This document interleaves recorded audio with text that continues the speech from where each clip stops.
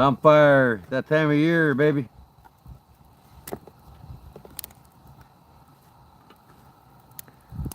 Evening, Adam. Adama. I got your knife on my side right now.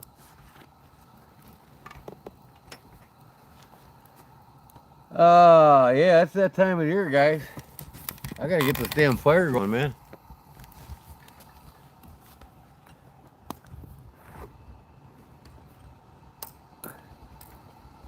I think this shit don't want to burn with the shit tonight.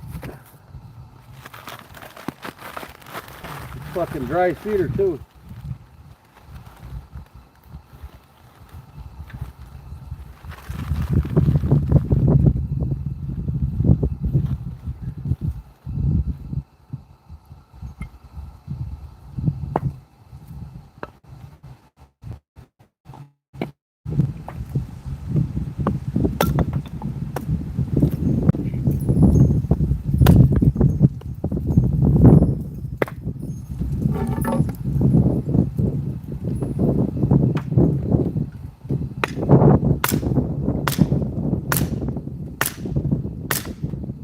Damn.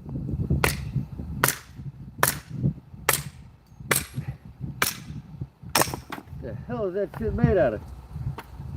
Fucking knot right in it. See that? Try to split right on the knot. I got it though.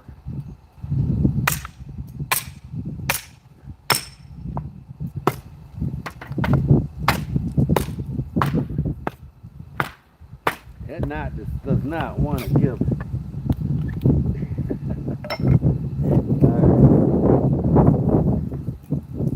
Burn, damn it.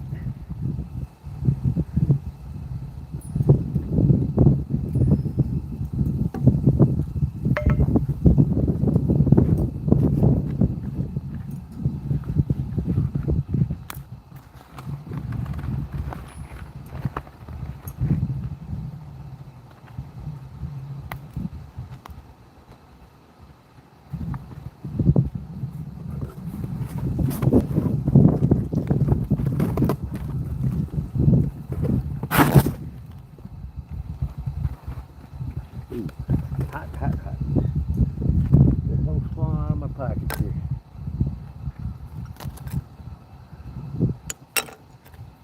Get them super chats going. We'll get them coyotes talking to us tonight.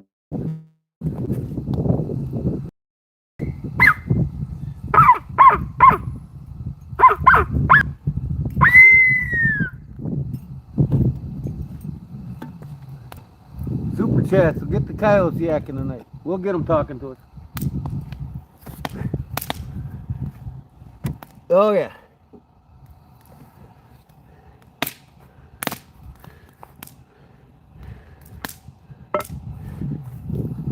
Oh, you going now?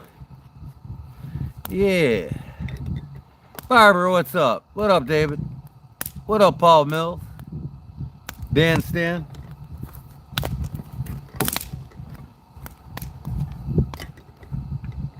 Boy, I got into it with a fellow tonight on his live stream. Some of you's probably seen it. I'm not going to say any names, but he's about 300 pounds, and I'm 190. And he's trying to tell me that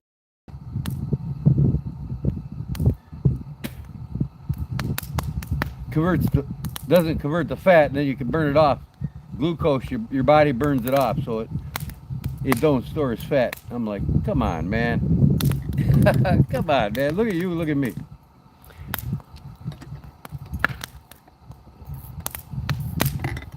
Oh, man. I hate that when I study this shit for several decades and somebody tells me I'm wrong. I really hate that shit. Anyways, I'm not going to rattle on about it. Gee, man, finally learned to start a fire. Come on, man. I've been starting a fire before you were shitting yellow, kid. Oh, you're fucking killing me. Literally, you weren't born when I started my first fire, bro. You were not born. Not yet. All right, where the hell did I put my fucking pipe now? Man, I tell you what.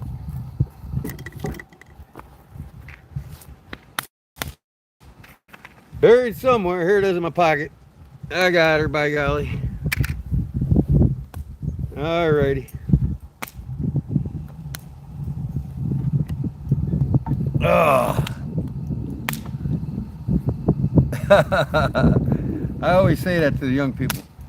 I've been doing this shit before you were shitting yellow. You were sucking on your mama's tit when I started my first fire. I love you, Cliff. You know that, don't you? And you know, the way I started that fire ain't exactly fucking the way I do it out in the wild. There ain't no doubt about that.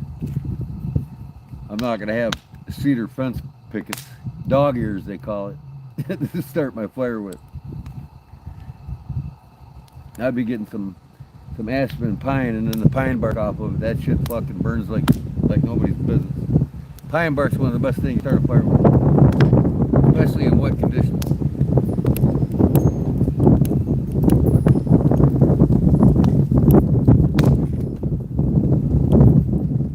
No, what the hell? Here, you guys. Well, you guys would enjoy a good bonfire tonight. Now my picture's nice and pixelated, right?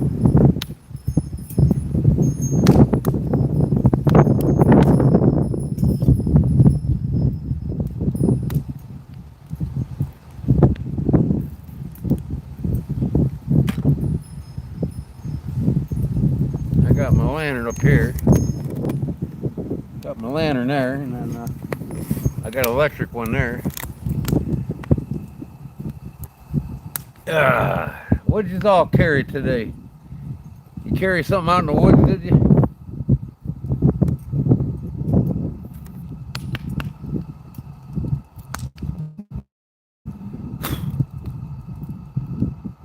I know you do. We're both woodsmen. We both have jokes. We like to slip one past each other once in a while. I grew up in the country, brother. Yeah, no shit though. I didn't stay at home, man.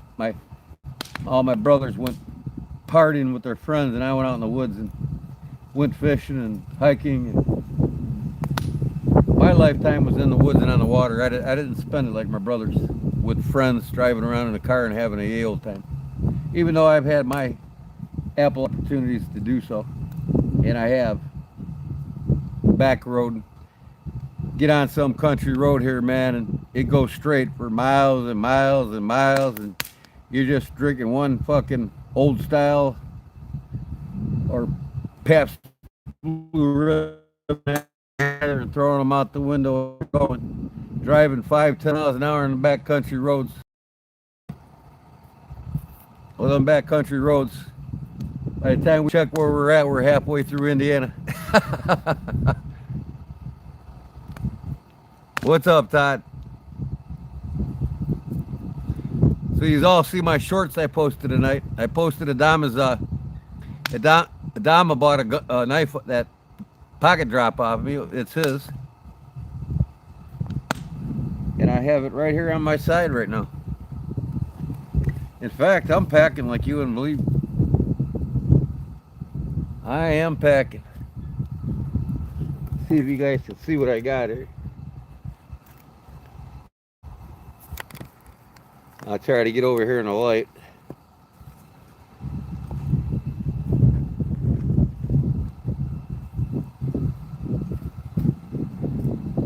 Oh, where's the camera? Come on, camera.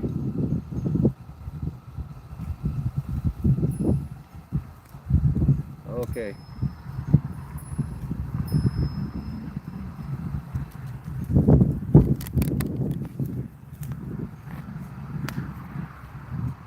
How's that? Let me see. I got a lag time here, so I gotta see what's going on here.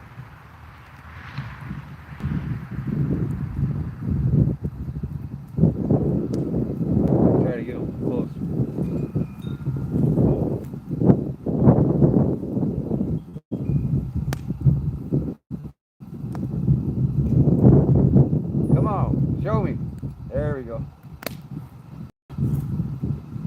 I don't burn my eyes. Alright, I got this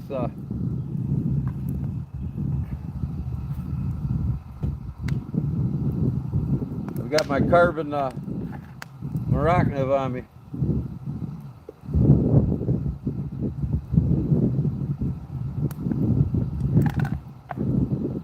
Then I got my petrified fish beluga.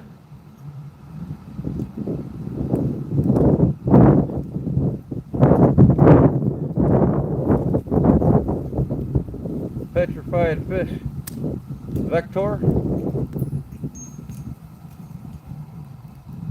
I don't know if you see that in the light, I don't know.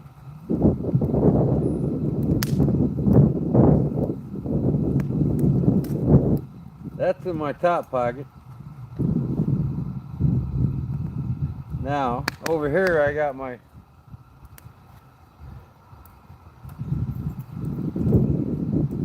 custom marbles 1916 that I just made.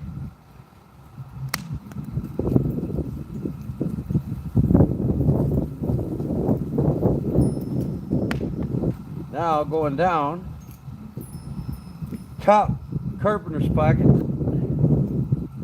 I got my Swiss Tech.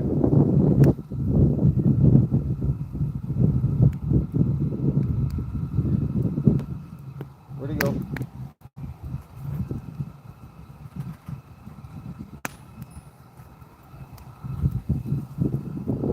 I'll show you here in a light in a second.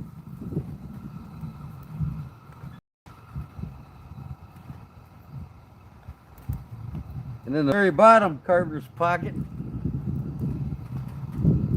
I got a Dama's pocket drop here. Sow buster.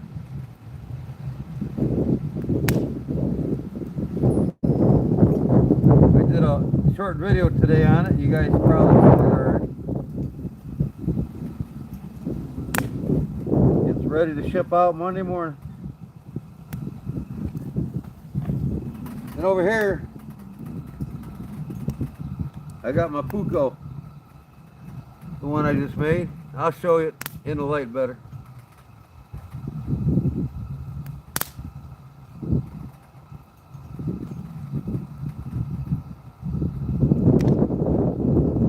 On its dangler. Then lastly, in this pocket here, in a Jerry Shelby Nice Guy slip, I got my IXL Barlow. So I'll come over here, I'll bring some light over here.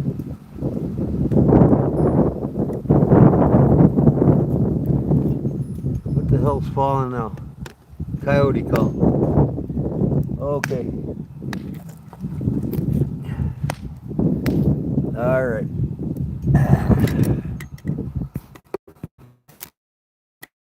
Throwing that fire first. Then I'll show you these. Okay, what do we got here? John Davis, what up? Barbara Howe, what up? Todd, I think I said hi. Aiden, you're gonna love this knife, buddy. You're gonna carry it everywhere you go.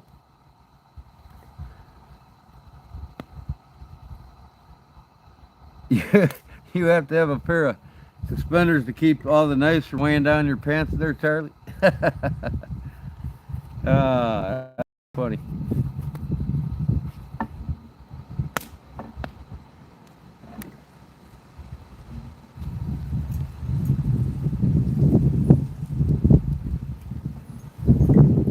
So I'm just going to take all these knives off of my belt. No sense in having them all on there. You just can see them better when I show them.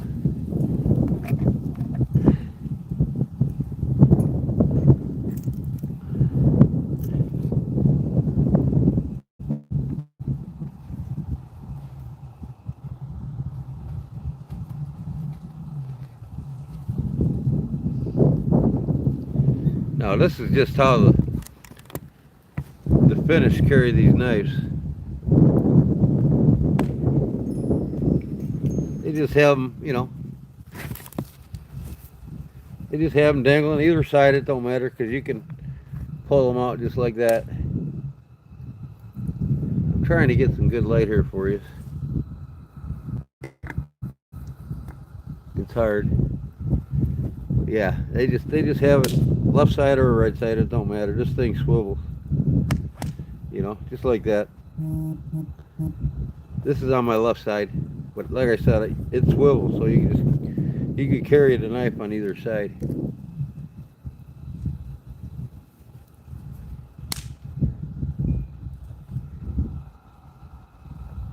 All right, let me get something on this fire here.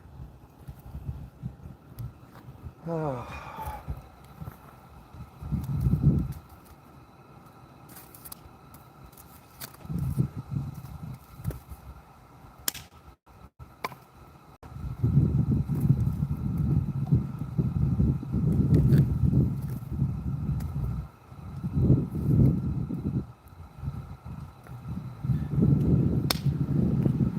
I gotta go get some more wood.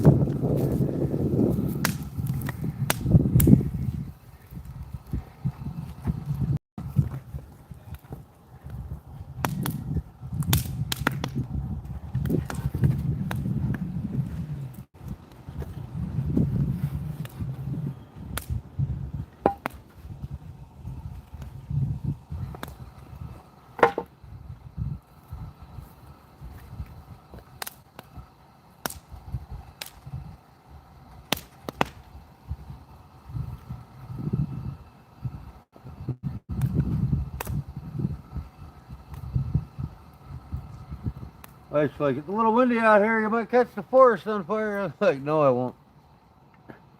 If I do, let it burn. They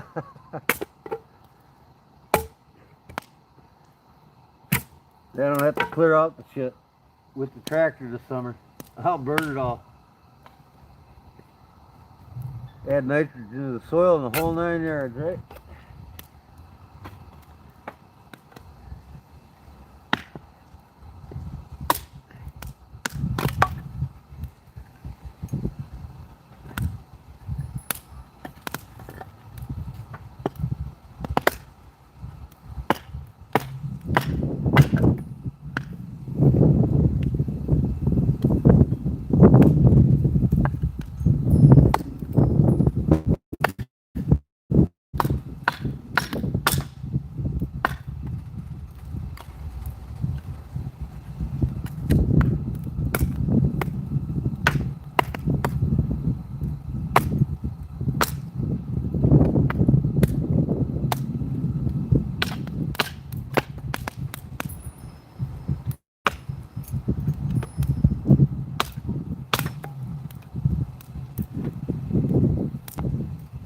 Okay. I'll keep her going for a while.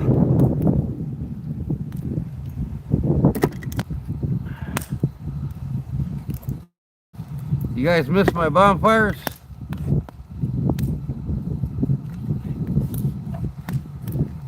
Gordino, Big Jerry, the knucklehead. What up, brother? Knucklehater. What up, my homie? I had a big review on DVD EDC the other day. Rochambeau showed out my shit tonight too, man. That was pretty nice.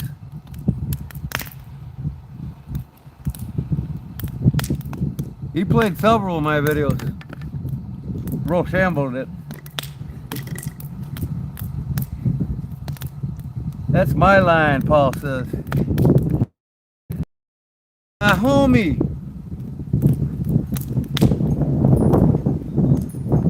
See if I can't hear a coyote out there somewhere.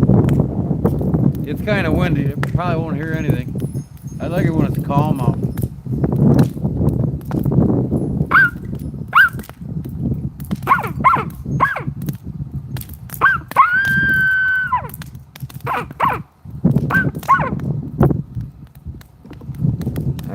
I can't hear the fire going.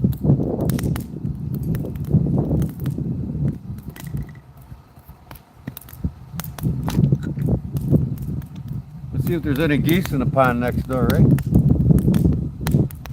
Yup, Gordon, it was part of my plan. Your work is excellent for real. Thank you, David. I appreciate it, man. Big Dog, what's up, man? How cold is it? It's 72 degrees right now.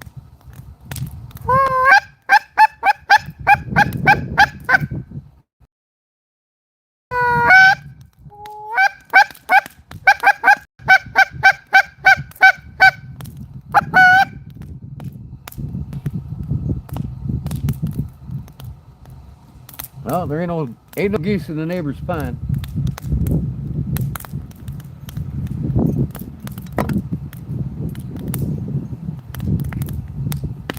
Sounds like a plan, David. Thank you, buddy. One big knife community, one big knife family, right? We all got the same thing in common.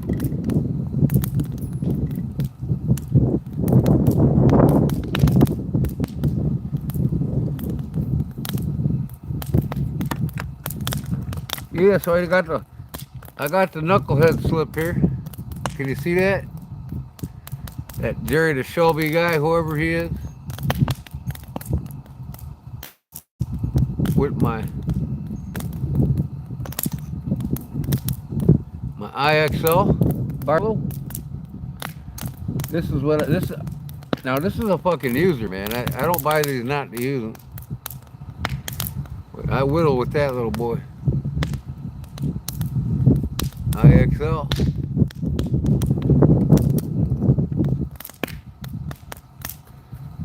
But yeah, if you haven't seen it yet, Dan's in the chat here right now. This is his knife. He bought this off me. This is who you guys were watching me do last night.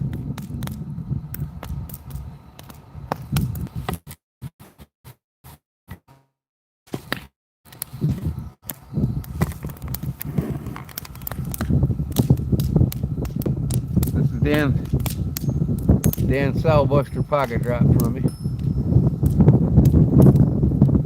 Ready to go. I don't want to use it tonight. I'm not going to use it tonight. But I got that thing razor sharp.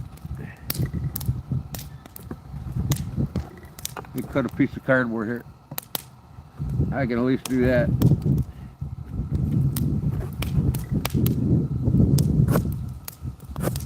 Two pieces, three pieces, four pieces, 5, 6, 7, 8, 9, 10, 11. I'll stroke it when I get in. It just shreds that fucking box.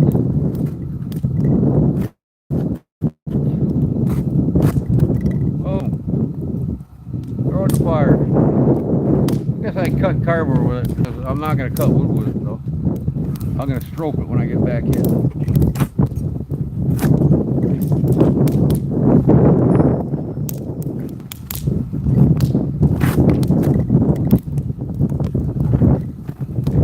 Box up like it's nuts.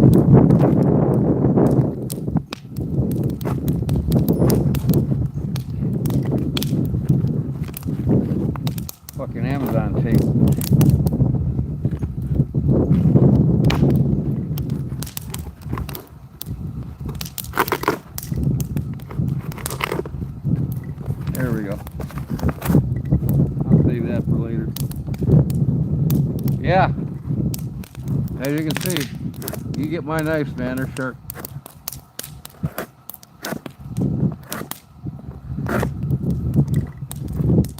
You will get them razor sharp.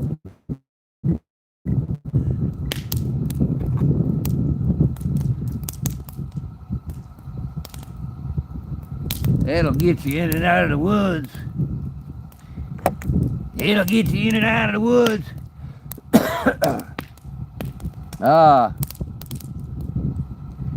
Yeah, well, it's stonewash, Todd. Plus, I'm gonna stroke it. It'll be back to a razor's edge. He'll shave his beard off if he wants to when he gets to the knife. I don't send a dull knife to nobody.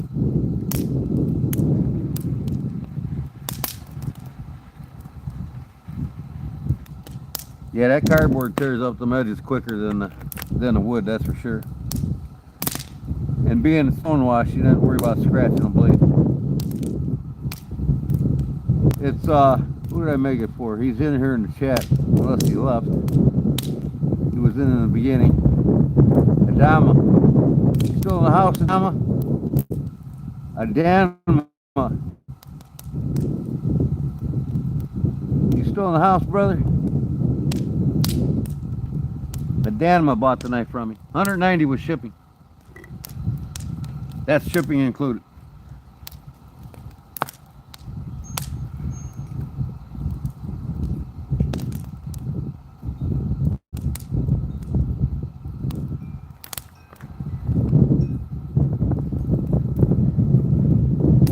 Yeah. I got my good old Puko.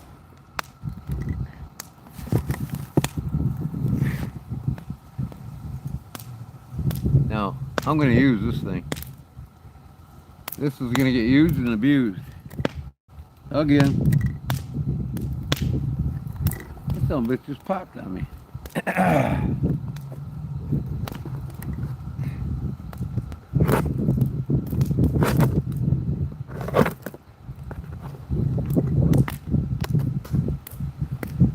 This thing's for slicing. That's for doing your veggies. This is my...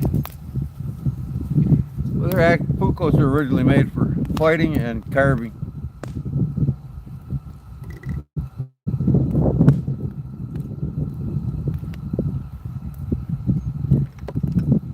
See how sharp I got this one. My marbles look like. When I have some free cash, I might get one. Get me a Gordo Fixie. Sounds good, Paul. Let me get your other knife to you first, buddy. And then we'll go from there. Oh, yeah. Look at that. Tell me that fucking thing is sharp. I'm going through tape here now. Hold on. Get me an air here right quick.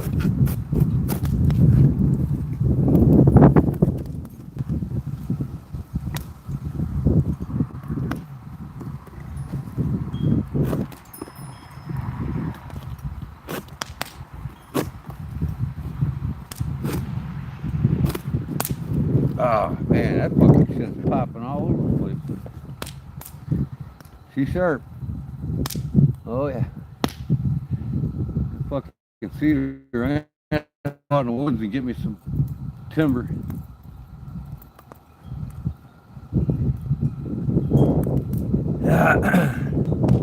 Adama's in the house. Yeah. There he is. He's the lucky recipient of this knife. Sounds good, Dave. You guys take your time, man. Get one when you can afford it.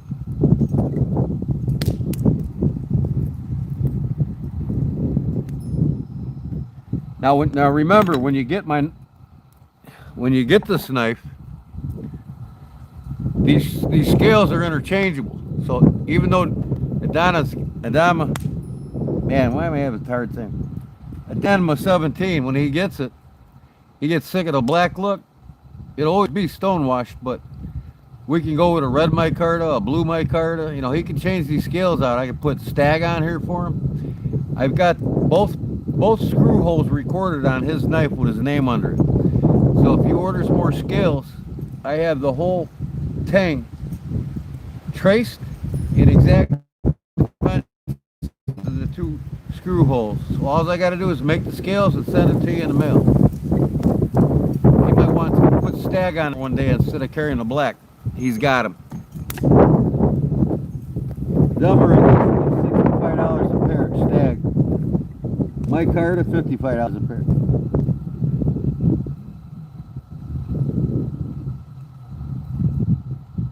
Yeah, I mean, handmade, when you know the person that makes it, it makes it mean more to you, you know what I mean? Especially when you get to know the person. I mean, there's lots of guys that I want to get handmade. I want to get one from, you know, what's his name? I want to get one from the Forge guy. What's his name? Does the Damascus. Man, why am I blanking on names tonight? Something Creek Forge or something like that. I forgot his damn name. I can't even remember his real name.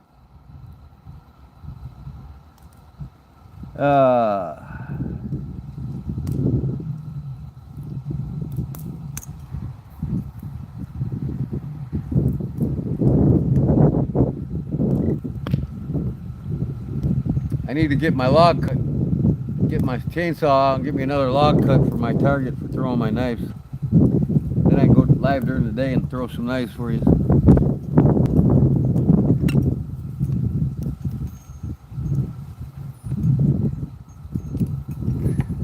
You guys hear that fire? No problem. This is my pit here, man. I can cook on this. This is an old fire pit rim here, and then I had an old Weber grill.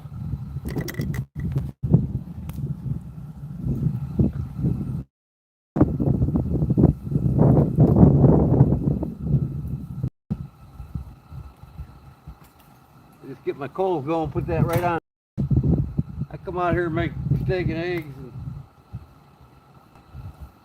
and then I control the heat here just by putting the lid on it. See, it's like a grill. I figure, why throw the shit away when I can cook with it? Right here in the fire pit. I'll put that on there when I go to bed.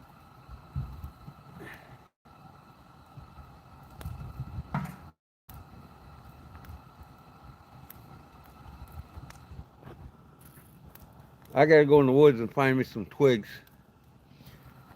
I'll be right back. I got plenty of twigs.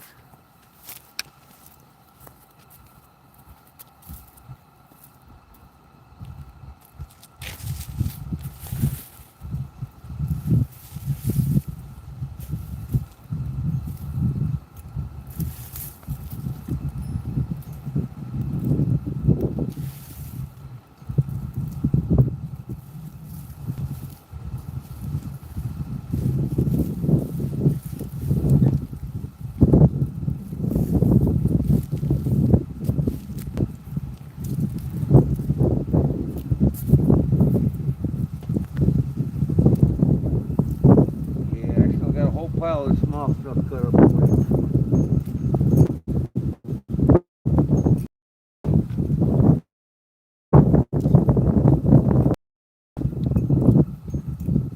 Whole pile of enough for 5 towers. I'm not gonna be that live that long, but you know, you never know with me.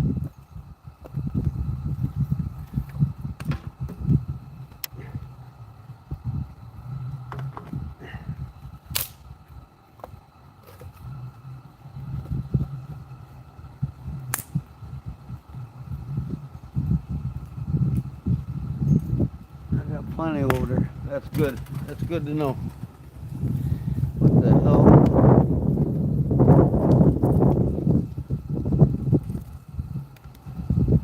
All right.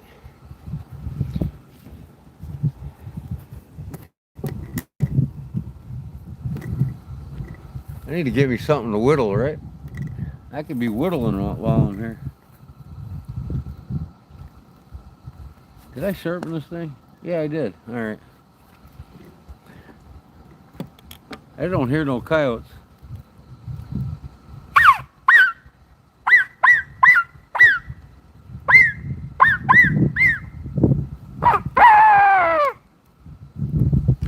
I'm the only one yelping.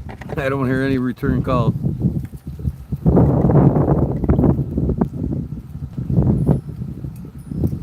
If I was in Alaska, I'd be calling the wolves right now.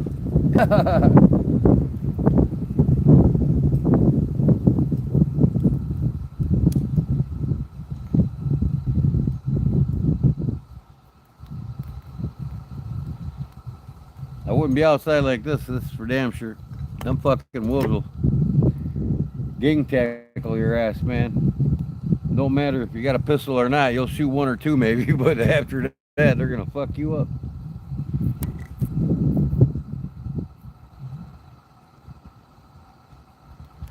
Game over. What do you mean?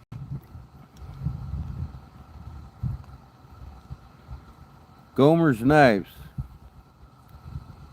What's that, Jerry? Gomer's a good maker as well. Cool. I'm gonna have to check him out, man. Send me his link.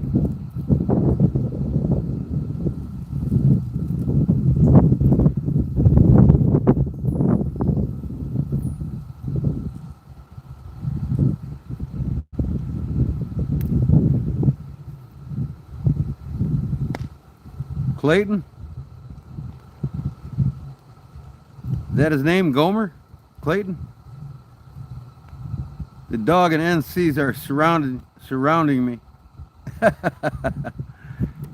But they hear my call going off and they're surrounding you in the house. Pack of dogs killing cattle down there. I'd be out shooting them.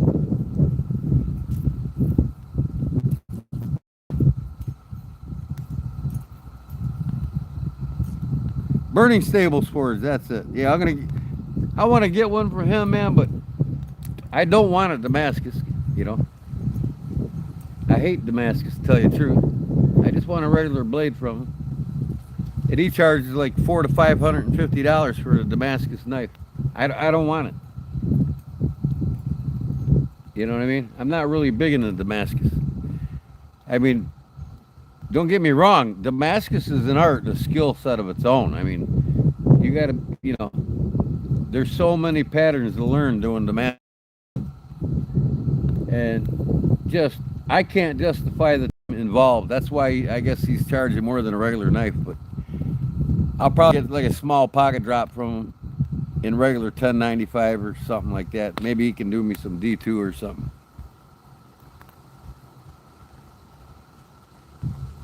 His Damascus is expensive. I mean, $400 to $550. That's his average price of his knife.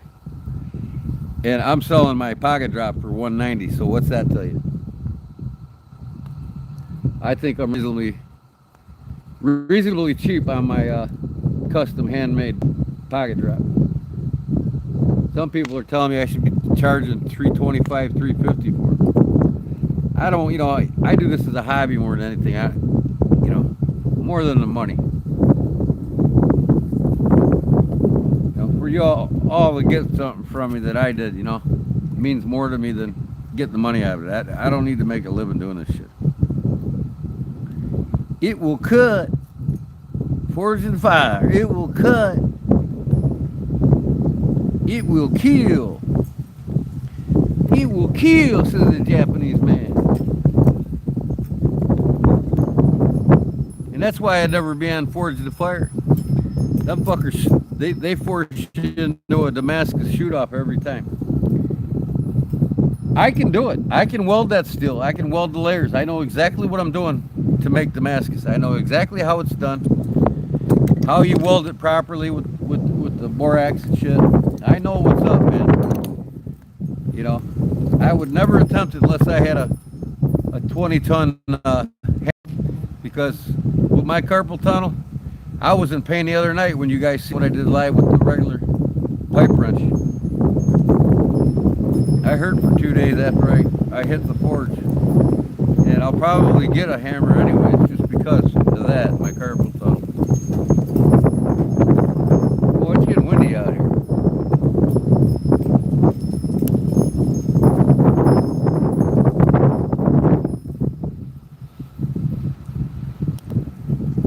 It's gonna rain. And you know what? I'll probably do one or two Damascus knives, but other than that, once I get that 20-ton hammer, I'm not going to do Damascus. You know what I mean? I won't care to, but I will do one or two. And if somebody wants me to do one, then, you know, a custom one, like I want to say a dagger or, you know, any custom blade that they got in their head that they want me to design for them, I don't care. I'll do it. But you're not going to see me making them and selling them at knife shows. I want to set up more for stainless steel than anything. I want to be able to make them out of Magna Cut, S90V. I want to be able to do all that shit. But I'm not in no hurry, you know what I mean? I'm retired. I got nothing but time, unless the good Lord takes me. That prototype traditional folder I'm making now, you guys seen last night, I'm going to get that thing in Magna Cut. It's going to be an option. I'll have that guy heat treat them, laser cut them and heat treat them for me and just send them to me. And then it's my knife, my design, my pattern. He's cutting out my blade shape. And I will assemble the rest of the knife until I get set up for stainless steel. And I'm gonna. Give me a year or two. Wife wants the house finished first, so it'll be a year or two before I'm set up for it.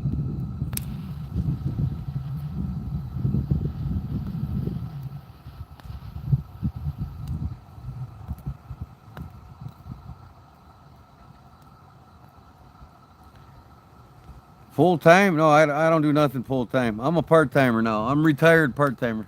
I do things part time. If I get up tomorrow and I don't want to make a knife, I don't make a knife.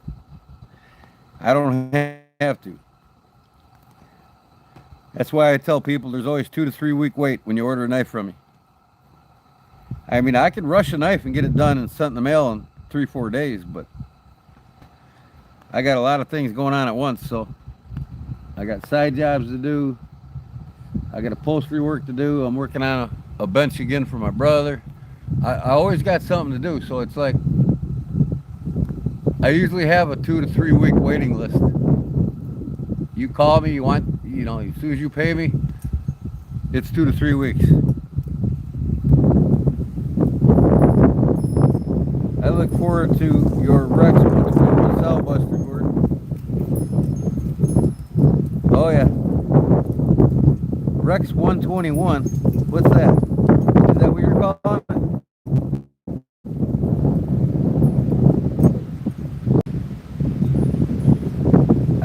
Where did Rex 121 come from? Sounds cool though. Oh, you're gonna enjoy it. There ain't no doubt about it. You're gonna carry it around with you everywhere. It's gonna be your user. Just keep the blade clean, soap and water, and if you store it long, don't store it in a leather sheath because it will rust unless you spray it with a Teflon coating. Then you can keep them in the sheath without, you know, worrying about them. You put a thick coat of grease or not grease, but Vaseline or something like that on it. Put it in the sheath, it'll be fine. But you know, they do rust if you don't keep them out of the sheaths or at least coat them with something. The king of edge retention, Rex 121. Oh, okay, I got you. It's 5960 Rockwell. It's you know, I don't like to get high carbon steel over that because then it starts getting brittle. It's not the purpose of high carbon steel. It's to be tough. That's the difference between high carbon steel and stainless steel. Stainless steel will chip out, break, and roll over. High carbon steel will roll over, but it won't chip out and break on you. And if it does, it's easy to maintain and fix. You do it on stainless steel, you're screwed.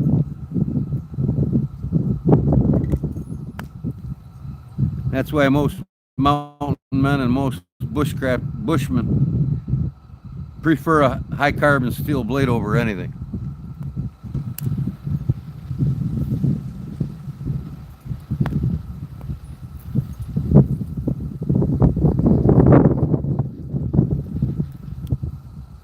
You know, back in the day, everybody's fine with D2, D1, all these tool steels before any of these powder steels even came around. Everybody's preferred choice, even the case collectors, high carbon steel. just gives you more incentive to take care of your knives and make them last longer and get a natural patina on them and call them your own. You know what I mean? And knife collecting in general really didn't take off until 1980, 83. In that era, just before I got out of high school, that's when knife collecting really started. And it started by Remington Knife Company. They started the trend of knife collecting. Remington Knife Company did. With the bullet knives and the advertisement campaigns for it. They started pushing the advertisement campaigns on the bullet knives and then the rifles. Two specific knives you would get with a certain shotgun or rifle by Remington, and you could only get the knives.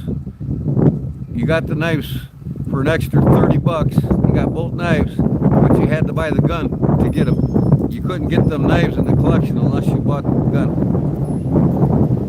And then with the Remington bullet pictures, that started kicking off a campaign for other knife companies to start doing the same thing, advertising their knives more.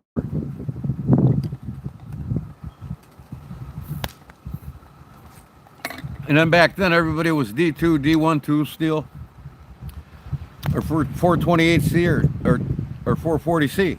That was their primo stainless steel. And all these knife snobs now, the guys that collect these super high powder metal steels like the Magna Cut and all that, they basically are in their own era of what they know about stainless. To them is what they want it to be. But in reality, a knife is a tool, and the old school guys, they're just fine with that underrated D2 steel. They take care of their knives. They're just fine with that D1, D2, 428C. That's all the chromium they need. Cutco Cutlery Corner are huge with some people I know.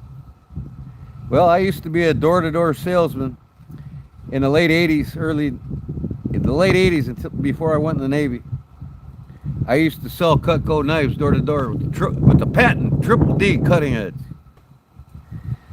I still have a set for. I wish I still had my door to door Rogue case. I had the scissors that cut through a quarter. The knives with the triple D edges on them, the butter spatula, the cake spatulas, the carving sets. I used to have the whole briefcase full of them knives. Now I wish I had that whole set for my collection.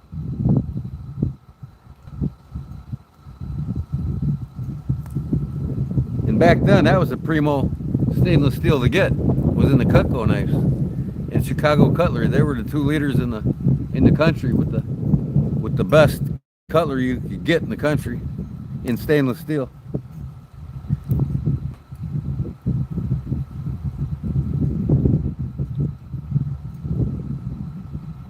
I think Cutco, I think they're owned by Norco or something like that. They bought out K-Bar. They actually own K-Bar.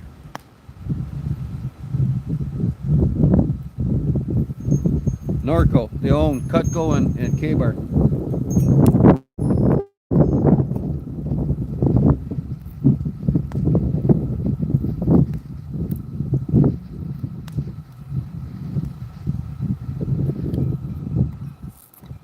I got the videos on them companies' history in my playlist. If you go to my playlist on my YouTube channel homepage and go to my playlist, you'll find all the different companies and their history and stuff. I got a lot of good videos in my playlist if you guys want to check them out sometime. I'm constantly putting more and more in there. I'm gonna put that one that these knives did with that one company, Rockstead. I'm going to put his video in there so you can see how them are made.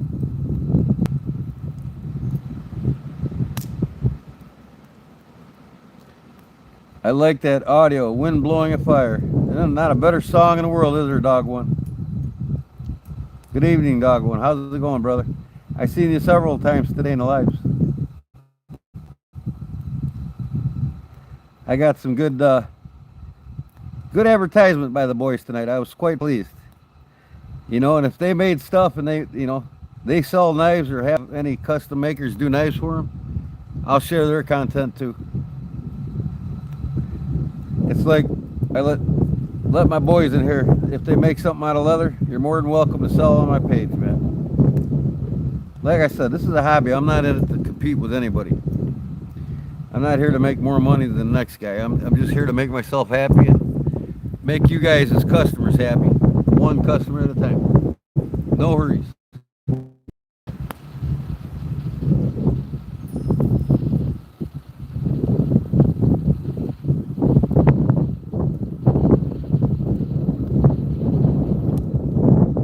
I mean, it'd be really cool to have every one of you that I see frequently on my live stream with a piece of my cutlery in their pockets. Now, remember, I make knives that are tools. You know what I mean? You're going to want to use my knives. You're not going to want to look at them.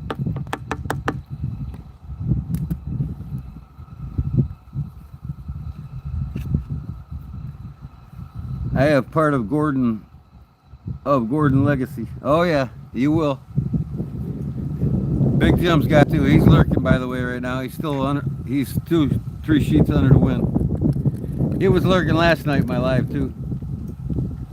If you all want to say hi to Big Jim and Claude Williams, they're both lurking.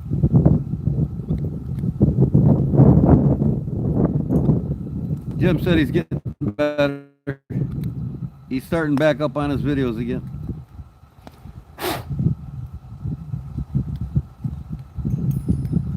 And that's good. The Lord's taking care of him.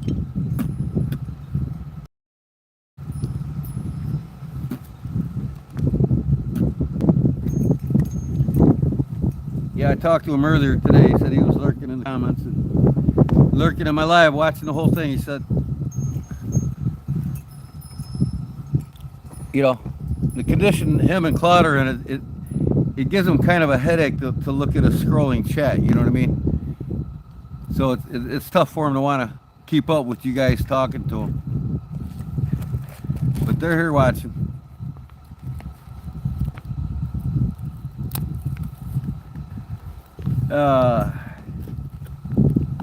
Jim got a flu. He got some kind of flu. Man, he says it in one of his videos too. I can't remember. Influenza 2. Something like that. And it's really kicked his ass, he said.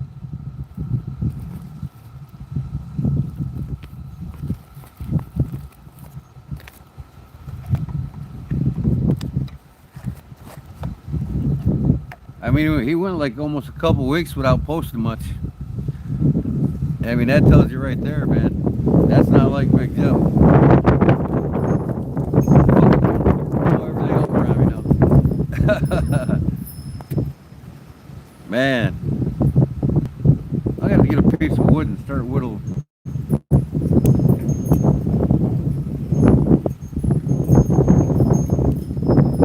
think I'm glad the wind's in my back and blowing that smoke that way.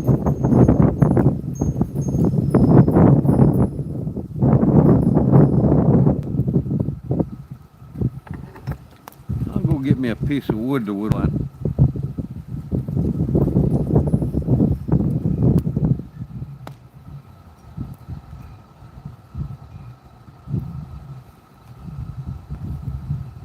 Yeah, Claude hasn't been doing too well either, so. Man, I like using this one. I'm gonna go get me a chunk of wood. Some more wood for the fire.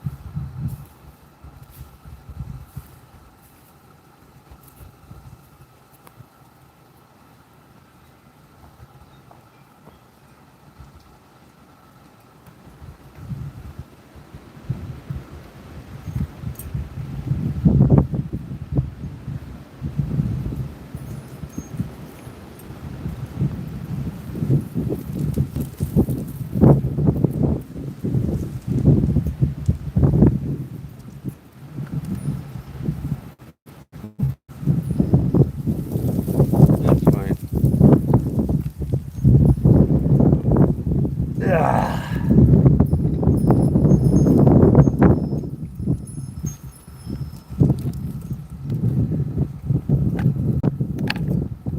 Got my motor here. Kind of wet. Yeah, I was thinking. Plus, I'm gonna shake the shit out of the camera. Burn. See what I can find over here.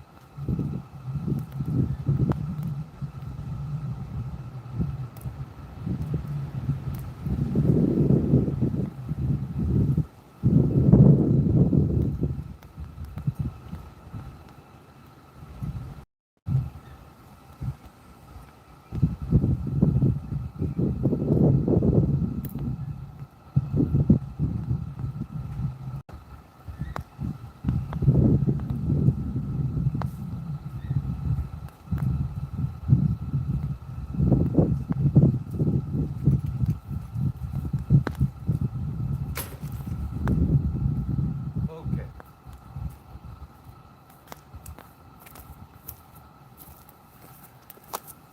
I went inside and went in my scrap piles for my woodworking. I got a piece of mahogany here, and this looks like basswood.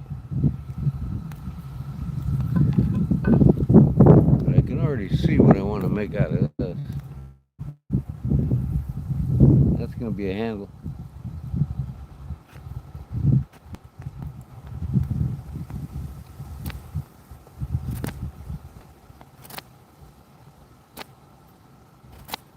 This is that carbon Mora.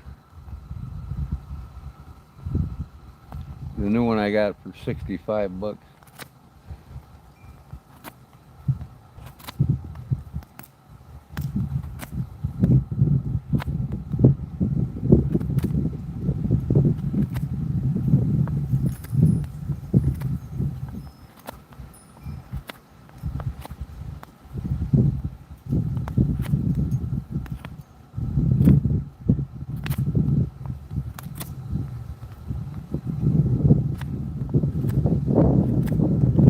See how my Puko does.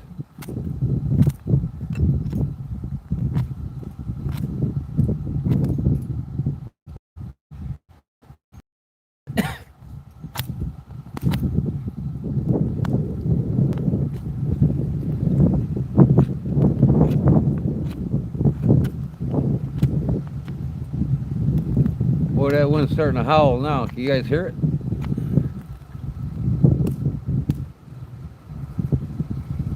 What up, Leon?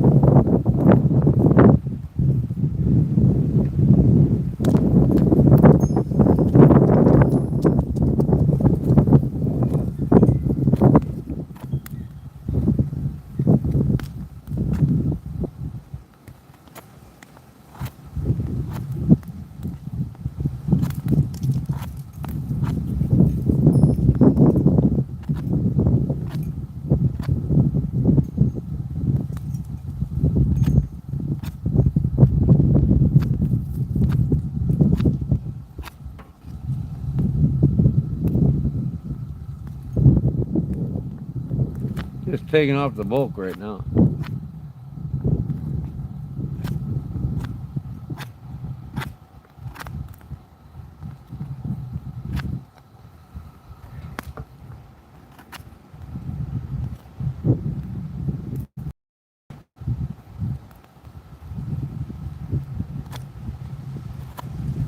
They do make a shorter puko knife. I'm gonna make one for carving where you put your thumb on there and push with it like this.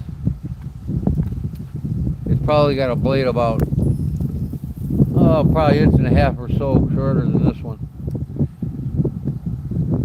Them finished, they like to carve things from wood.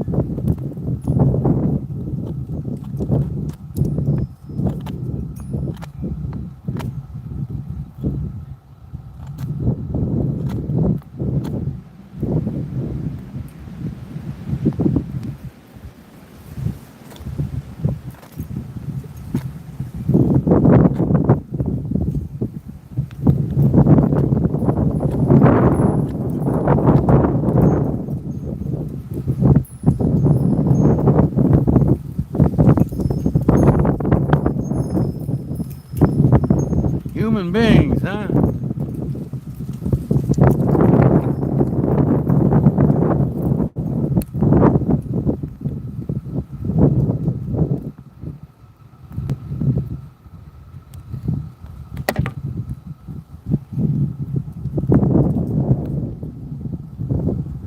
I haven't seen no ghosts or any spirits come around here lately.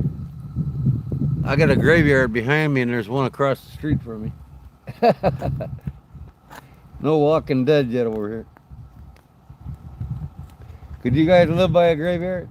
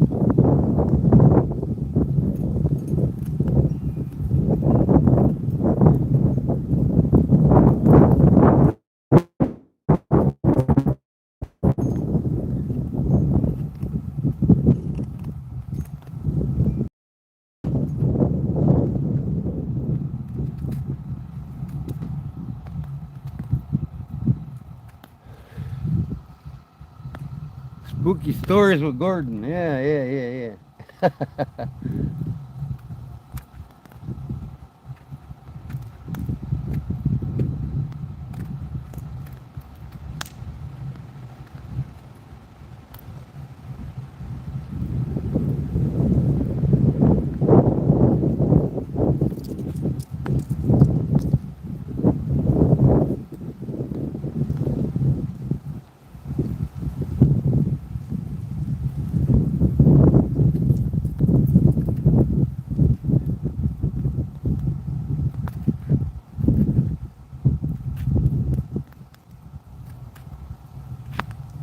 Whew. We're actually getting down to the nitty gritty now.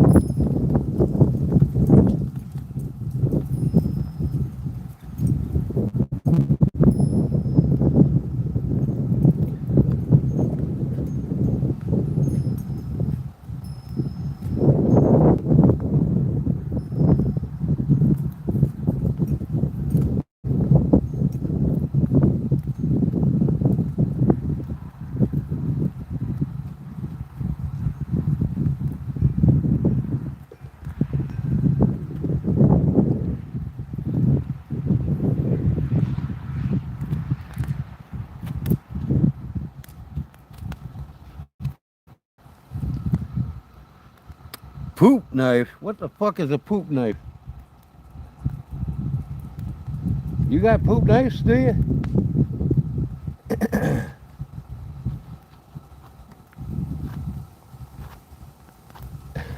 Poop knives. You're killing me, Smalls.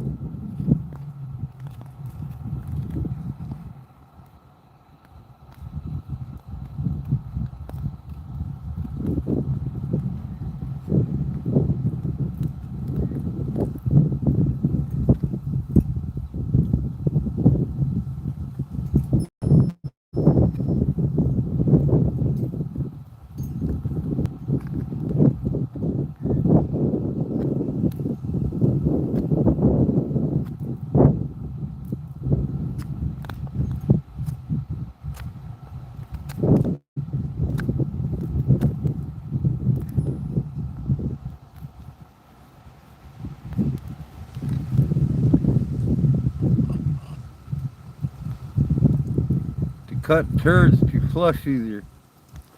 You cut turd. You cut your turds so it flushes easier. I love to see that. That's fucking hilarious.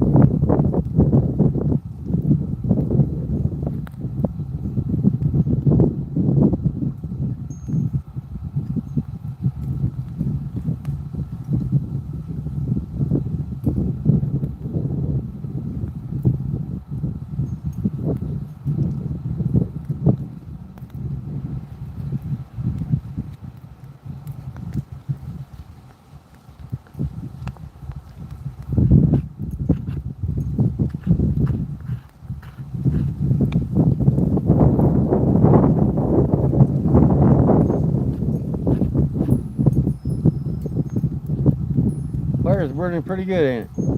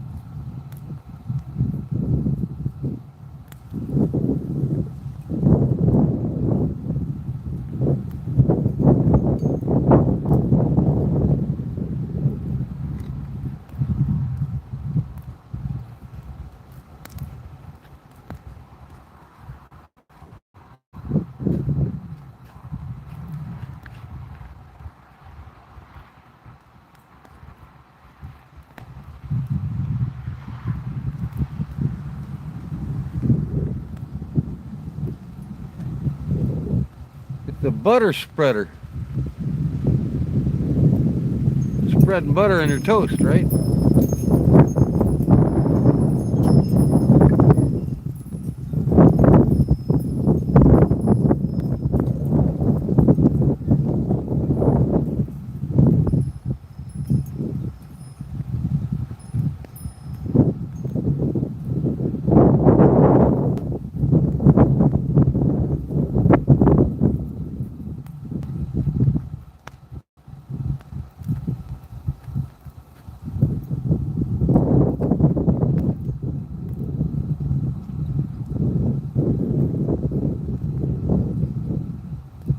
I might use it tomorrow to butter my toast.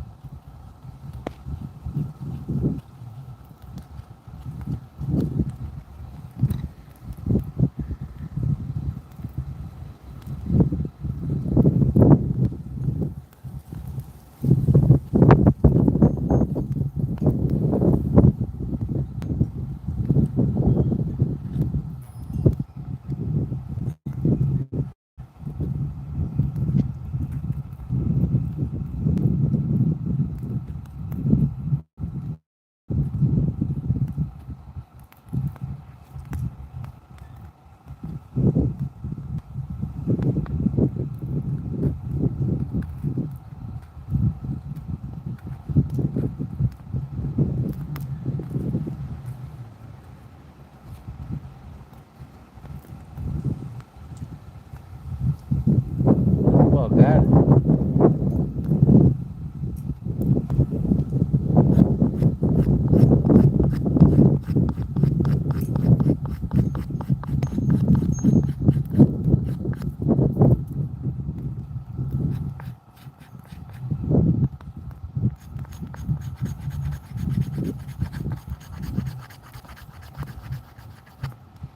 First thing I made with my Puko knife.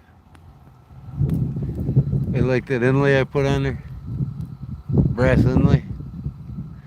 Ain't the greatest, but it looks nice, I think.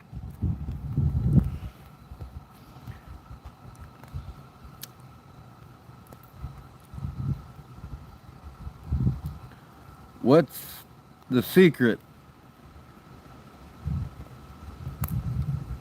Once upon a time in a town called Wilmington, there is such a man. Where the hell did that go?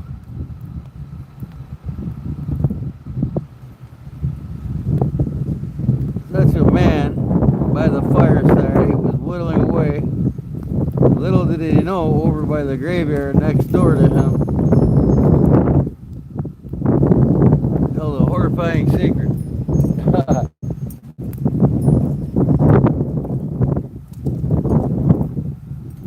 Yeah, my great-grandfather's buried over here by me. He hasn't talked to me yet.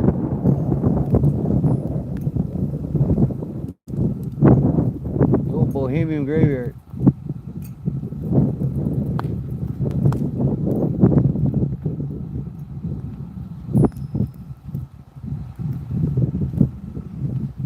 It's got just the right angle on it, too.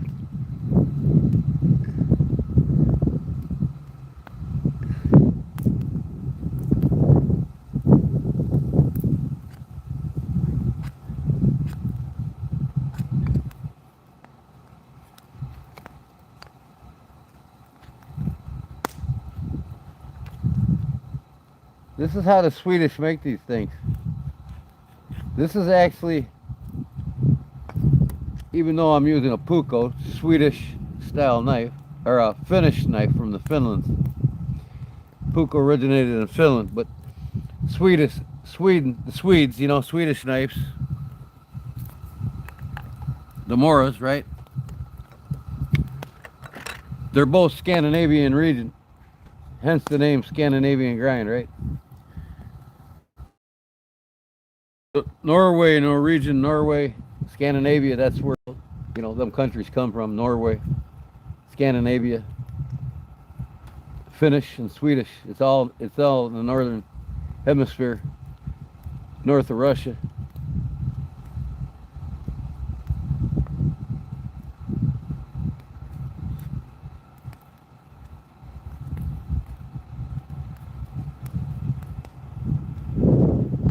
But this is the Swedish butter knife right here. This is exactly how they make them. Of course, they don't use basswood. This is too soft. But it'll get you in and out of the woods. But anyways, no. This can be used many, many times before it's not really suitable. You want something a little bit more stout than this, like cedar. Not cedar, but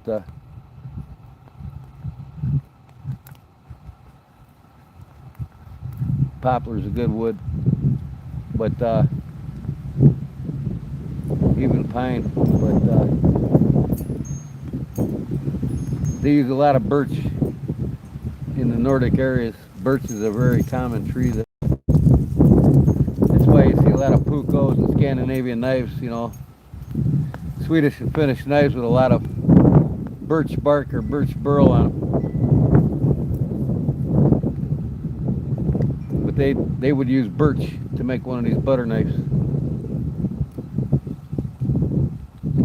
But this is an exact replica, pretty much, of a Swedish butter knife. And you can see with the swoop here, see that? With that swoop,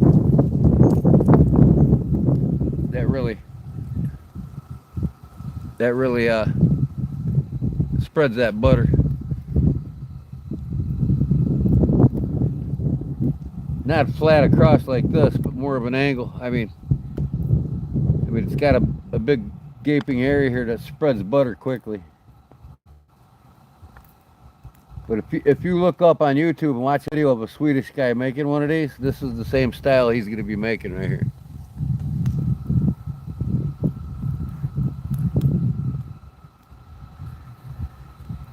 What is the secret? You got me curious. No one made it out alive. That's baller. That's beautiful. Laughing out loud. Though you was making one of those drinking cups. I gotta make that Kuska for what's his name, yeah. Ramson Silent, is it? Yeah, I got the wood falling in the woods. I just gotta go back there and grab some more. I cut it down before winter, so it's been sitting a while. I want to get it here because I might take that white bark off of it and use it for the knives.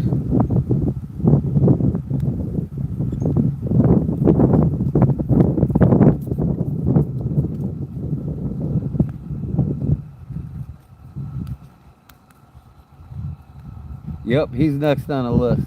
I'll get Paul out and then I'm going to get that Kuska cup. You guys watch me carve that again. I'll carve another Kuska. You can watch me carve that. And that'll be going to Ramses. I'm pretty sure he was the one that won it. I just got to look at my notes. It's in there. Yep. I promised him I'd get it done, and I will. I always make doing my promises. Just sometimes God knows when.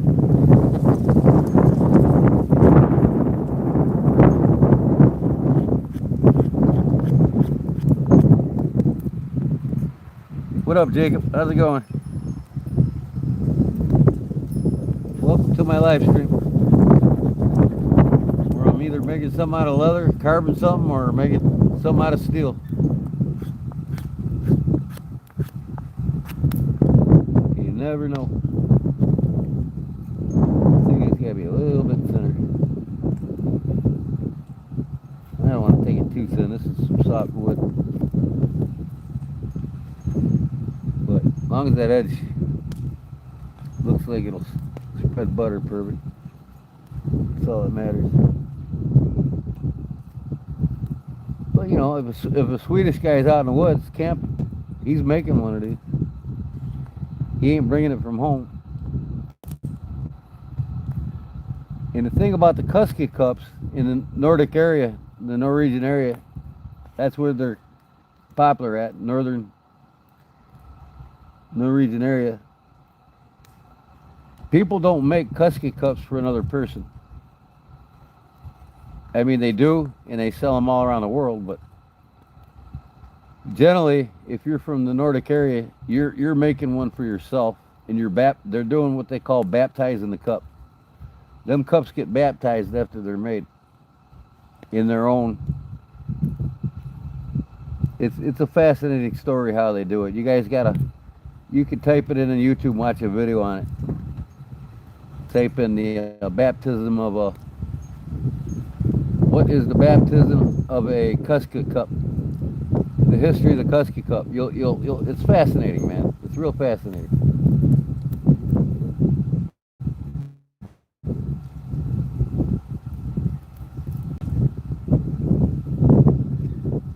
Trying to get this as flat as possible without hitting it with sandpaper. You know what I mean?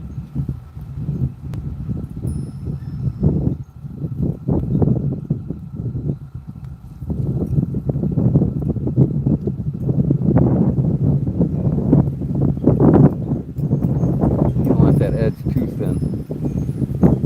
You just gotta spread butter, that's all. And I'll use it in the morning.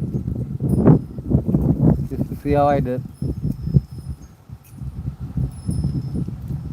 Maybe I'll make it short and post it. Now this, I can do a different sweep here as long as I maintain that edge right there. I don't want to take it down. I don't want to make this a drop point. I'm gonna make it kind of like a pull point.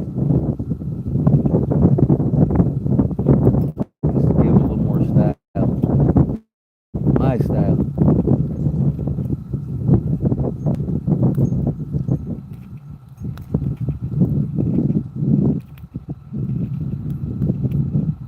Kind of like a Nesmuk, right?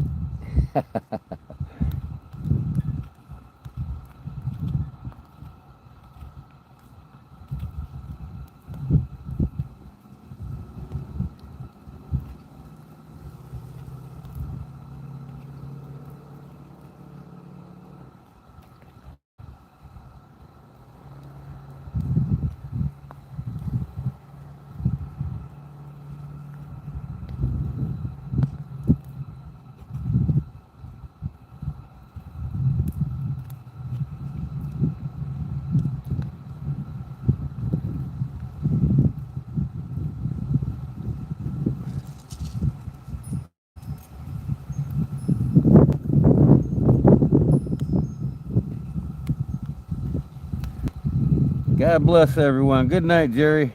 Jerry's hit the sack already? You fucking putz. It's a Saturday night. You ain't got nowhere to go. Stay up late, you old fuck.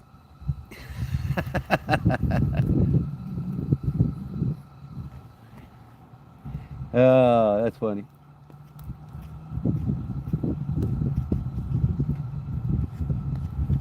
You could be in the bar drinking till 4 in the morning, right?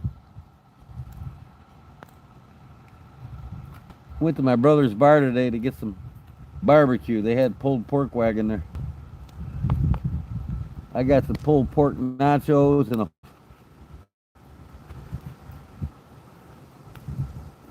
pork smoked for 14 hours. Oh, is it good? A little bit of a thumb ramp there, see? Oop, going the wrong direction.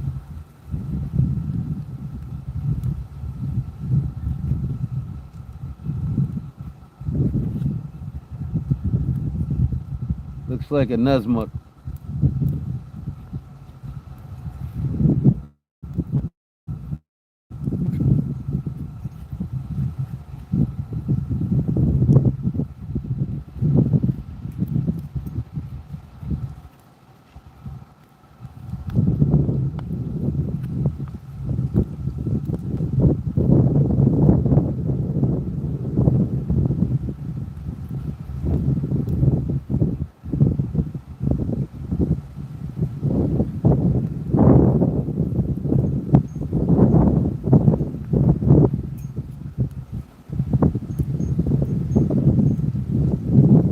Pringles, potato chips, and beer. Man, you got a bad diet there, brother. That shit will be a heart attack, man.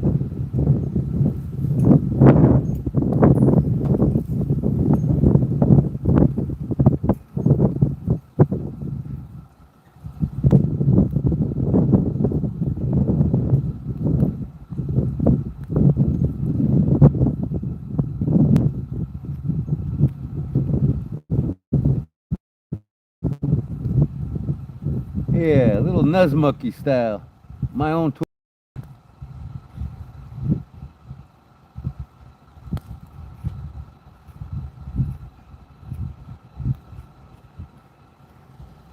What do you think?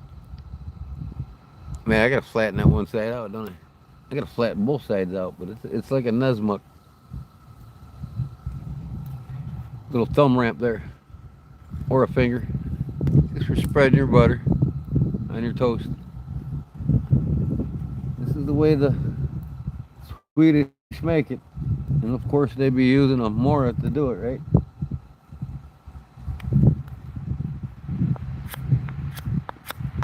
Need to flatten it out more.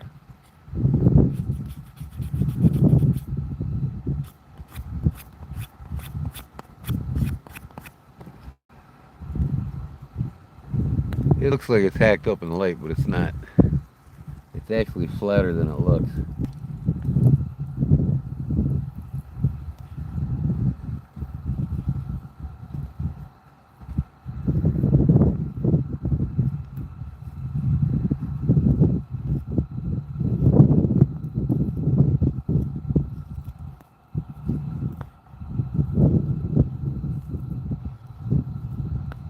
See, now that's starting to get too soft, too flexible. I just need to quit. I don't want to take too much off of it. Yeah, I got this a little deep on this side, but that's okay. I'm just practicing, that's all. I'll get some harder wood. Mahogany's good wood for carving these things. The red oak and mahogany and birch. They're good for carving these knives.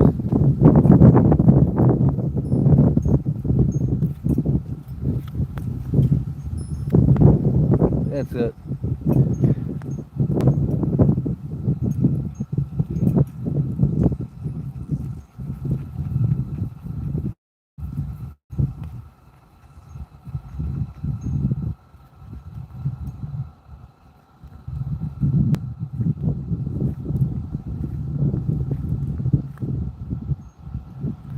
Plus, you know, I'm doing this in the dark, really. I mean, I'm surprised that lantern lasted as long as it has. My propane hasn't ran out in it yet.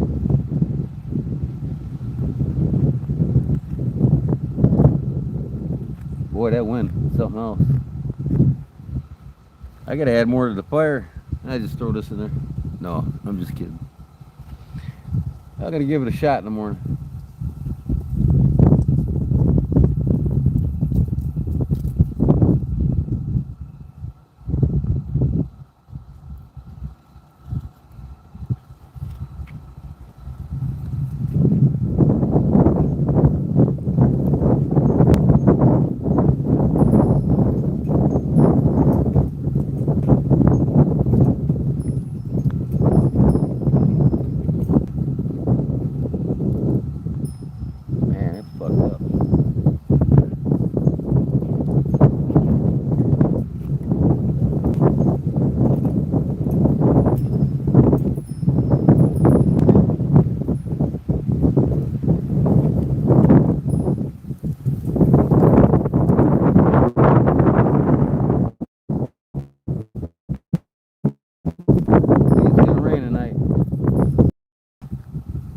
I think it's gonna rain tonight.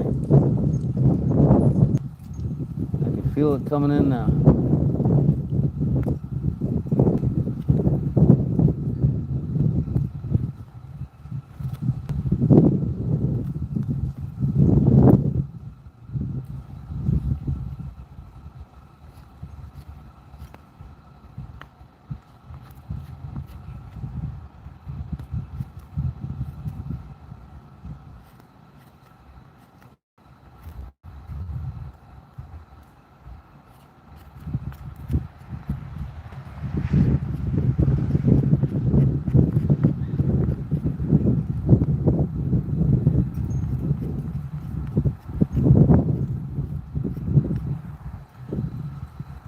Charles, how did he die?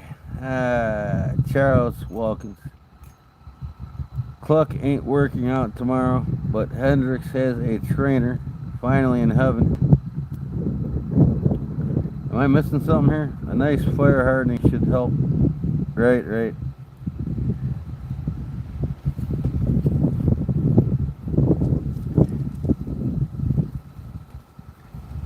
No, this ain't a spoon. This is a Swedish style butter knife with my Nesmuk twist on it. You can watch him on YouTube carve them just like this.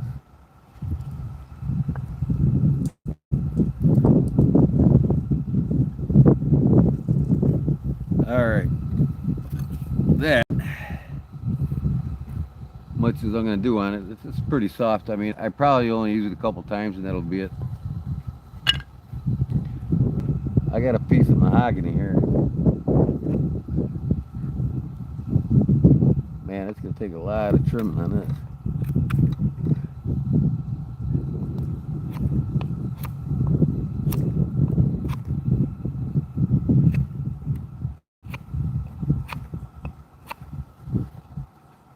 I'm burned out. My carpal tunnel is telling me to stop.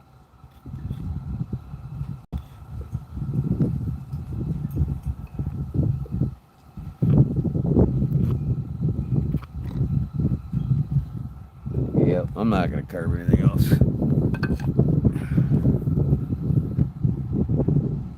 Carving more. It's one of the more expensive ones they make. I love a good carving knife, guys. I love a good carving knife. You can keep the stainless steel. But my Puko did its job tonight. See, I'm not going to keep this thing polished. It's going to have scratches on it and everything else. It's my user. I'll show it off, but I use it like the tool that it is.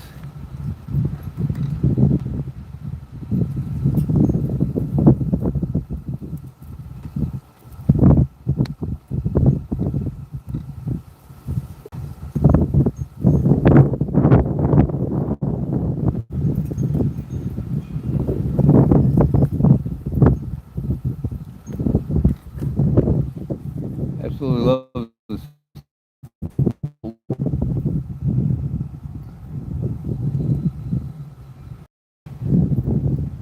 Pinch it, put the ring back on. That's what goes around your belt. Just pinch it, the ring comes off, put it on your belt. Pinch it, put the ring on, that's what keeps it on your belt. This goes back a couple, well, about 150 years. They've been putting this style of chain on these necks for over 150 years.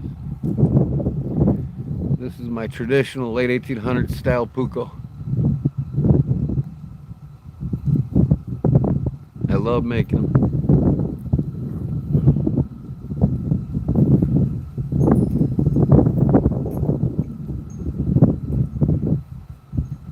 For EDC and folders, well,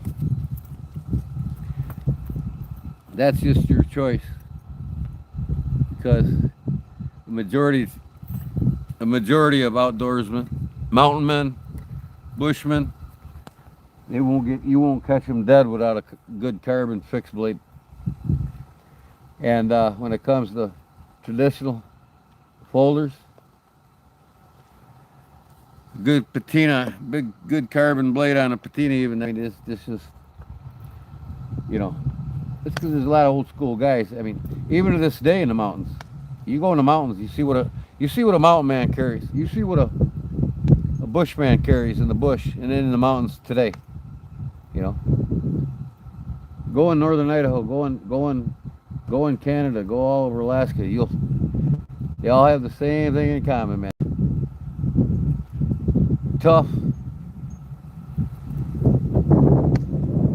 Carbon steel, toughest steel you can have out in the woods.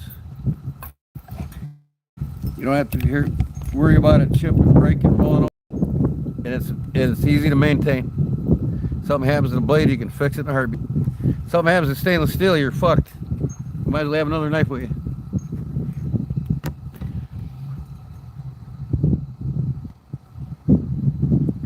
Closer to nature, bigger the blades. But yeah, there's a majority of the guys in the mountains and in the woods, they prefer carbon over anything. But stainless is a choice of an individual. That's all it is. But what basically made this country was carbon steel knives. It wasn't stainless steel knives. Most of that stainless didn't come around for the last 150 years anyway.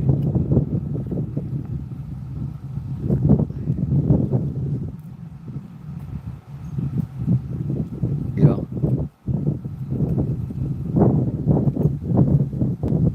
But that's just a preference. Whatever you like to carry. You can't. Nothing's wrong in your hands. That's all there is to it. Nothing is wrong in your hands.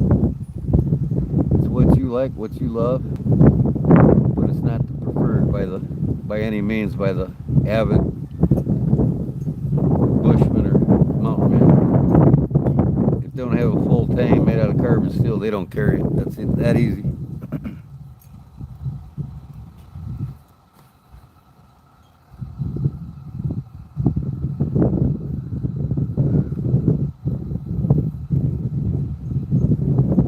Yeah, I mean, Buck come out with 428C. The main reason behind it is because 440C, more chromium, more stainless than 428C. 428C is more carbon than chromium, and it's tougher. But the reason why they came out with it was because everybody was complaining in the field about the 440C. How tough it was to sharpen in the field, get it sharp quickly. They couldn't sharpen it quick enough. You know, it was a pain in the ass. So a lot of complaints came into the Buck factory about them making something with more high carbon steel in it, and 428C was their answer. You know, they want to get in and out of the woods, sharpen their knife quickly, get the job done, and be done quickly. And all around it was tougher than the stainless steel.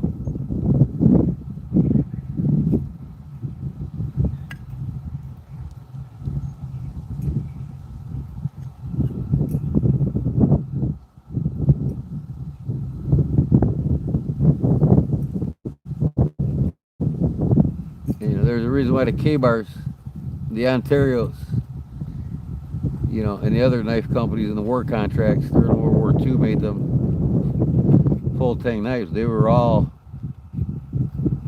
generally 1095 high carbon steel, and they were DLC coated, you know. Plus the pack with the design on it with the fuller. The fuller was a handle to help assist in sharpening the knife like this. You know, you put your hand on the handle and your hand on the fuller. And with your thumb underneath it on the fuller, that made the perfect angle to go back across quickly on that stone. That's what that fuller was designed for. You know, later on it got nicknamed the blood groove. Well, that's not its purpose. That's not what it was invented for. The fuller was invented for a secondary handle across the stone, out in the field to sharpen your knives quickly. That was Marble's intention when they designed it. Everybody spun off of them.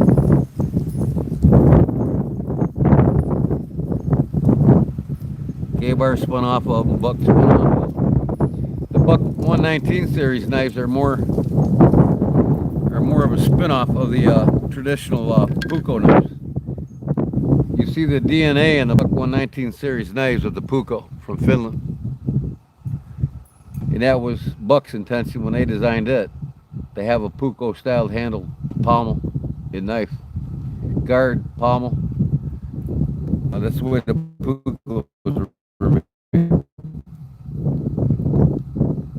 Not this one here. This one here is, where'd it go?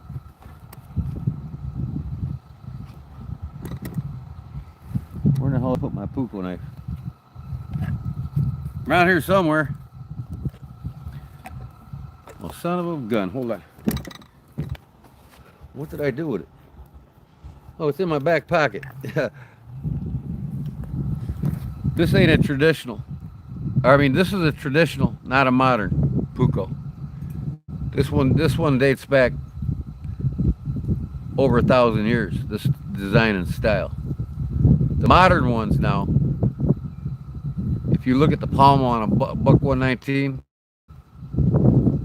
how it curves, that's the Puco hand of the modern Pucos today. This one here is about as old school as you can get, and that's why I wanted to make it.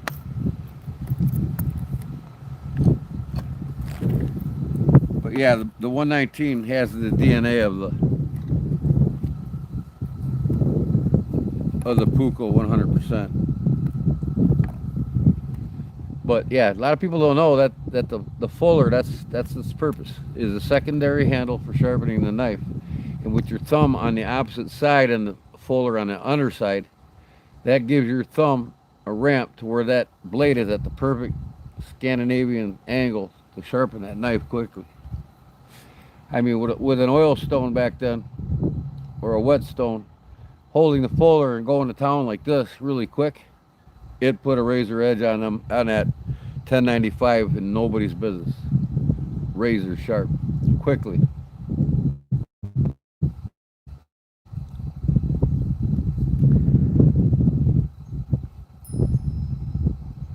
We had alligator walking around where I'm at. Also, a few were found in town. When I was a kid growing up in Florida, David, I had an alligator in my backyard. In fact, it was enclosed in a water treatment plant in Sarasota, Florida. Tarpon Springs, just outside of Sarasota. I lived in a gated community called Holiday Springs in Tarpon Springs when I was real young. I went to school at 13, 14 years old in Florida. And in grade school. And we had a water treatment plant in our backyard, and our backyard's fence was an 8-foot fence with, barbed wire on it to keep people from going on the other side of the fence. And alligators lived in it. And this is no shit. They had a record alligator in there. His name was Oscar. The locals named him Oscar. And he was 18 feet long. And he had a female in there. They had babies. I used to climb the fence and get the babies and put them on the end of my fishing pole, push the cast button, and I go to work. I go to school, come back, and I'd reel them in and see where they went. But we used to feed old Oscar marshmallows, man. He loved marshmallows. I tell you what. Alligators, once they eat a marshmallow, they're hooked. So our parents would get us bags of marshmallows to feed Oscar. He loved them. And when we run out, he would slap his jaws on the water wanting more, you know what I mean? So how we signaled to Oscar that we ran out of marshmallows is we take the oranges out of our tree in our backyard and throw them at him, and he'd get mad and go back down. Madison, Alabama, huh? Near Huntsville? Cool. Tennessee River? I wrote a song about that there, river. Tennessee River, in a mountain man. My brother lives in Tennessee. Y'all ever hear of a town called Lebanon, Tennessee? It's about 15 minutes southeast of Nashville. That town's starting to boom now, boy. Used to be a little shit town of about 4,000 or 5,000 people. Now, hell, I think it's over 20,000 now in the last 5-6 years. It's starting to populate. Yeah, I can't take no more down on this. I'm gonna try her in the morning. Put some olive oil on her, rub her in real good, butter my toast with her. I need to go get some more firewood.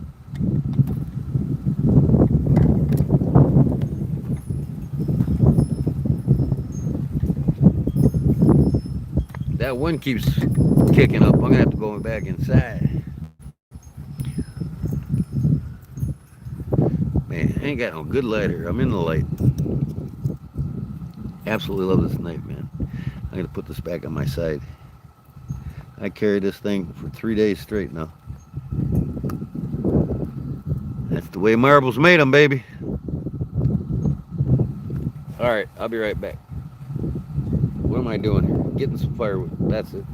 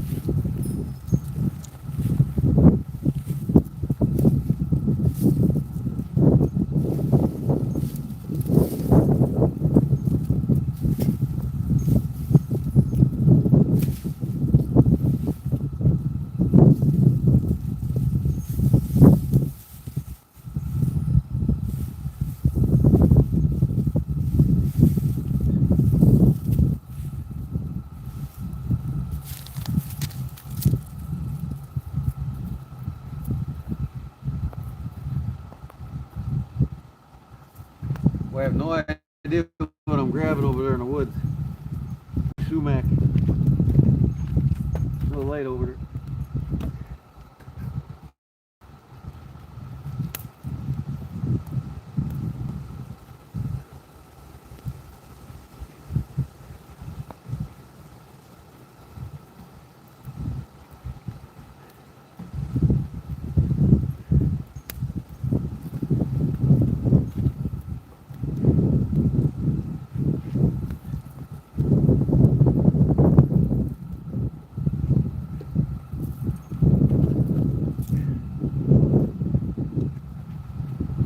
Take this little light over there. Be right back.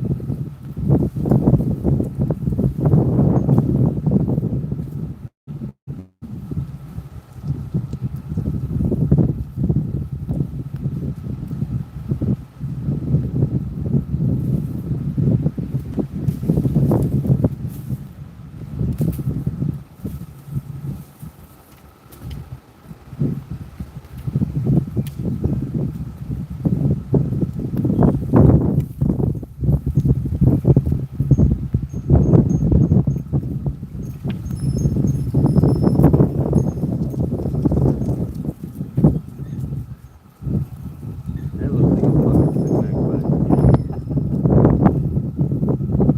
it probably is. A lot of coals here.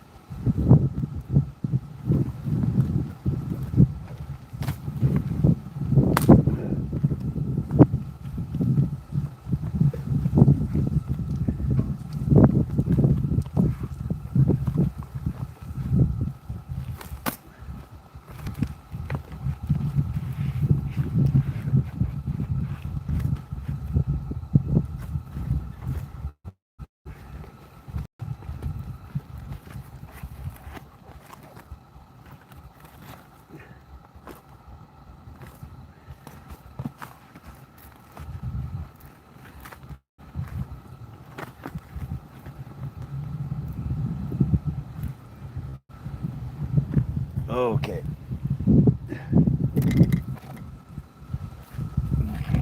I actually got my idea for doing this from Cornbread. He started doing bonfires, and I'm like, you know what? I need to do that.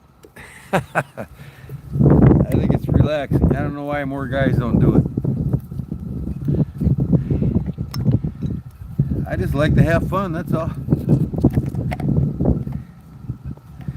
I can't wait to get going on my bushcraft channel that I got going. If you haven't subscribed to my Backwoodsman YouTube channel yet, please go there. Subscribe to it. I got to get 100 subscribers before I can go live on it. I only got like 30 or 40 subscribers. So y'all need to head over there and subscribe to my Backwoodsman, it's called. I'm gonna burn this mahogany. Check out that channel, and then I'm gonna be doing lots of cool things on there. Cowboy cooking, and I'm gonna build me a hobo shed out here in my back 5 acres. You all can follow me and watch me build a hobo shed.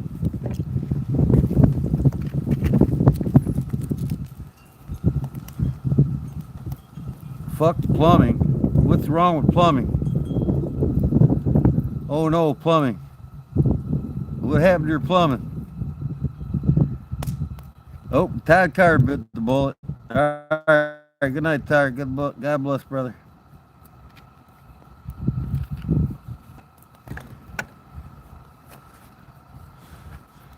He had enough bonfire, huh? Pixelated picture. It's ripping now, ain't it? A little bit of cardboard and some twigs. You still with us, Cliff? Big Dog's with us, huh? Scroll up. Scroll up, Big Dog says. What the hell's that noise behind me? Sounds like a sandhill crane. Big Dog said, headache since day one. How is everyone doing? I have had a bad day, and tomorrow I got to rent a drain snake. Come get mine. I got a drain snake for you, brother.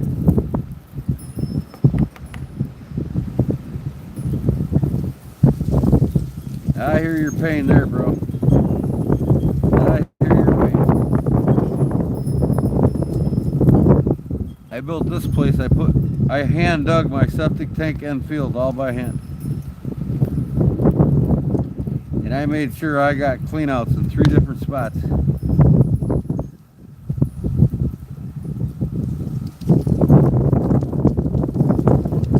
I am in Arkansas. Big Dogs in Arkansas. Last time I was in Arkansas was in 2011 when I was at the Forest Wood Cup. Scott Martin won it.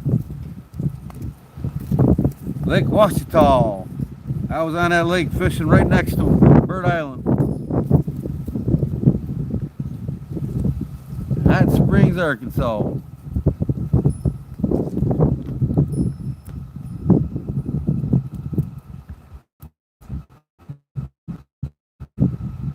He got up to the toilet, did it? Man, my fucking picture's pixelating bad on my fucking notebook. Pardon my French, Barber.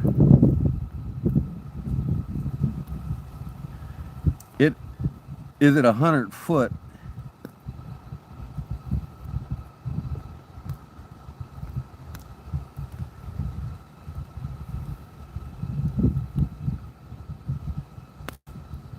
Yeah, it's 142 here right now.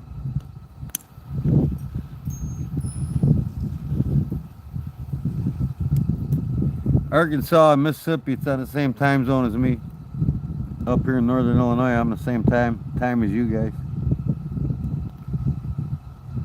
And I got a fuck up foot. Oh man, that sucks.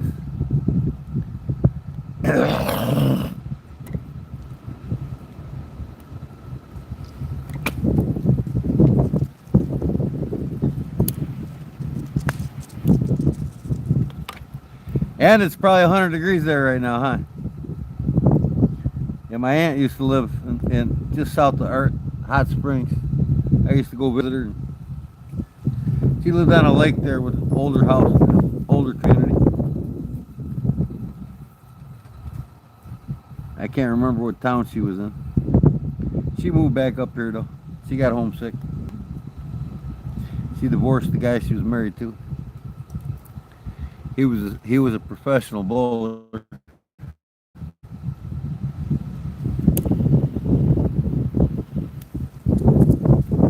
I got to meet, he was my uncle at one time, but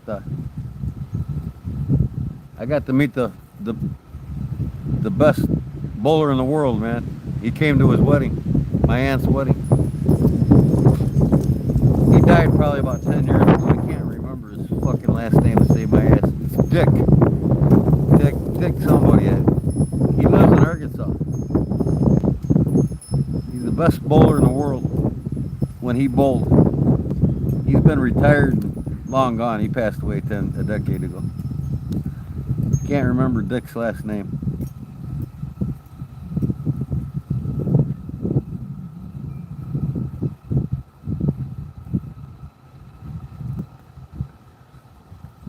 Have enough money for a plumber? Oh, that sucks. Yeah, you gotta do it yourself.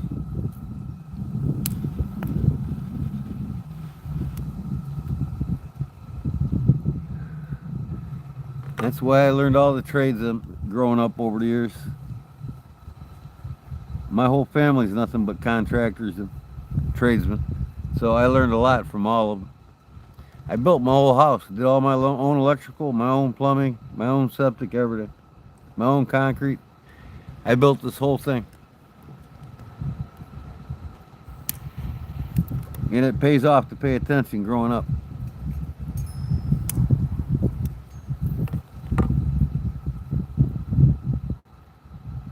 And you're a plumber, well then you know what you're doing. Just whether your body's capable or not, that's the different story, right?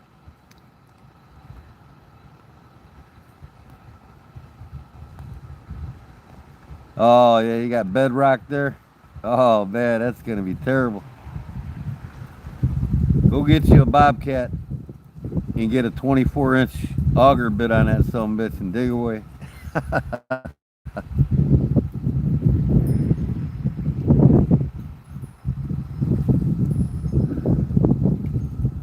Or get a chipping hammer on that bobcat.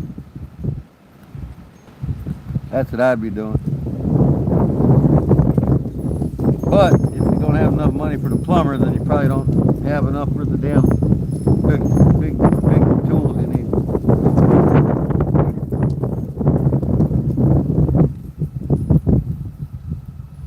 Oh, you're going to school to be a mechanic? You ain't got time. But you got to do it if it's your house, right? Or is it one of is it rental property or what is it? You got a tractor, so there you go.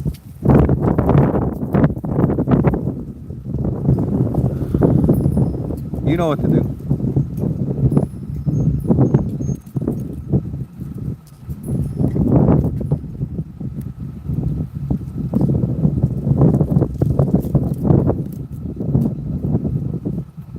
Don't sound like I need to tell you. You know exactly what you're doing. Just the pain you got to go through. I understand though, man. Your foot's messed up, man. That doesn't make it easy. That's for damn sure.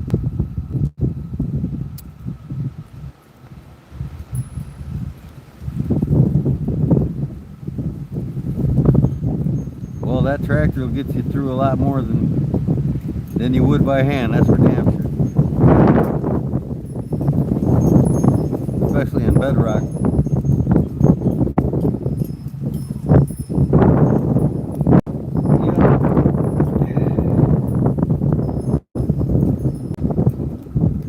I've been in here 10 years now and I haven't had no problem with my septic or my septic tank yet. I haven't even flushed it out yet.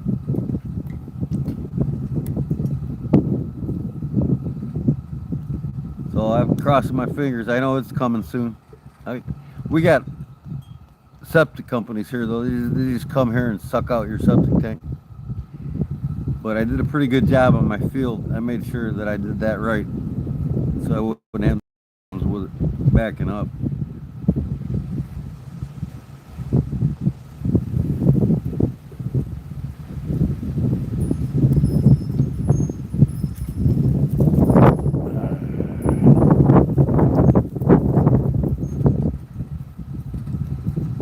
better than a good fire, man. I tell you what, I've been waiting to do this.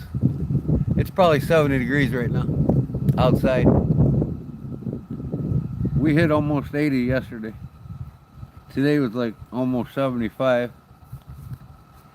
In 3 years, I'm going to go to school to be a mechanic. And I am in country. You're in the country.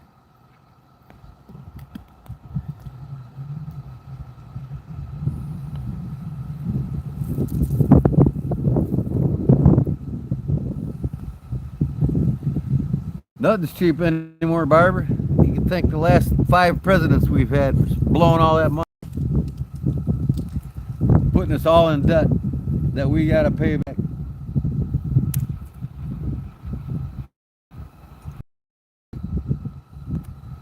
Can't make America great again if you keep blowing trillions of dollars, because it hits you in the pocketbook, not them. And we're starting to feel it now. I had a $750 electric bill. 325 of it is a new bill occurrence that appears on our bill now here in Illinois. It's called transport fee. Never heard of it before in my life. Now we got it. Transport fee of electricity. You know, 300 and some dollars of that bill was transport fee. I'm like, what in the fuck is this? There's 17 to 20,000 people a year moving out of the state of Illinois because the governor's just taxing the shit out of everything. Yeah, what is it? What is a transport fee? They're charging us to transport the electricity to our house now. And the last I knew, electricity pushes itself. It doesn't. They don't have to push it. The turbines or the generators push a conductive force. The conductive force pushes the electric, not them. No, electricity. Not coal, electricity. Transport fee. Just some stupid shit the companies made up so they can charge you more money, that's all.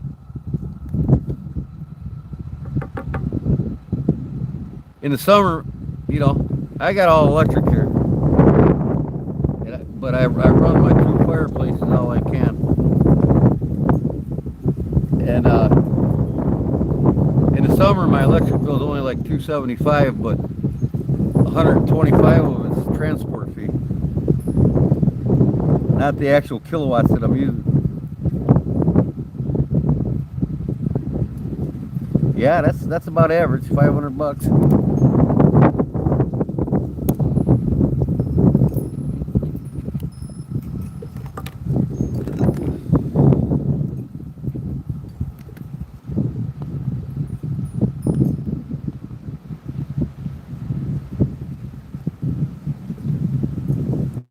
I remember when it used to be $125 to pump out the stuff. Now it's up there. That fat fuck Prickster, the governor of our Illinois, Prickster, he's raised taxes on gasoline and tobacco 5 times in 3 years. 3 years ago, a pack of cigarettes used to cost $5 a pack. Now they're $12.50 here in Illinois. And he's raised the taxes on gas over $1.50 a gallon. $1.25 a gallon in 3 years. Gas tax.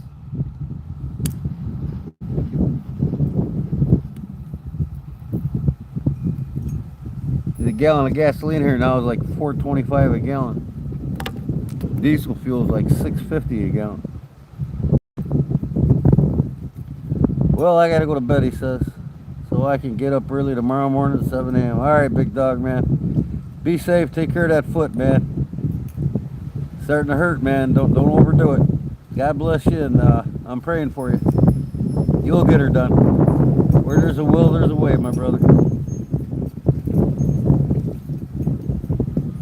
Kick it in the ass. That's all you got to do. Good night. We'll see you in the next one. In a day or two, probably. Big Barlow Jim Brigade is in the house finally.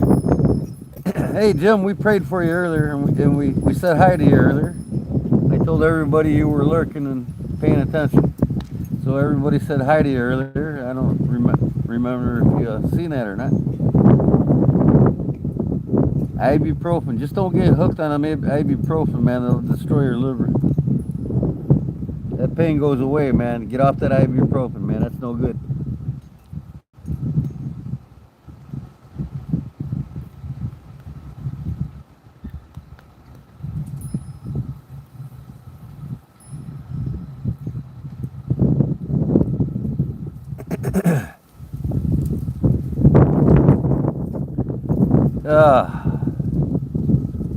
What happened, Cliff? Did he fall asleep, Paul?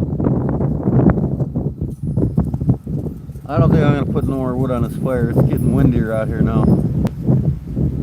I can feel that rain's coming soon. I might have to go inside for the next hour here in a little bit. So Cornbread's got a new name for his channel, the Cornbread Corner. He's no longer hunting for hookers.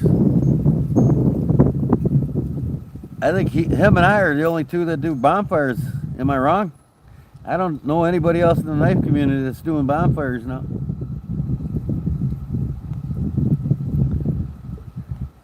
Messed up hip too. Holy cow! Go to bed, big dog. We'll say a prayer for you, buddy. Just kick it in the ass in the morning. You need your sleep.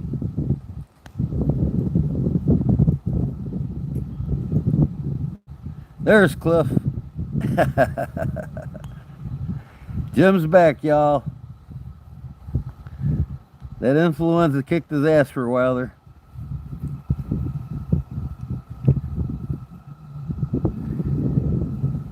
Yeah, he's too young for that, Barber.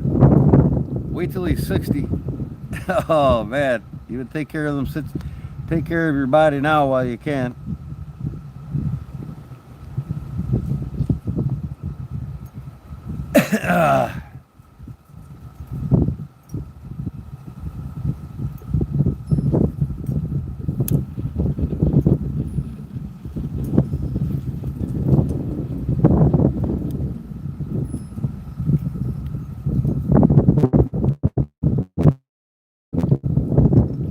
Let's see if I can wake my neighbors up, right?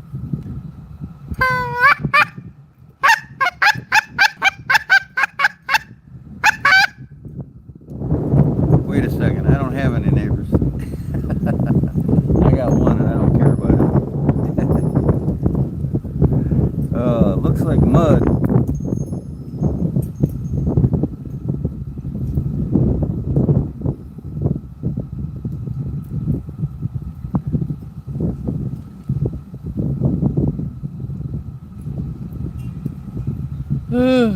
Shit.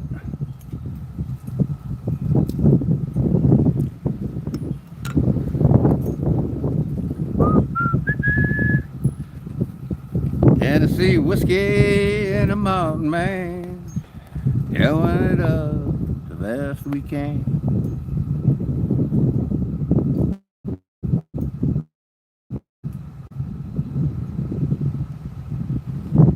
I'll probably be live again in a couple days. Usually every other day.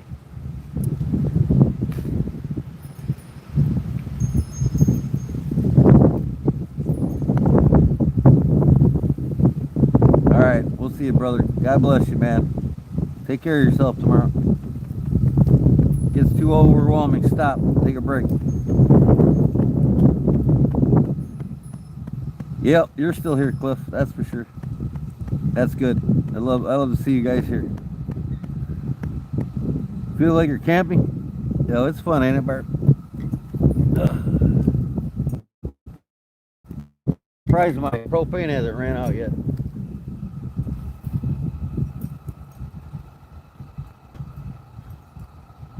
My custom hatchet that I made here.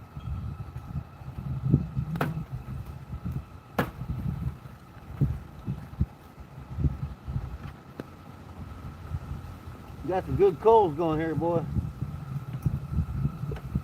keep them going, I might come out here in the morning and make me some bacon and eggs.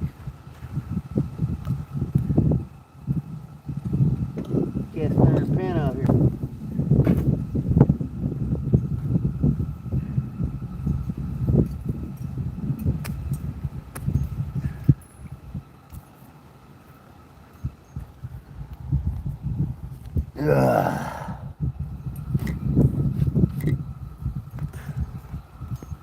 Here's down this pocket drop. And mail it off to him Monday. It's a beauty. He just wanted a full black lanyard on the back of it. A little extension to the hand there. That helps your grip, that extra lanyard there. She's a beauty. This is the slimmest sheath I've made so far. I'm gonna keep it like this.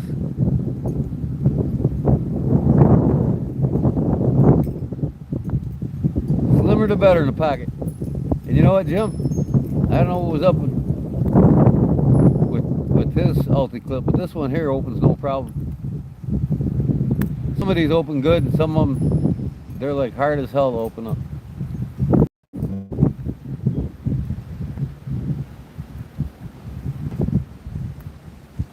Hot tea, there you go. Drink that green tea, man. That's one of the healthiest you can drink. Or ginger tea, if you can make it. I get fresh ginger root and fresh turmeric root. Slice it up, throw it in boiling water. Let it cool off, add lemons to it. I boil lemons in it too. Cut lemons in half, throw it in the water. Turmeric, throw it in the water. The ginger root, throw it in the water. And then I grate the peel in the water. And then when I pour out the tea after it's done boiling it, I pour it through a strainer, wire basket, catch everything, and then I just add honey to it, and I like to dip green tea bags in it. Oh man, I tell you what, talk about powerhouse for your health. Ginger tea with green tea combined. I'm gonna make some more tomorrow. I ran out.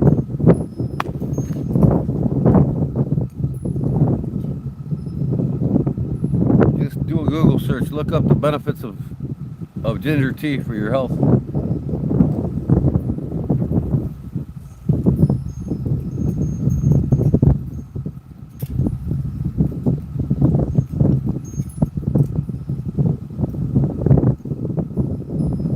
What is exactly hot tang? I never heard of hot tang. Is that something that's from around where you're at?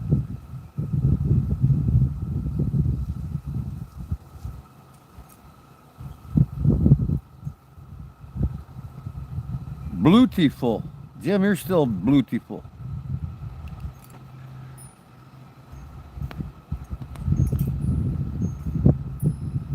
You accidentally hit that L, didn't you there, Barb?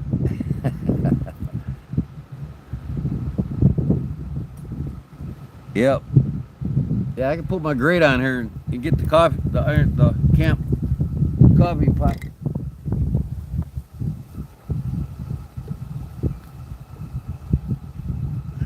I can cook some hot dogs right now if I wanted to.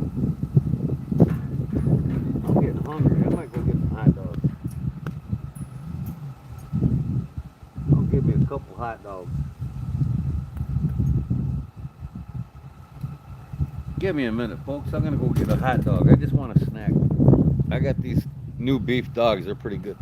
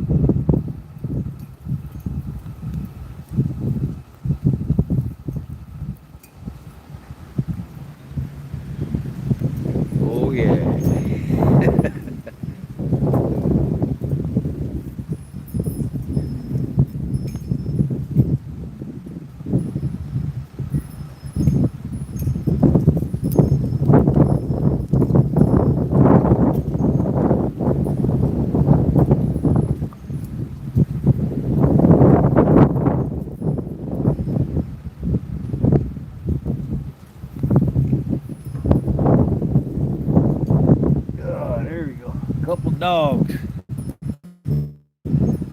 It'll tide me over.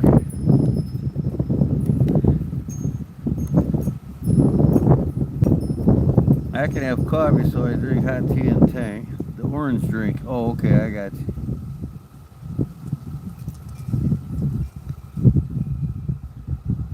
No, he asked if he was still a mod. Hot tang. Who did?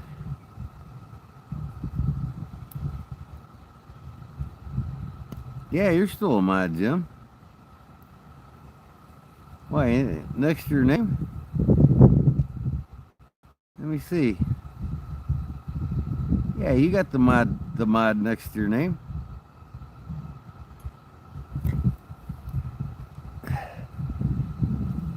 Ew. What do you mean, ew, mouse?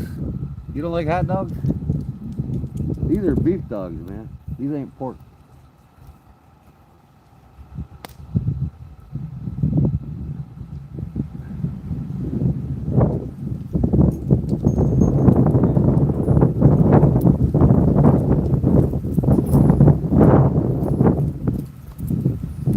Tell you what, that propane goes out, I'll have to go in. It's getting windy out here. You guys hear that wind blowing? Well, hot tank looks like something I got.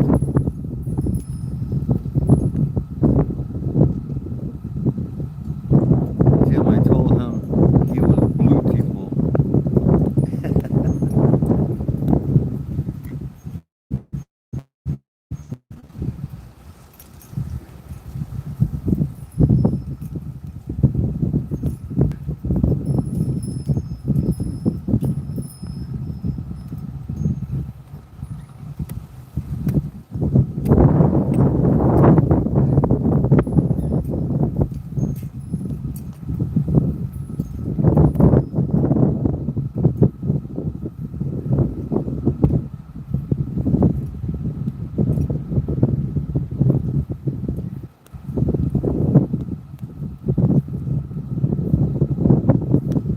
Hot dogs, he says. Yeah, these are the Chicago's best right here, brother. Vienna beef. That's where they're made, right here in Chicago.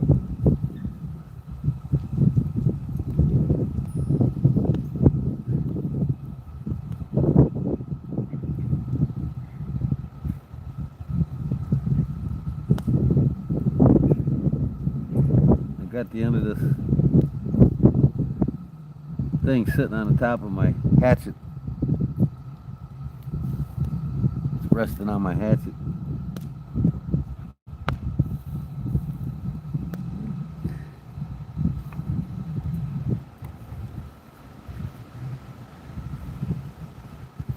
I don't need anything on them, man. I eat them plain. None of that garbage on them. How come I always get hungry when I jump in? Y'all eat your walnuts today? Who's got walnuts in their house? Who eats them?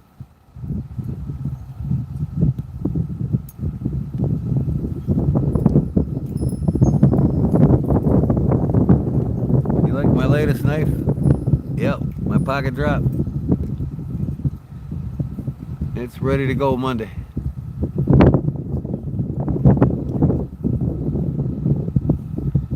Oh, dropped it. Yep, she's ready to go. He just wanted a simple black lanyard on the end of it. Just something for a little extension in the hand.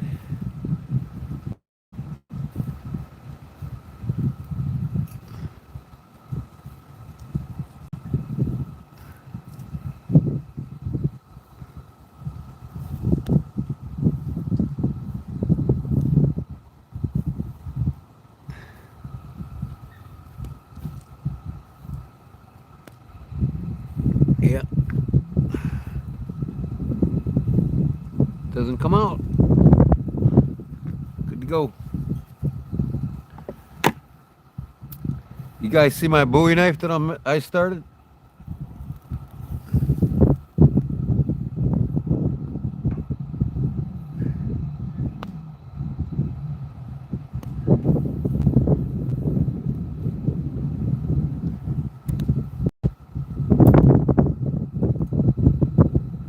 Yeah, I did a short on the Bowie knife. I got the guard made today, or yesterday actually.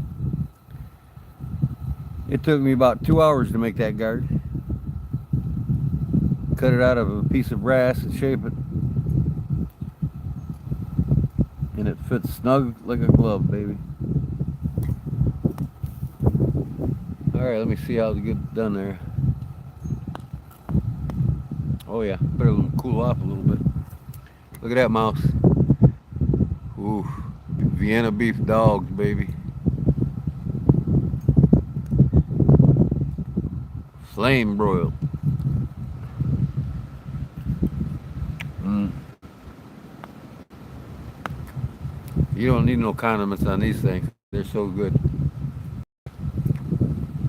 They're, these are so good they're like eating beef jerky.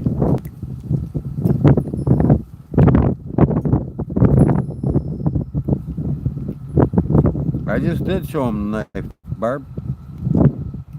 He was talking about the sow buster, right?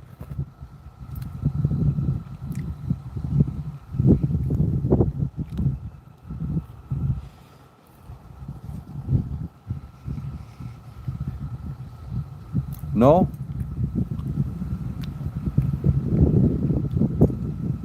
The Bowie knife or the marbles knife?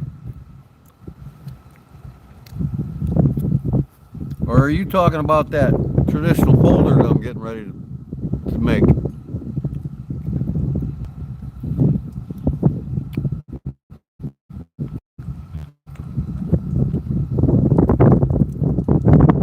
The marbles?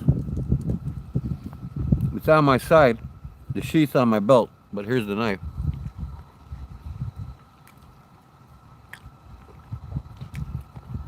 Identical size, everything to the exact knife by Marbles. With the deer stag palm.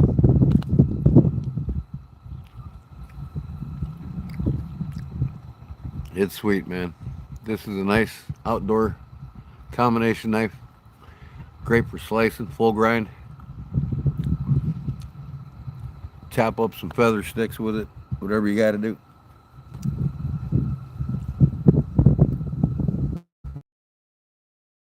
The one I just showed you, yeah, that's why it's on my side. It's my favorite to carry too.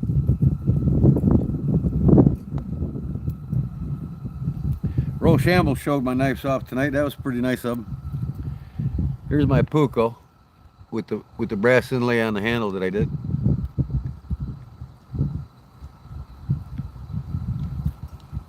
I was just carving some wood with this a little bit ago. It's got the brass hook. You you bend it and drop the ring there, and it opens it up. Put it on your belt. Then you drop the ring and put the ring back on, and it's a keeper. It keeps it on your belt.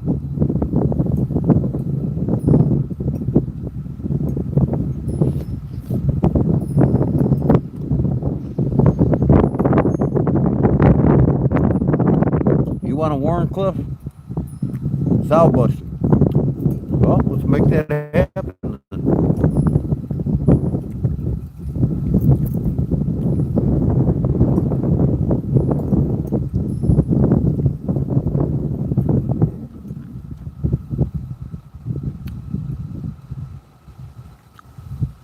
Oh yeah, Ruby, it's my favorite knife. That's why I made it. I've been wanting to buy an original Marbles.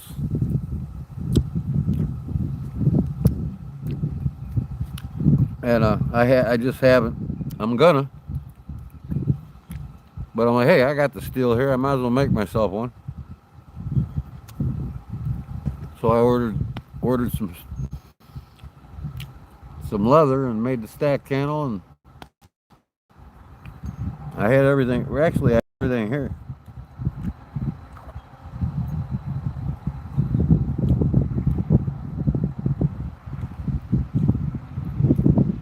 I guess this fork as well. You made it? No, this is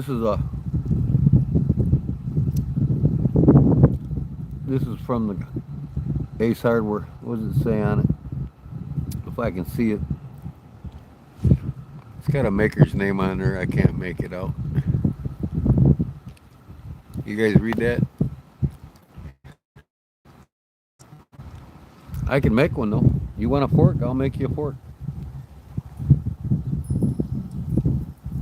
I'm making a modern folder now.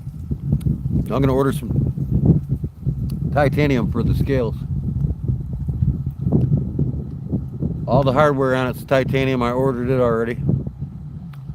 I'm gonna make this knife around 2 ounces, 2.4 ounces.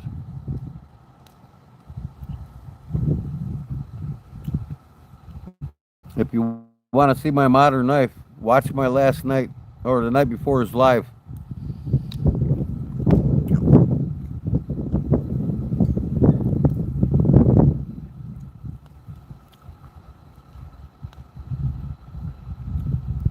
On the buoy, I haven't decided yet. I'm thinking stag. I'm gonna get some elk stag. I like the looks of elk stag.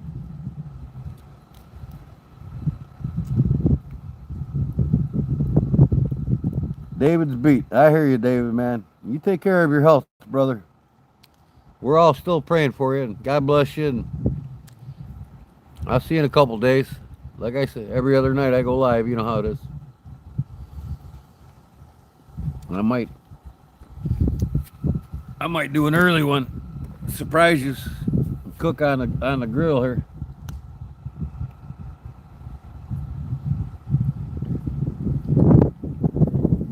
I tell you, this hot dog's hitting the spot.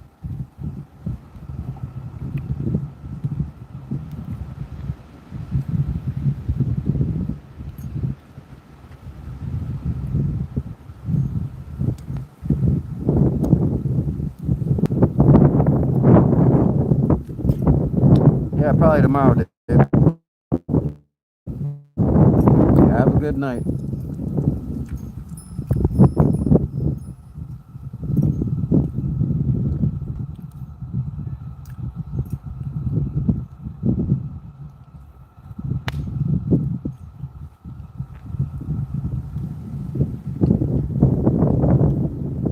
Ooh, is that hot?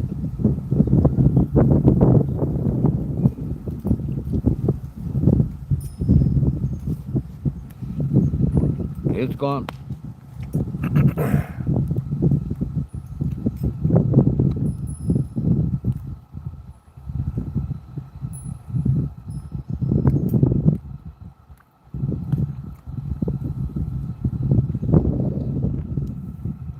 You know, I was thinking it'd be a good handle too, Ruby. And every knife maker loves the wood. It's that ironwood. But I haven't made a knife in a while, especially a buoy with a good stag on it lately. So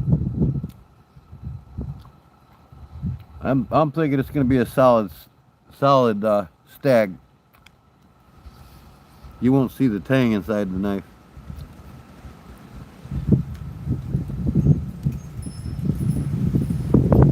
If I get the right piece, I want to have the end of the antler that comes out of the skull as the pommel.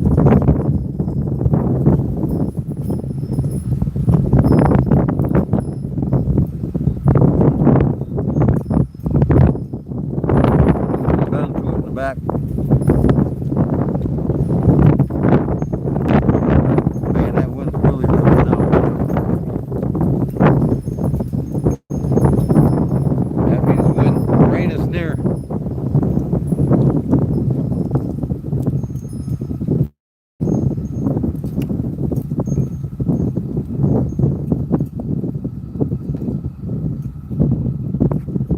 I'm waiting for the coyotes to come out of them woods so I can stick them with this. You know, I got my AR-15 right by me. Trust me. They come out of the woods, they're getting shot.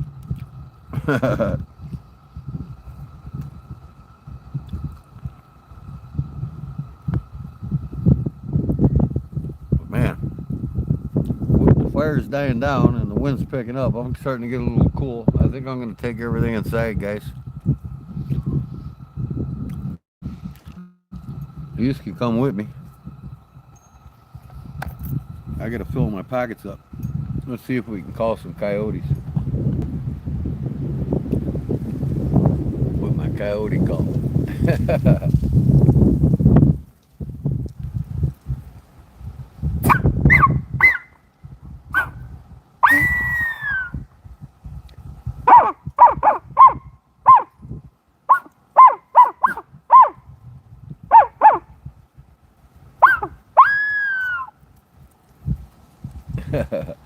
I've done this a couple times tonight and I haven't heard any response, so.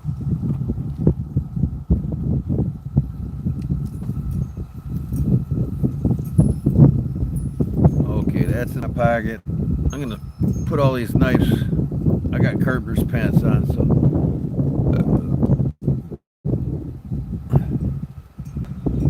I got another one clipped on here. I got my Swiss tech that I put the custom G10 liners on.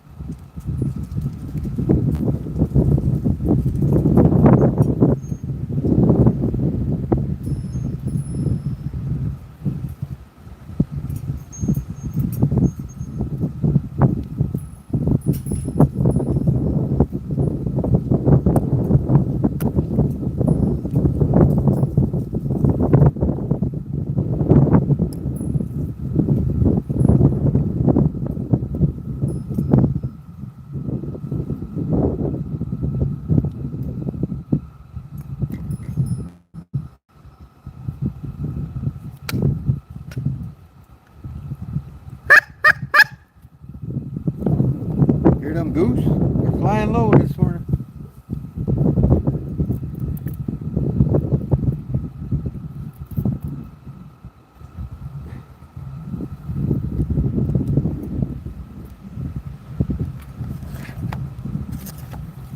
Here's a little butter knife I made tonight. Used in the morning to butter my toast.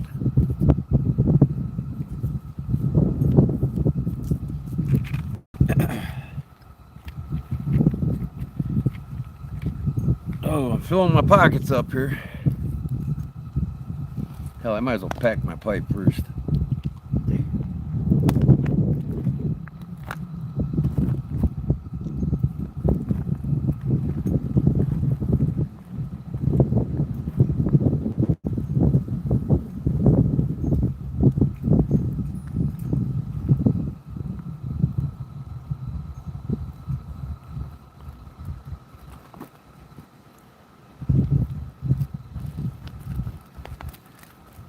All right.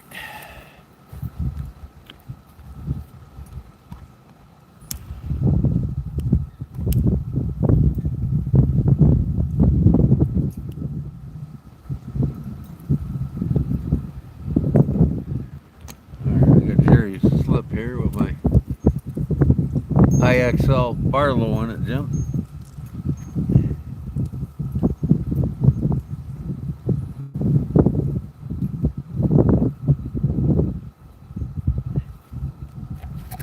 And I got my carbon Mora.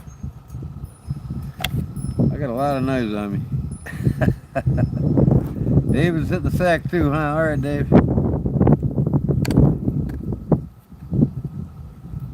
We'll see you then.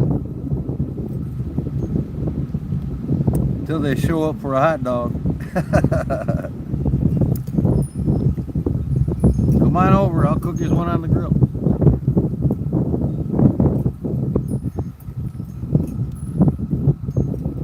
Alright. Got my little flashlight here. I'm gonna need that.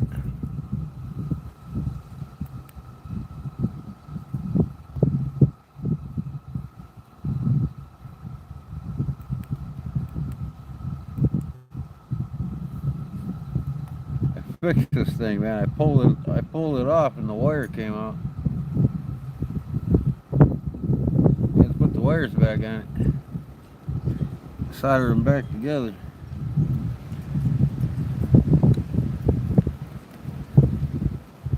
Man, I'm gonna go unload my pockets first before I come back out here. I'll be right back, folks. I'm gonna go unload my pockets real quick.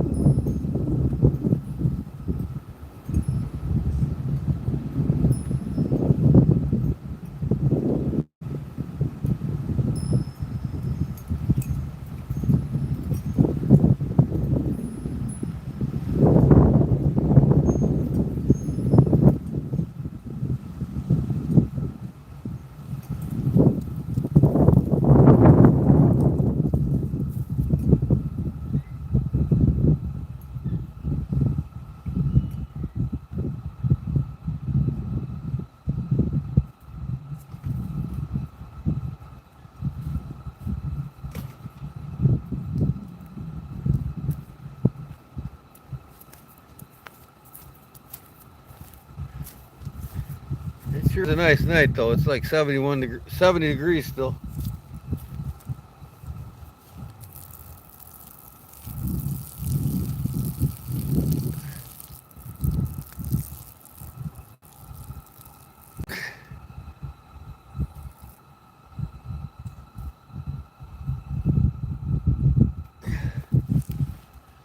Okay. Take my notebook in.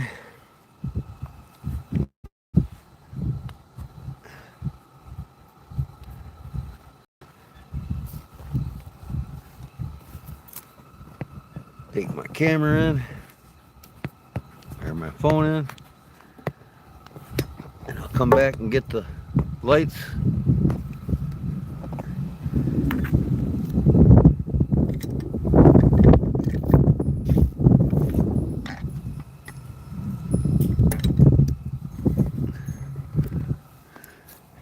Alright. There's my Coleman lantern. My electric lamp. I'll grab that one. And off we go.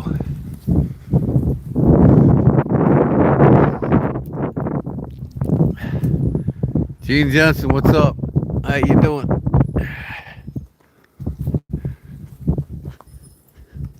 I think I got too much shit in my hands here.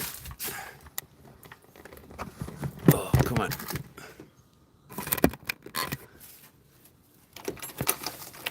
Open my gate.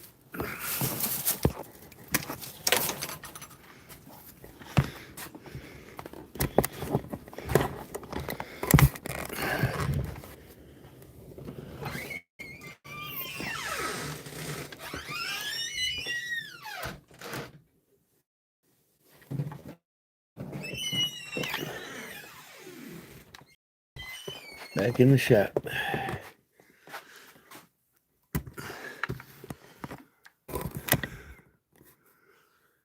Okay. Now I gotta go get my lantern out of there. What in the hell? Why is it pixelating? Pixelating bad. Alright. Plug my phone back in here.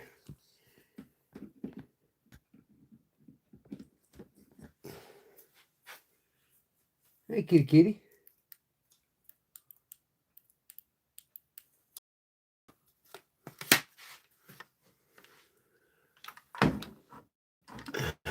Okay, put this light back up here where it belongs. Alright, let me go grab my lantern and I'll be right back.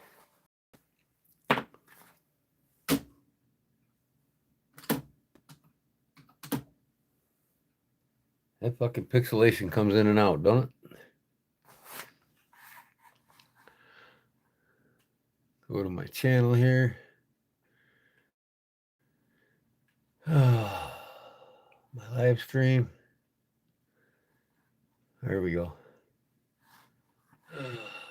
Oh, better turn the volume off.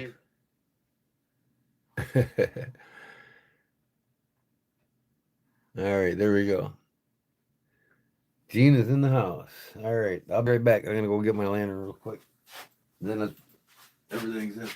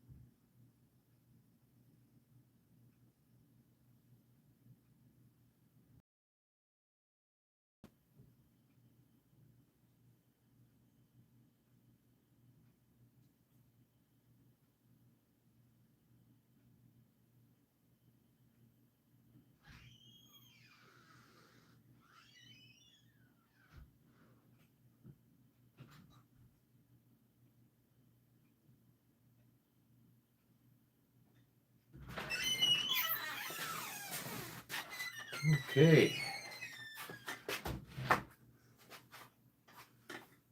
That's it. I'll go hang my lantern back up and I'm good to go.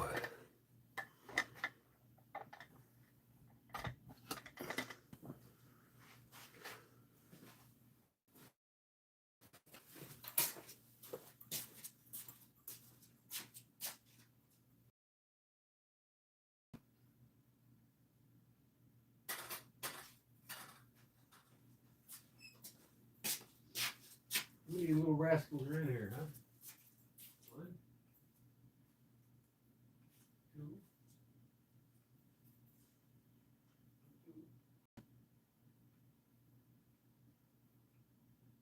3.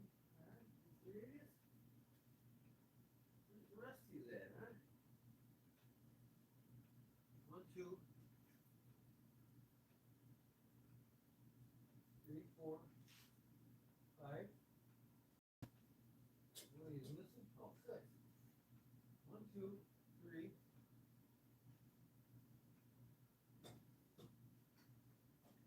1, 2, 3, 4,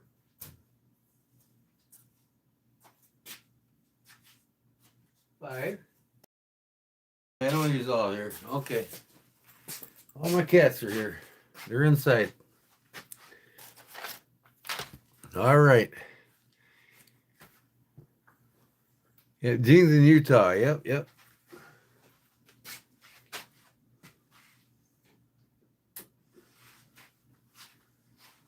Okay. I see you. Yeah, there you are. Both of you chasing each other around, huh?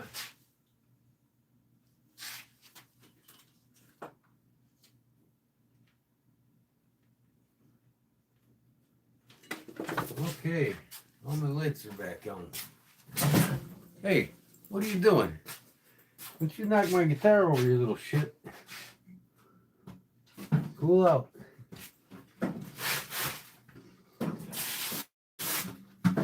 The hell?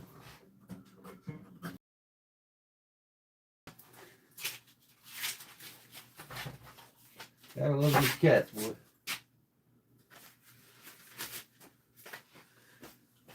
Okay, everything's back to normal.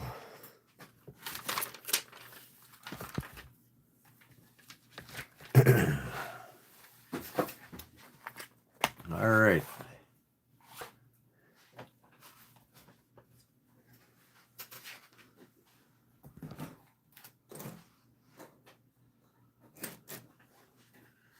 Okay, here's the knives I was using tonight. Here's the Mora carbon blade.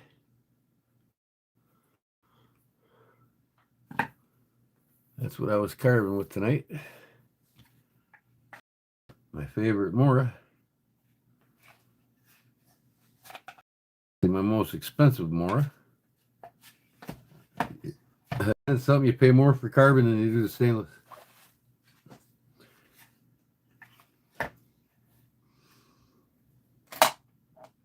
Oh.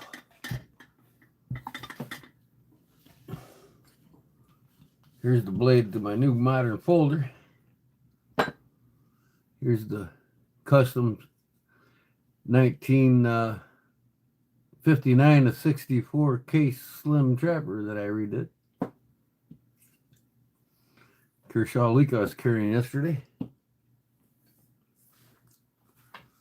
got my Mora maker up here.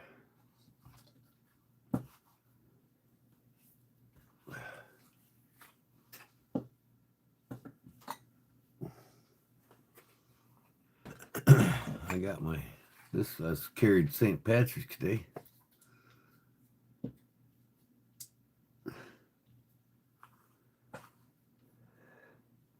Hey, Utah's not too far away from you, Cliff.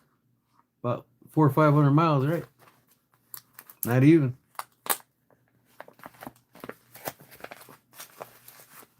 Inland from you. Ah. Here's my Puko that I had out there tonight.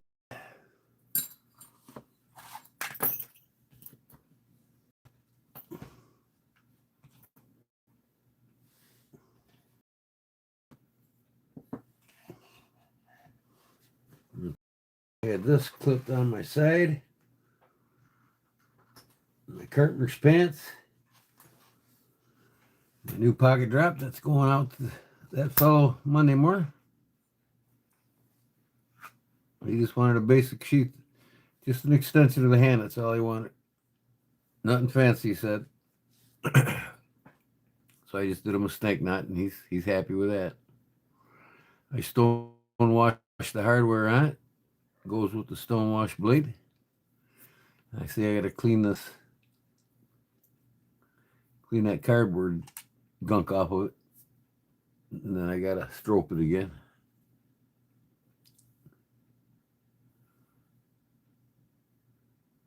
But not a scratch on it.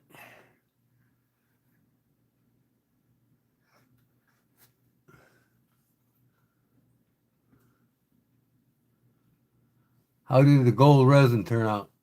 Really nice. Really nice. I got them over here. I still gotta get some more. I ran out of epoxy, so.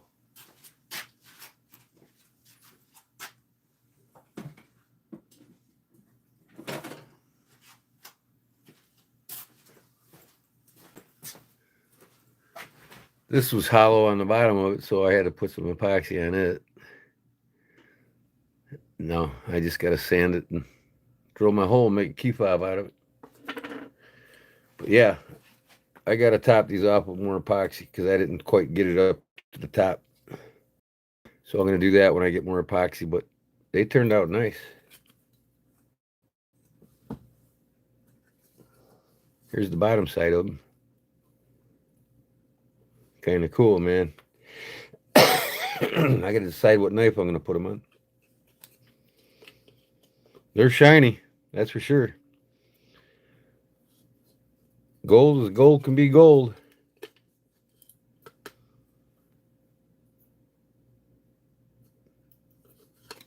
Yeah, so I'll leave these in here until I get more epoxy and I can top them off. Because I want more. This is rough, I don't want to have to sand into the gold, so I'll top them off and make them completely covered and flat.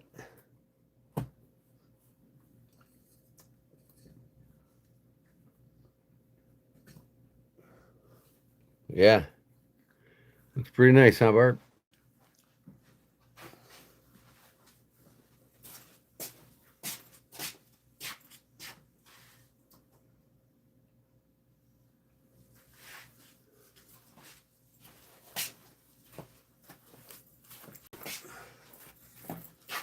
And here's my knife. I've been carrying it straight now.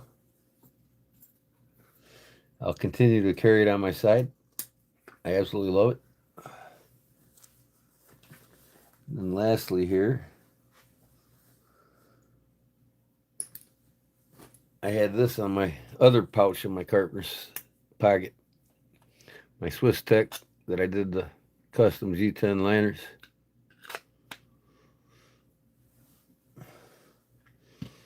That's what I had out there tonight. And of course, this was in my pockets, the beluga. And then the other petrified fish, the Vector. So how many did I have out there? 1, 2, 3, 4, 5, 6, 7 knives on me out there. Oh, one more. 8. Jerry Shelby knife slip, my AXL Barlow. George Washington home, made in England, Sheffield, England. That covers it. I had 8 knives out there.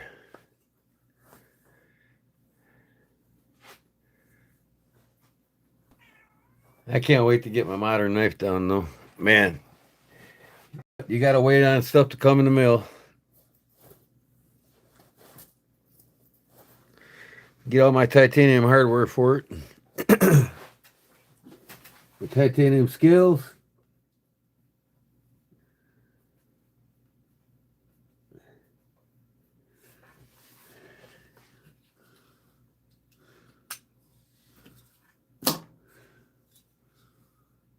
You guys remember when I put the hormone on that live?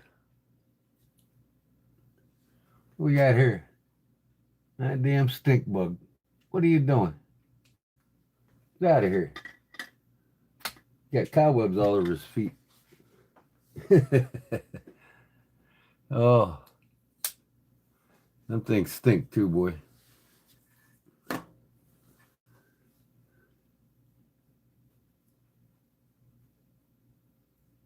What's that, Paul? What's not too shabby? I don't know what you're talking about. This is ingenious, ain't it? Them Finnish, man, they really think. The hell? Yeah. Where'd Big Jim fall asleep?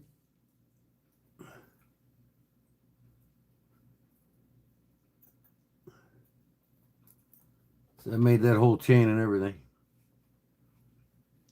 There's the inlay better. Not the greatest job, but I'm learning how to do it, and I just needed some better bending tools. And I got them coming.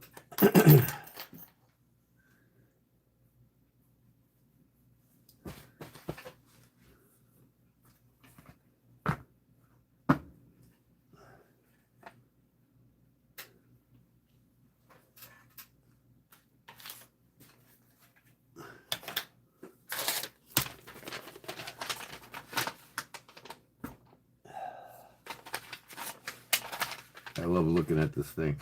If we can't get it built now, at least we can look at it, right? There's what it looks like folded up. At least we can look at it. And I can't wait to use it, to tell you the truth.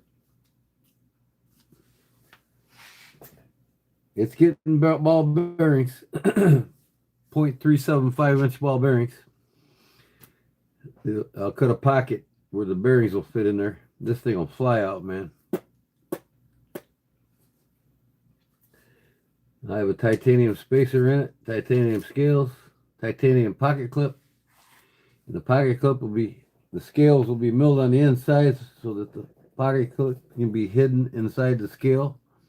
The only way to change the knife out to be ambidextrous would be to take the knife apart and unscrew the pocket clip out from the inside on the liner lock.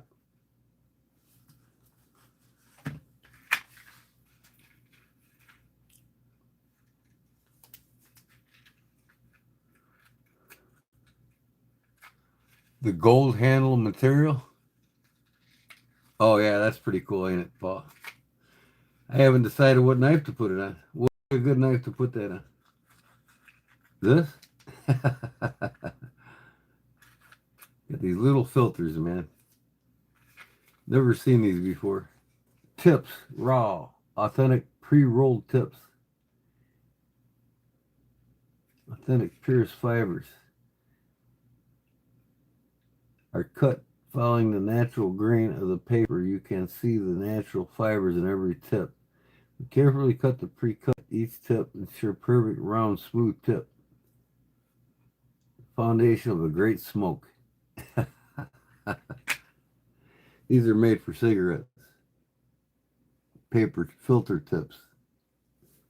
I put them in my pipe. They didn't have no pipe filters, so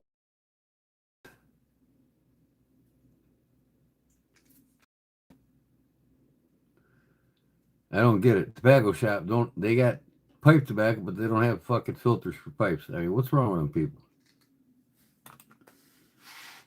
I live in a very quiet place, but tonight has been crazy with police sirens. Oh wow. You never hear police sirens where I'm at. I'm away from the cities.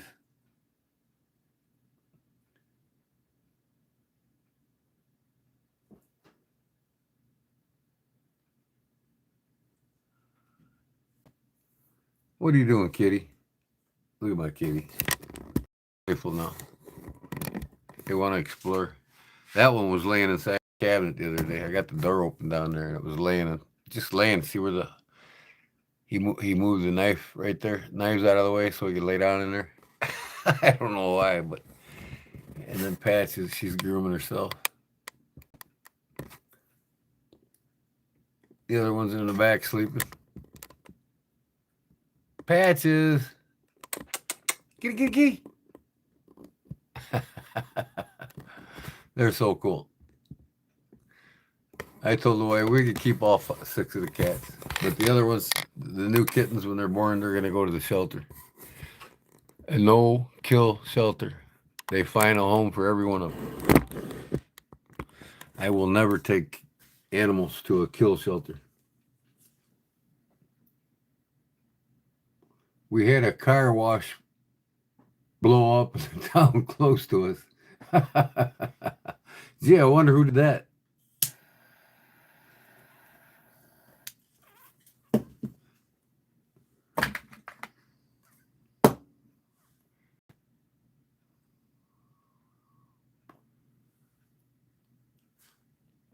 What the hell blew up at a car wash? What's the only thing that could blow up in a car wash? Was it a car?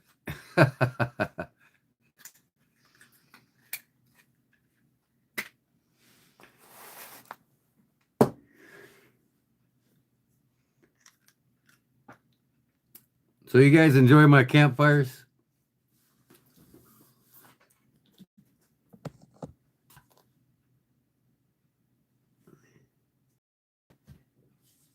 There's something else, that's for sure.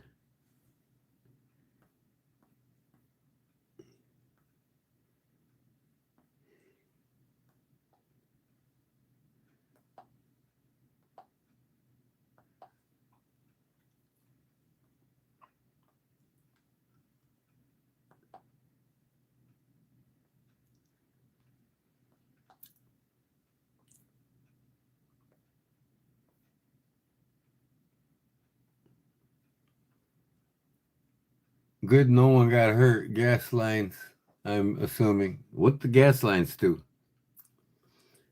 The heaters, the dryers? What do they got there that runs on gas?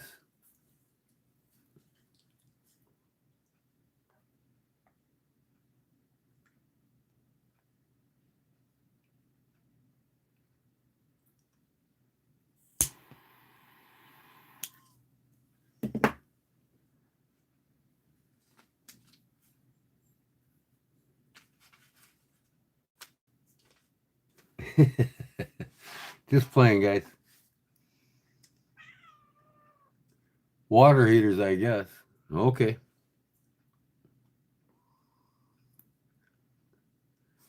I'm scrolling through other people's lives. There's some weird people that go live. What's this guy making? Japanese. Have no idea. This kid needs to get a job and grow up. These fucking gamers going live.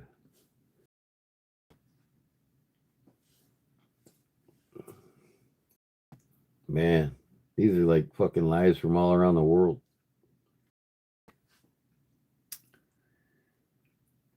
Some lives at this time are crazy stupid. Right?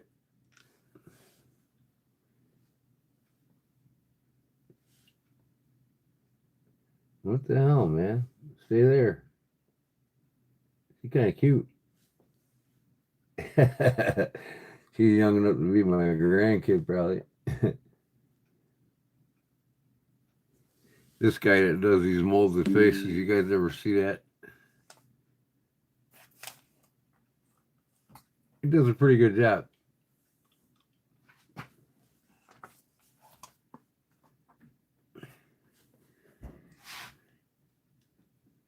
Oh, well, there's a hottie. Wonder what she's talking about. Ashley Groper. Where in the hell is she at?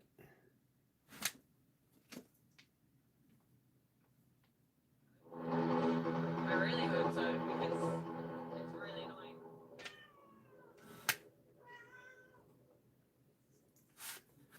Where in the heck is she at? She got a honker on her.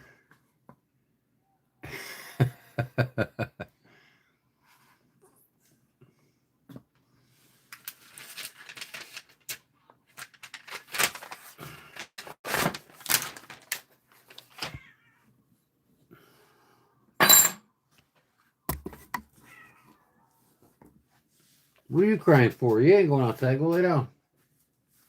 Little shithead.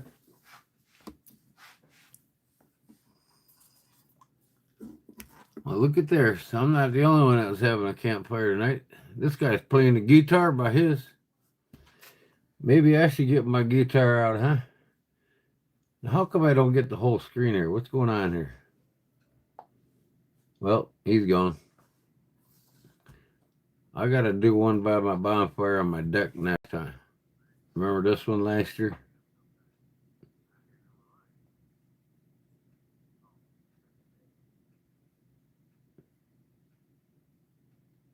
And my deck. My bonfire on my deck.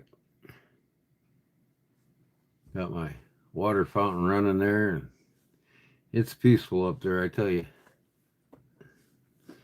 I'm going to do that tomorrow night with the wife.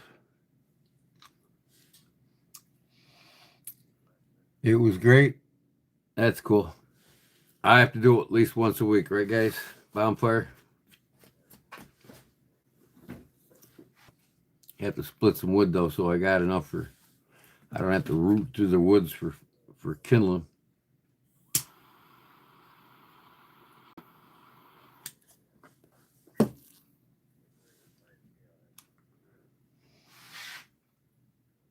Yep, they're relaxing.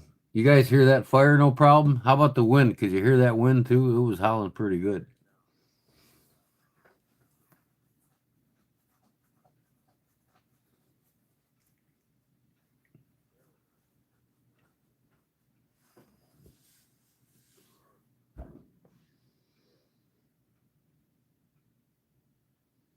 The hell am I doing there? Must have been cold that day. I got a hoodie on.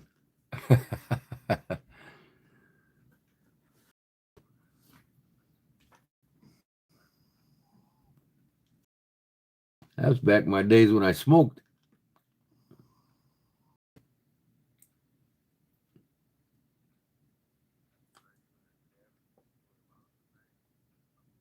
Who am I talking to here? Let me see. Probably Barbara. Let me see. Throughout the winter. See who I'm talking Two to. mags cut blades. I ain't no hurry to get one. Maybe one of these days I'll get a wild hair up my ass to buy someone with mag cut. But Oh, my switchblade. gotta love a handmade knife. And the reason why, here's how you could tell this was made before 1955. You have to manually. Who am I talking to here? Yep, I carry my own knives once in a while. I don't want to get them done it up, you know what I mean? Remember? But 1084 in this one. It'll sharpen up in less than 2 minutes. Hair popping sharp in less than 2 minutes. Really? Like that. But I just, right now,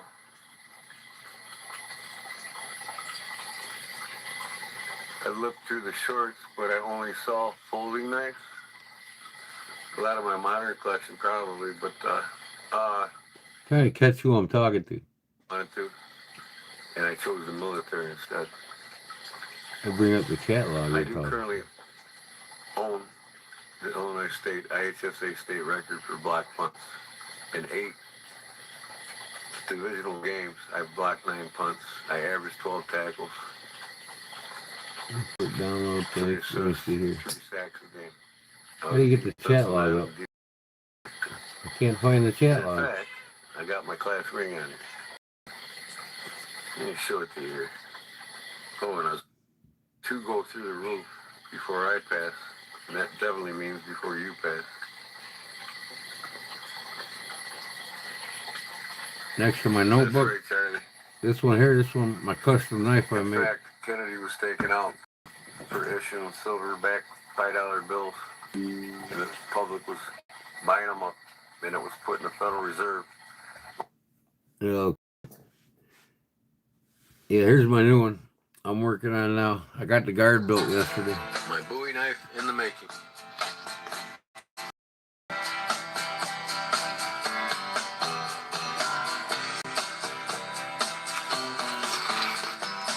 Oh, I just got to heat treat it tomorrow.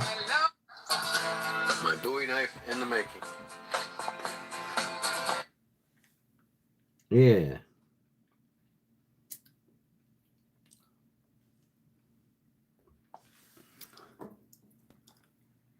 Let me see here. The knife slip next to your laptop. Knife slip? What knife slip? This knife slip here? Nothing in it. That's where my Victorinox custom shop, Victorinox, Irish Victorinox. I made the slip for it. It's a belt carry slip. Other than that, I got another petrified fish here. But this is the one that I made, the knife and the sheath. This is my field guide, marble field guide that I replicated.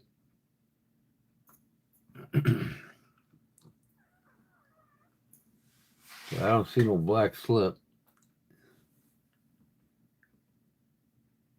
Yeah, that was CCR, yeah. Knife, nice knife slip next to your laptop.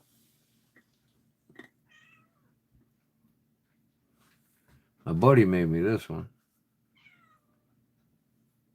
Jerry Shelby knife guy. I made that one. Shut up, go lay down. No, I'm not gonna listen to your shit.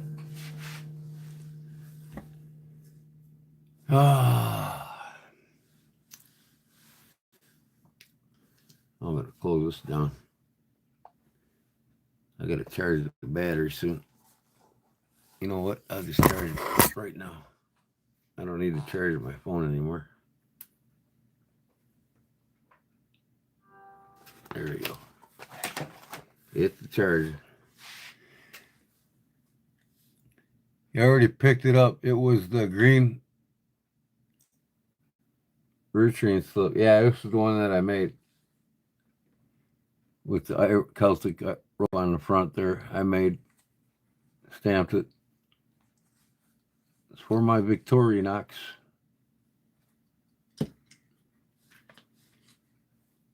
You ever see my Spidey Knox? You ever see a Spidey Knox there, girl from Virginia?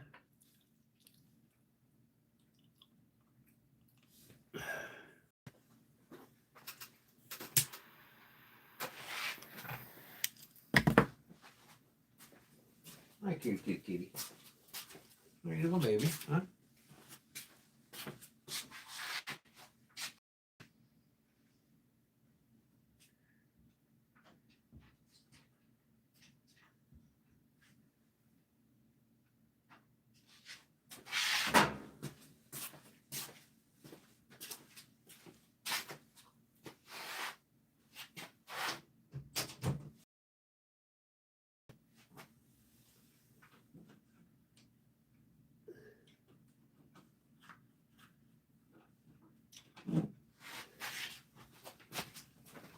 What you doing, kitty? Here's a couple slips that I collected. My buddies made. And Jerry made me these two. Bert Simpson. But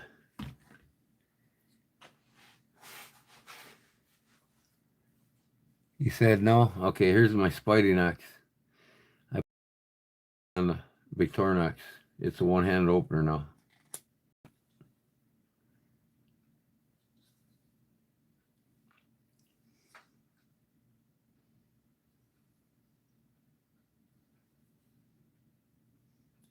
Got a half stop in it.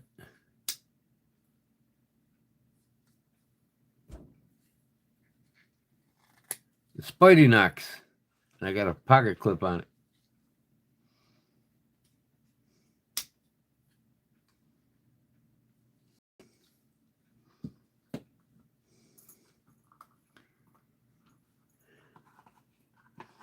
Yeah, Jerry made me that one, and he made me this one with the Woody Woodpecker and the Bert Simpson.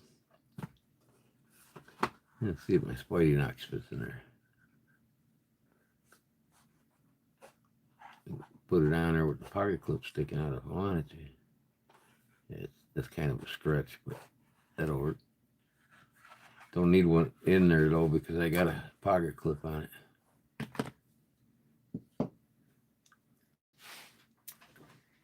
I can make you one clip. I never sell my first. You're lucky to get my first cold steel mod. I generally don't do that. Now this one I made out of paracord. It's a horizontal carry. Belt goes through there. Made the lanyard for the knife. It buckles.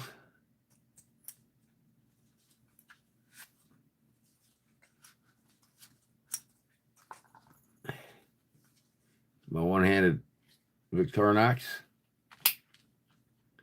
I want to take one of these knives and put the pair of two blade on it, same length. That'll work nice.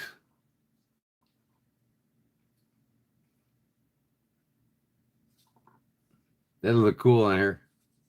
The pair of two blade and S35 VN. I'll fit that bad boy right on there.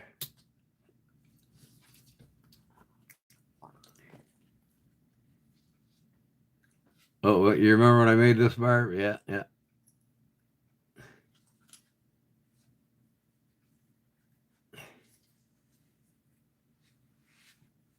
Works pretty good.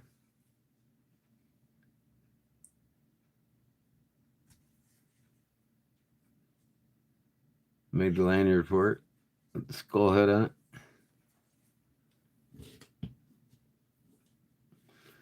Then I made a slip here for this L-Nox from Victorinox.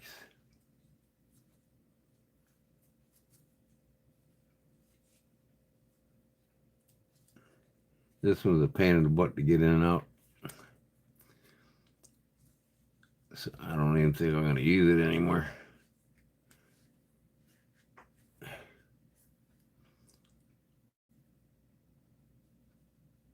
Good night, bro. All right, Paul. We'll talk to you later, man. Thanks for coming in. Tomorrow night I'll probably be live. Not tonight, tomorrow night. It's already tomorrow.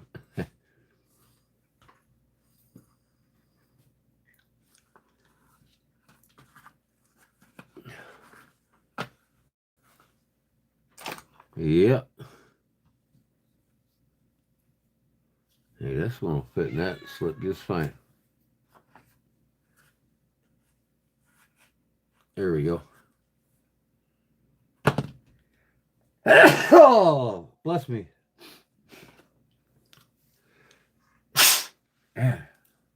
Blow my nose, boy.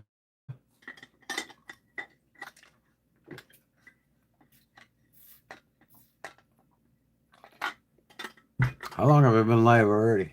4 hours, I bet. About 10:30, 11 o'clock when I went live. 11:30. 2 hours. Yeah, almost 3 hours.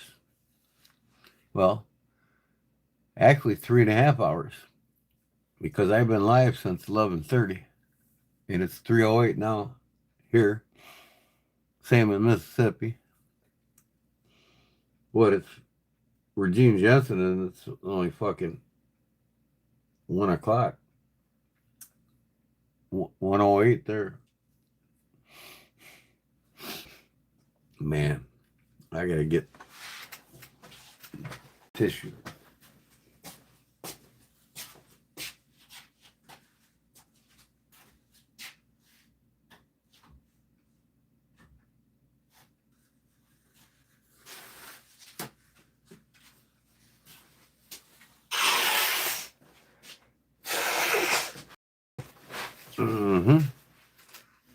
No, you're not going outside, so you just lay your ass down. You're in for the night. You played all day in the nice warm weather. 12 for Cliff. Yeah, that's only midnight with Cliff. That's why he can stay up so late. Not that he's got anything to do in the morning, right? Try to decide what you want to do.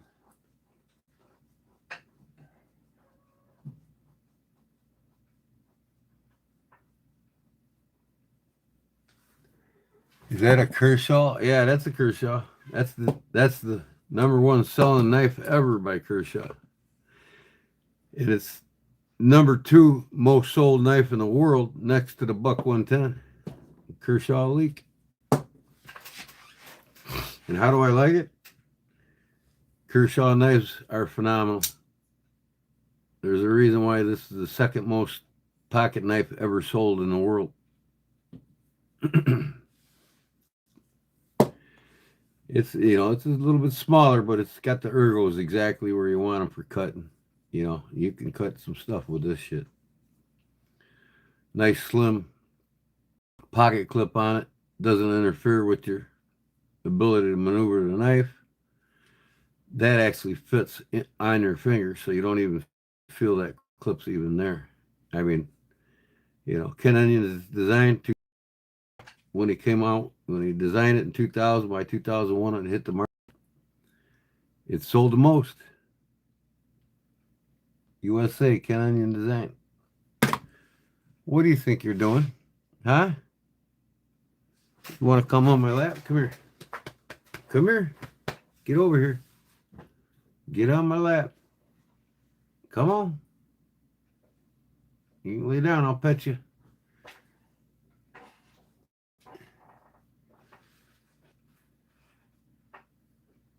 Yeah, I'm not big on serrated edges. I had 6 of these knives, man, and I traded them off, and now I miss them. 3 of them I custom modded. I did a Hamon on one of them, carved a spine on the other. I put a full spine in and put a vine pattern on it. Big Jim got one of them from me.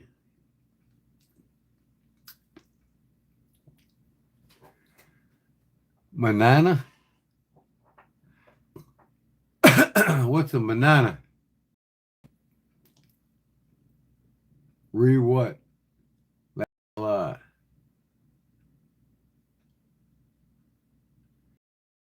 me what you were talking about. What are we talking about here, now? What was I supposed to show you? Mañana is tomorrow in Spanish. Esta mañana. See you tomorrow. Adios, muchachos, or muy amigos. Esta. I'll see you.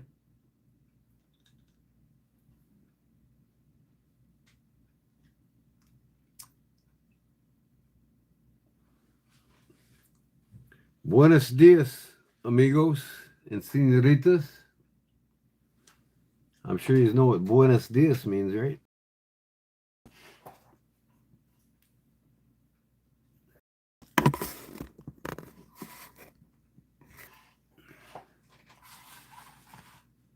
My kitty sitting on my lap, huh, kitty?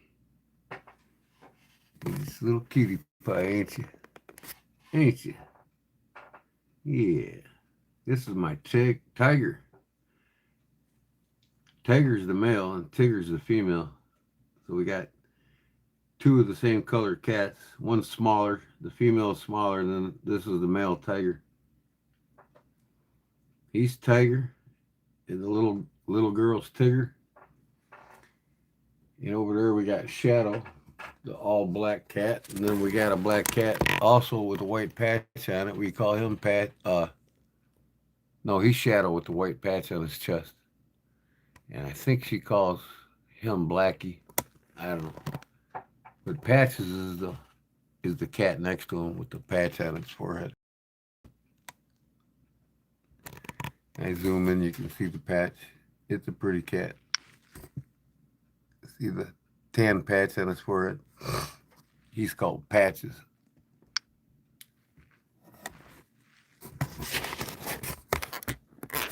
What are you doing, kid? Huh? Are you comfy? Are you comfy, kitty kitty?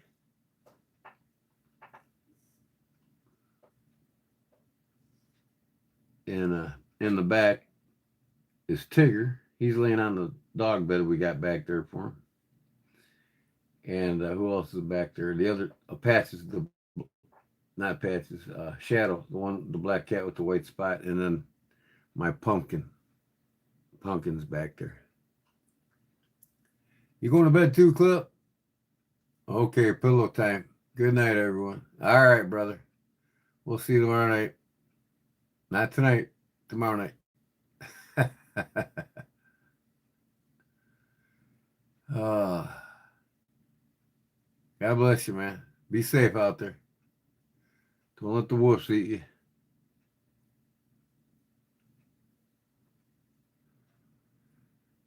Oh, yeah, it's getting late, ain't it? 3:15 here? Not really. 4 o'clock's late for me. I don't know if we're going to hang around till 4 o'clock, though. I need to get some shelving when I get my pension check because I want to get some glass shelves cut. I want to have 2 more rows of shelving in here because I can fill that case with 2 more shelves of knives. And it's kind of getting crowded now. So I want to put a shelf up in there. 1 shelf across. So I got 2 shelves now, the top shelf, the middle shelf, and the bottom, of course. So I want to have 2 shelves in the middle. I'll lower that middle shelf down a couple notches. Then I'll put maybe three or 4 notches. And then put another new one above it. It's getting crowded in there now. And I got enough fixed blades stored away. I could fill that whole next shelf. Then I got to clean my shop tomorrow. What are you doing? Huh? You gonna stand up now? Huh? Oh, you want me to rub you? Okay. He wants a butt rubbing. See, he's gonna put his asshole in you guys' face. Show off that ass, kitty. What the hell is that? What are you doing over there? Blackie came in here from the other room. He's up on my bench. What are you doing up there? Don't touch my tripod. He's gonna knock my tripod over.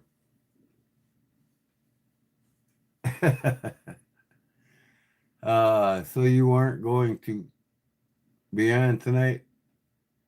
No, not tonight. Every other night. Tomorrow night. Not tonight. Tonight is, we're at 3:17. We're 3.5 hours into today. So tonight, no. Because I was live.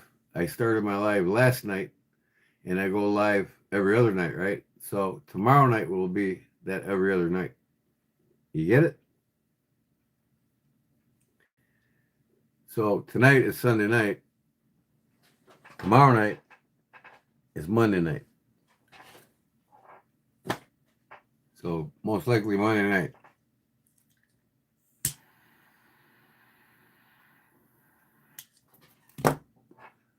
Tomorrow night's not my giveaway. It's the next Sunday. Every other Sunday. If I was making more super chats, people were sending me more donations, I'd do it every Sunday, but I can't afford it. I'm on a fixed income and I did it as long as I could do it.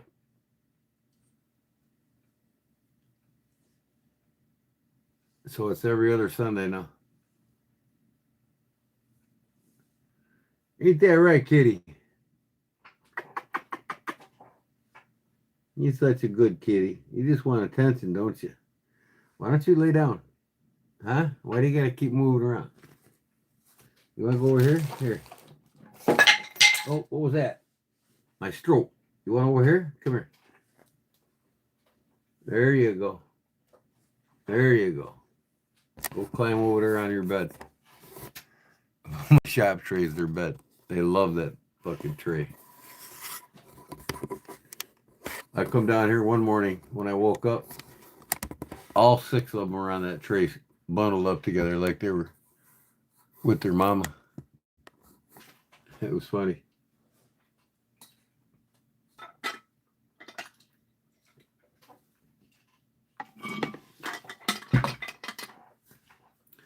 This worm maker, I think I gotta sharpen this thing.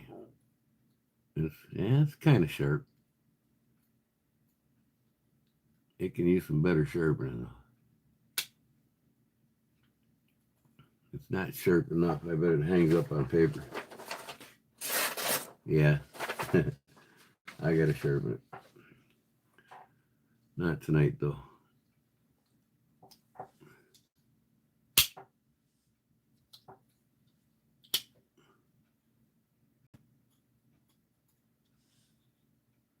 It's a honker, man. This is a big knife. It'll get you in and out of the woods. I wonder how old Tony's doing, man. I hope his stroke didn't disable him. I have to go on his page and ask his wife, see if she answers me. I don't think anybody's found out about him yet with how he's doing.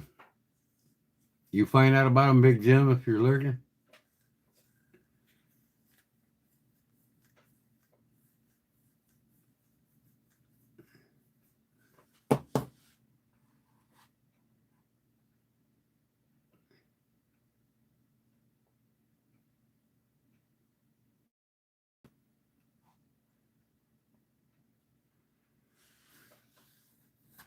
That cuts down on confusion too. What's that, Barbara? So you aren't going to be on. Oh, cuts down on confusion. The giveaways, yeah.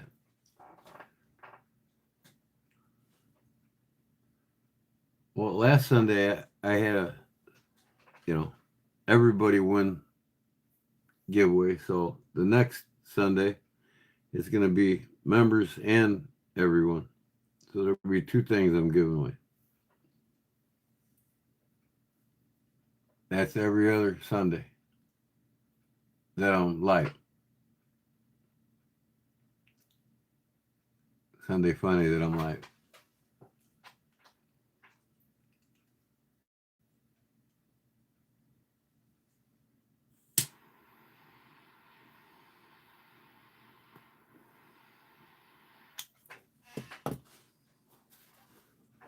I think on the first, when I get my pension check, there's an antique mall that's south of me about an hour and a half. I haven't been to it yet. And it is freaking huge. And I want to go live in it. I'm talking, they got 5 buildings full of antiques on a farm.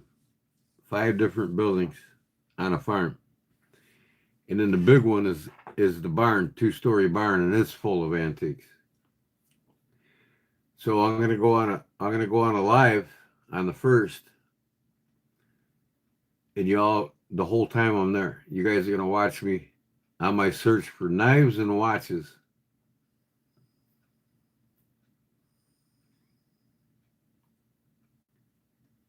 And you just imagine how many antiques are in 5 different buildings. And that barn's twice as long as my barn here. It's a 60-foot barn, probably about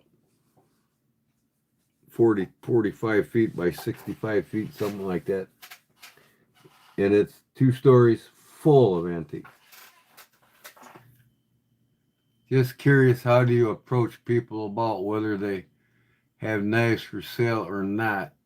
Do they have them displayed, or are they kept somewhere else, or what? Well, at the antique stores, they're on display. But if I go to a big place like I'm going to on the first, to that antique barn, you generally, the employees that work at the desk knows where everything's at for a long time. And I just knives and where's the watches,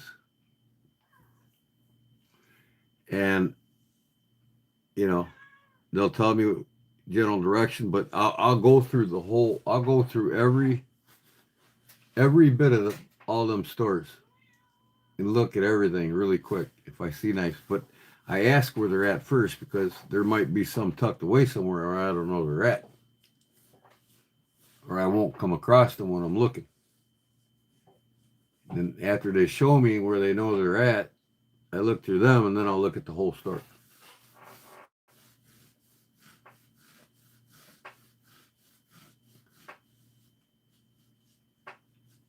But yeah, you're at an antique store, they're on display.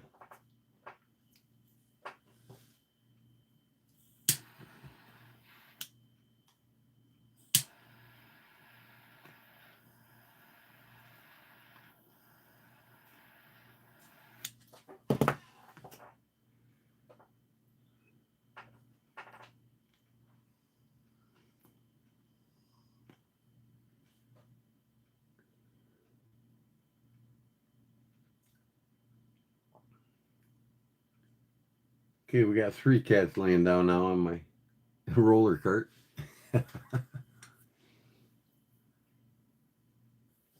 I'm really talking about your yard sales. Well, when I go to yard sales or garage sales or even auctions, but usually when I go to them,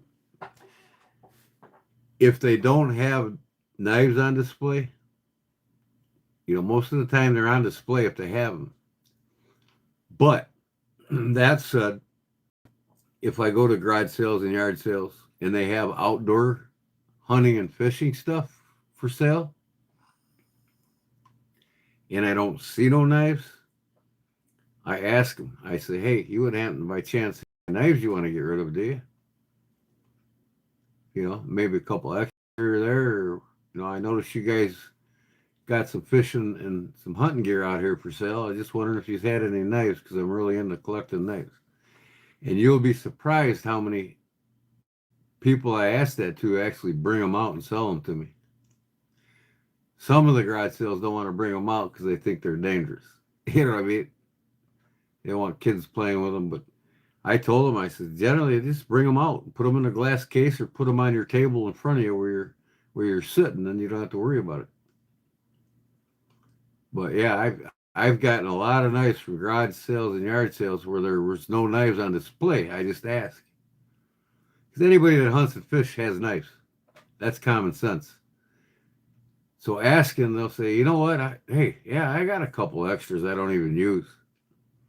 And they'll bring out some dandies, man. I'll be like, oh, yeah, a couple cases, and I don't use these folders. I'll sell you one of these.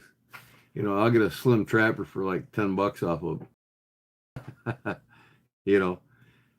So, yeah, if you don't see nothing at the garage sale, yard sale, just ask. And even the state sales, yeah. But not so much estate sales.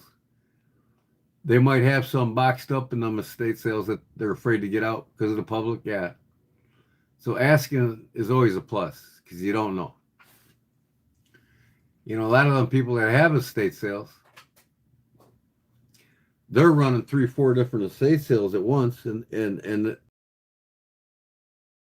estate sale going on over here. We got some knives over there. I said, oh yeah, where's that at? And they'll tell me, they'll give me their card,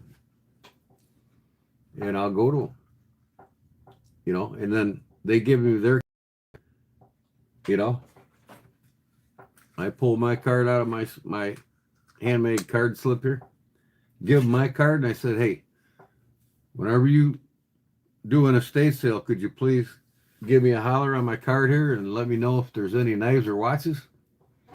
I want to be the first to pick through them, and I'll pay you the upfront money for them, because a lot of the estate sales, by the end of the day, the last 2 hours they'll drop. Sometimes they drop the prices down 50%. You know, I've gotten some knives at estate sales that were $10. I come back the last couple hours and wait around, and everything's 50% off now, and I'll get that same knife for $5. So it's a game you learn to play the more you do it. Yeah, I get good ones that way. I mean, each year I probably pick up at least 100 knives between garage sales, estate sales, and yard sales and auctions. You know, one day I got, just hitting garage sales, I picked up 12 less than $100 for them all. You know, in most of them's like this. You know, something a little bit wrong with them, change the scales, or just even they just need good cleaning up and they look brand new again. You know, I mean, something like this age, if I was to buy this in excellent shape, it's a $400 knife. You know,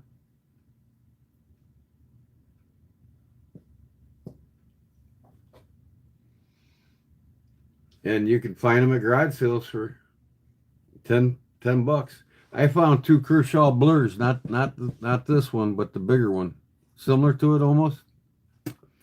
In fact, I traded them off to Big Jim. He's got them both now. $120 knives in the box. I got them at a garage sale for 20 bucks. Brand new in the box.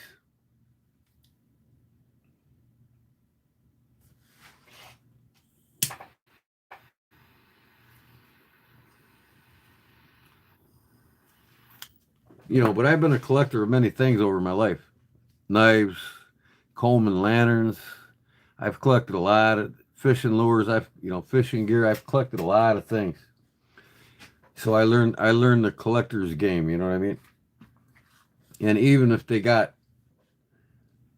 a knife listed for 25, 30 bucks, you know, you're at that garage sale and it's the last day of the garage sale, or it's only a 1 day sale. And you're there with a couple hours left. You say, hey, they want to sell everything they got on their tables. Hey, you got 25 on this knife. Will you take 15?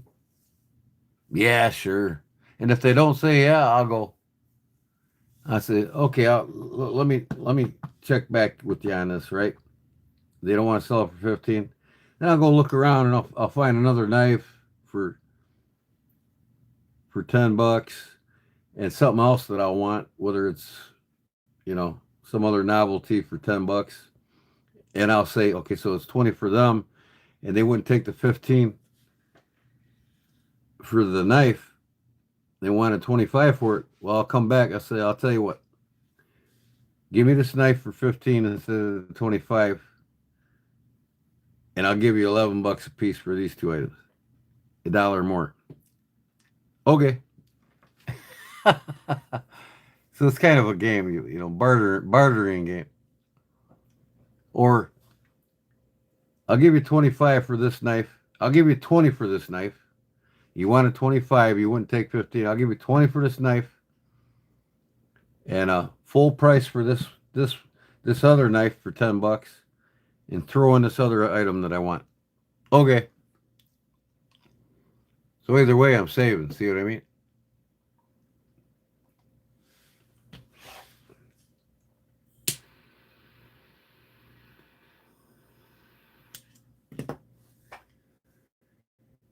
If they threw in that other item, that's taking $10 away from the total purchase of what they wanted. So essentially, I took that knife they wanted 25 down to the $15, and they didn't even know it.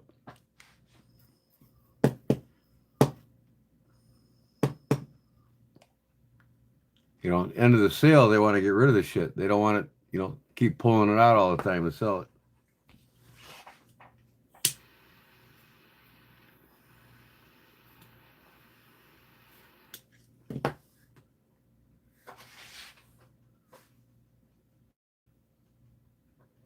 Horse trading, cool.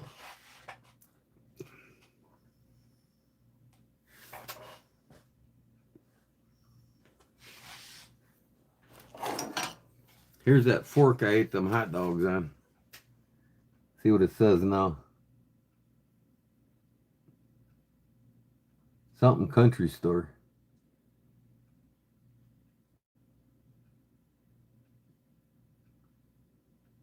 Man, I can't quite make that out. I can get my magnifying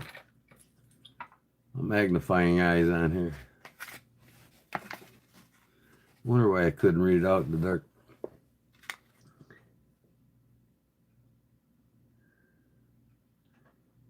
Man, it's kind of a messed up stamp. Sorrow.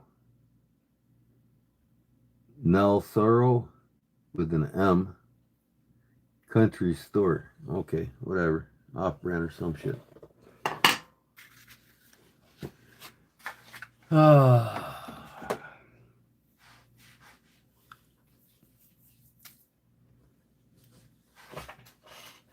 Yeah. I gotta go get me a battery tomorrow. Ace Hardware for this damn watch so I can get it back together. It's one of them wide ones. But this is a 1974 Fossil digital watch. Like in mint shape, man. I stole this thing. I think I paid $5 for it. 1974 Fossil digital watch. And it works perfect. If the battery went out on it.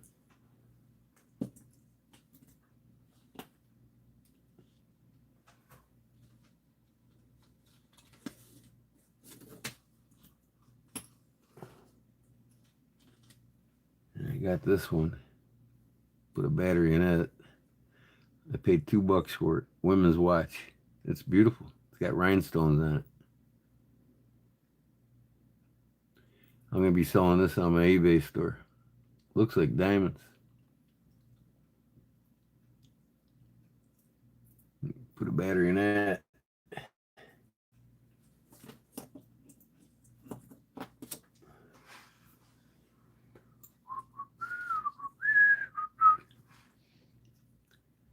Yeah, not real horses, just barter.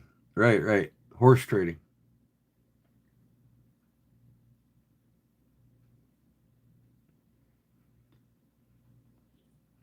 Basically the same thing, bartering.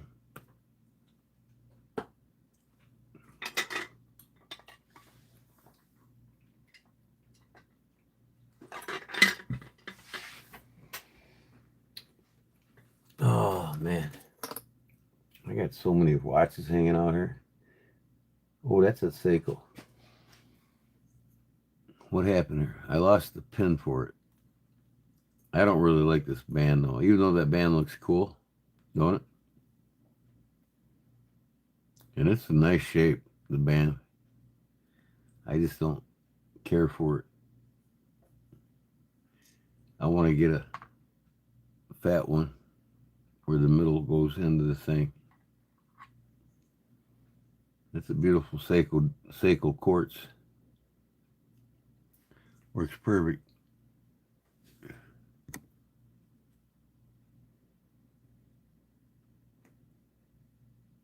I don't know what I paid for. I think I paid like $5 for this thing. Garage sale.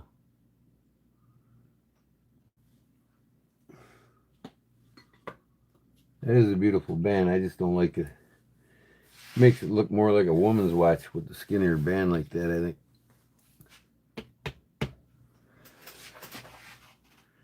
Yep, this one's going to go on my eBay store. You got a kid that needs a good watch? I'll tell you what, this is it. It's dusty. I just got to clean the band off. I'll get it looking new before I send it out to somebody that wants to buy it. It works perfect. This is a Perry Ellis designer watch here. But it looks like a diver watch, like a chronograph diver watch. But the bezel doesn't even move. It just for looks. Rubber band with some nylon stitching in it. Bands would look better. Yep. I might make a band for that.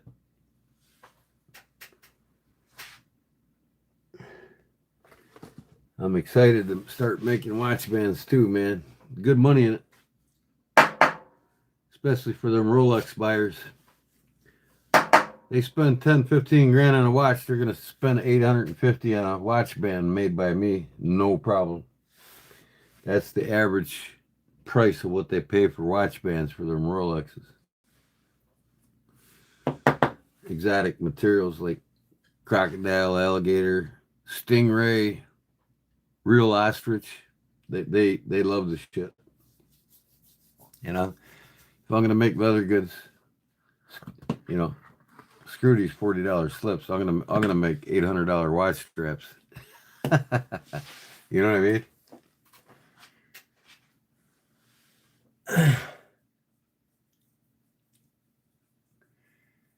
So nobody else is here. There's 12 watching, nobody talking. So Cliff went to bed. Mouse, I think he's gone now. He might still be lurking. E Real Deadly. Hey there, brother. What's up, E Real Deadly? How you doing? You just now finding my life? You're into knives and leather like me? If so, like and subscribe, man. This is the most fun knife channel on all of YouTube. Well, I was live. I had a campfire outside my backyard when I started my live tonight. Bonfire weekend, I usually have a bonfire. And then showing off some of the knives I made. Here's one of them here.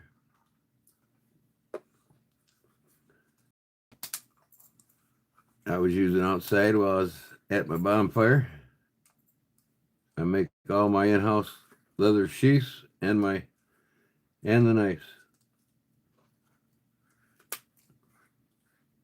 I also make folding knives. This is my folding lockback right here.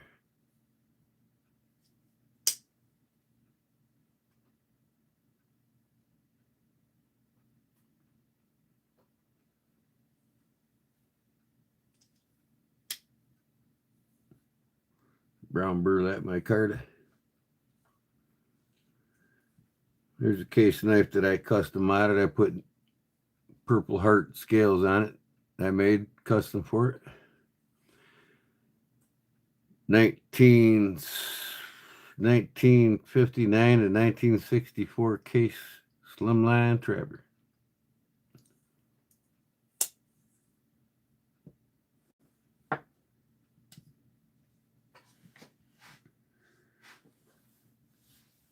Stabbing weapon.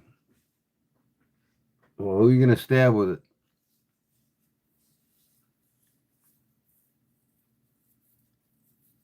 Oh, thanks. Yeah, that's what I do here, Kodiak Edge. I'm a bladesmith. I make custom knives.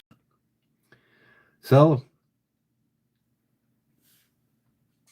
Custom leather work. Sell it. Got an eBay store if you want to check out my goods. Back eBay. All my links are in my description of my YouTube channel.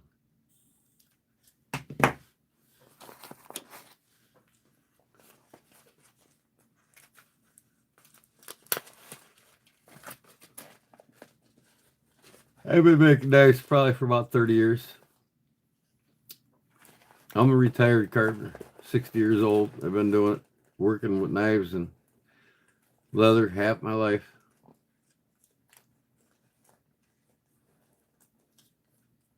Oh yeah, I smoke Captain Black tobacco. I'm an old Irishman at heart. This sheath I made here for Victorinox custom. Irish. Green clovers.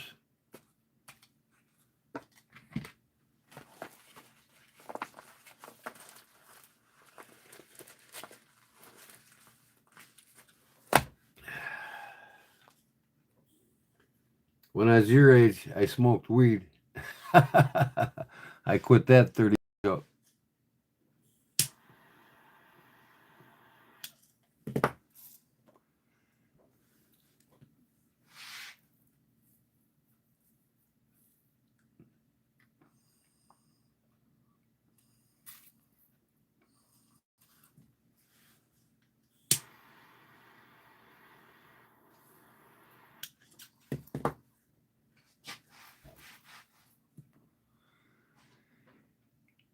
So, like I said, Barbara, it's getting late.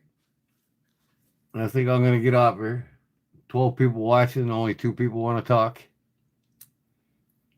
So, what type of metal you use to make your blades? What type of metal you want them made with? That's the question. Typically, high carbon steels right now.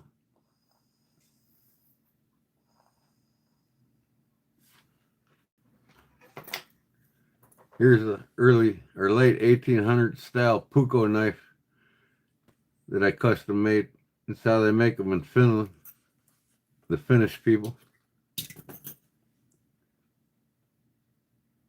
I got a brass inlay and a handle. That's stacked birch bark. This is traditional how they made them over 100 years ago. That's the belt loop catch.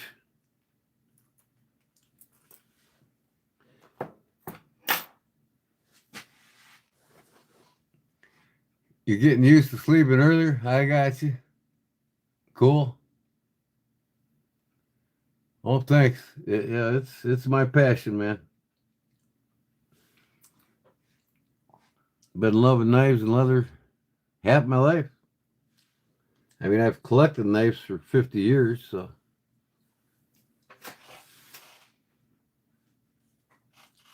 And I like to make things. It's my biggest passion. I used to make fishing lures, and I quit doing that.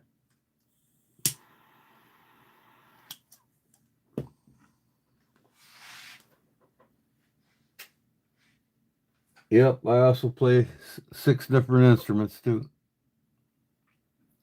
I'm very spontaneous. I like doing lots of things. You know, custom shop here. I got upholstery work. I do custom upholstery work on vehicles and woodworking. I got woodworking shop in the back there through that door. Knife shops back there. Collect knives. Close this case here, and then my display case. I got boxes of them ready to go in here. I got to put another shelf up.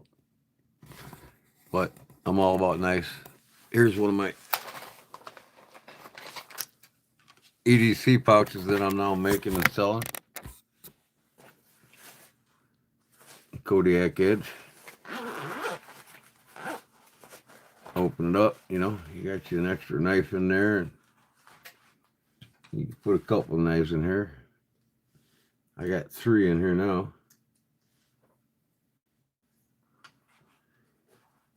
This is an EDC pouch that you'll carry on you. It's got a belt slip right here. Then I put my wallet back here behind the knives when I'm in public so nobody can pocket pick me. Then in here I got my tokens, extra business cards, extra lighter, a little file nail here, a couple extra things. I make these and sell them. I make all kinds of things, man.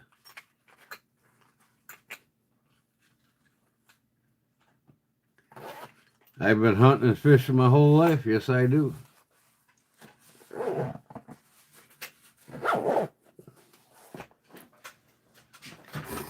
What do you see behind that guitar? Can you see it? Behind that red guitar.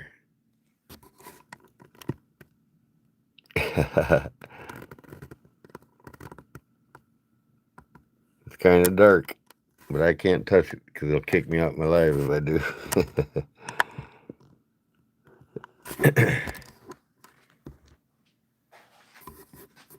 That's a 300 blackout made by American Arms.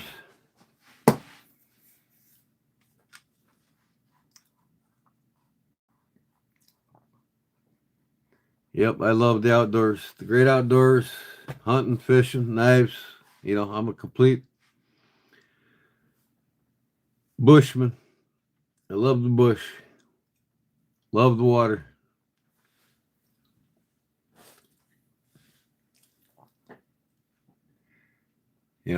As you get older, you learn to enjoy life more and do things the way you want to do them. You know, I'm retired now, 60 years old.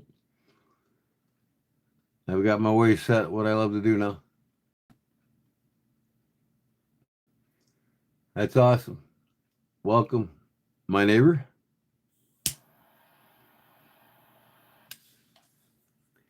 Or should I say, do you have any hobbies, eh? Or do you speak French? And I'm just south of you, man. I'm just south of Chicago in Illinois.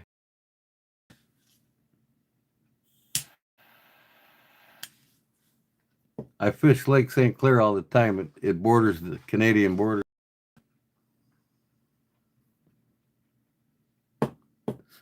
That's cool. Scrolling through the net, showing some love. I do that too, man. I'll just flip through one on my notepad. I'll flip through one live after the other, see who the hell's talking about what. See what I like.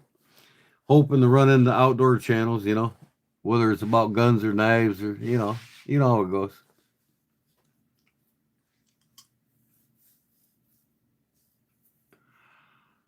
Who's the president now in Canada? Is it still that NATO or whoever the hell he is? I can't recall. I thought he got out and you guys got elected a new president or something.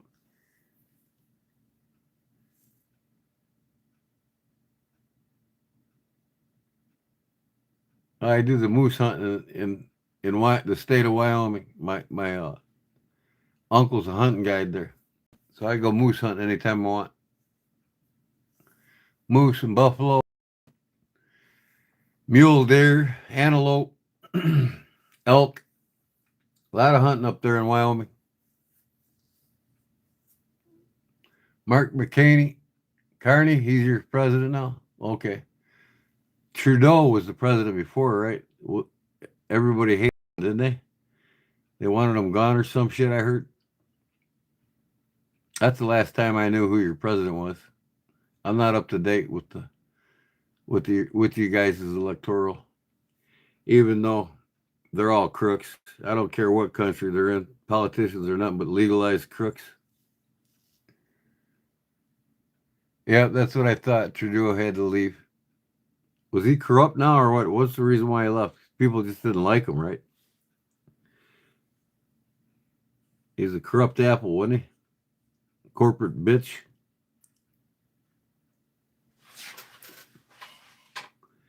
Mexico's got a new president, female.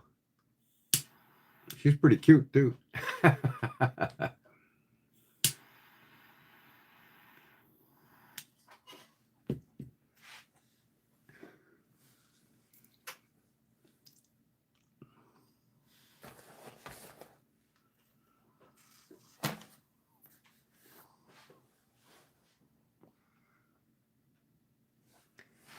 Oh, yep, 4 o'clock. I'm out of here, guys.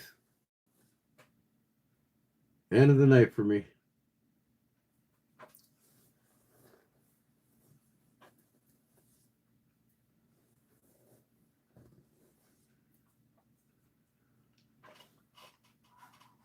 Do do do do do do.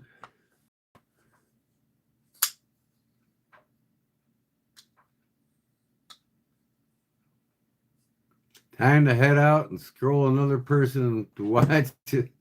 I'll let you get your rest, brother. Okay, thanks, man. Hey, go like and subscribe to my page, man. I'm usually live every other night talking knives, guns, and leather, and even fishing. So if you're into the great outdoors, you're in the right spot. I appreciate you swinging by. You know anybody that's into knives and leather as well, tell them to hit me up. Thank you. I appreciate it. God bless you. Have a wonderful evening. Yep, I can talk guns. I talk guns lots of times here. I get talking with people all day long. I'm an ex-vet, so what's that tell you? Thanks for stopping in, man. I appreciate it. Rock on, bro.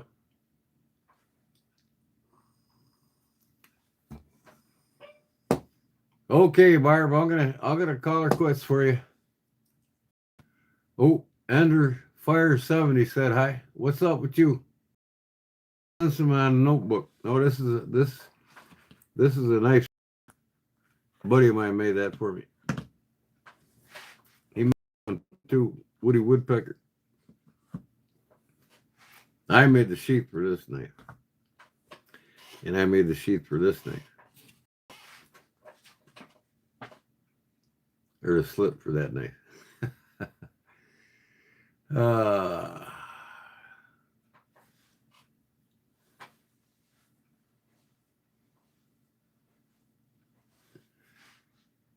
Ender Fire 70 CC. Is that like a motorcycle? Just seeing the trying to wonder what it means. Oh yeah. I'm gonna definitely have a good sleep here in a minute.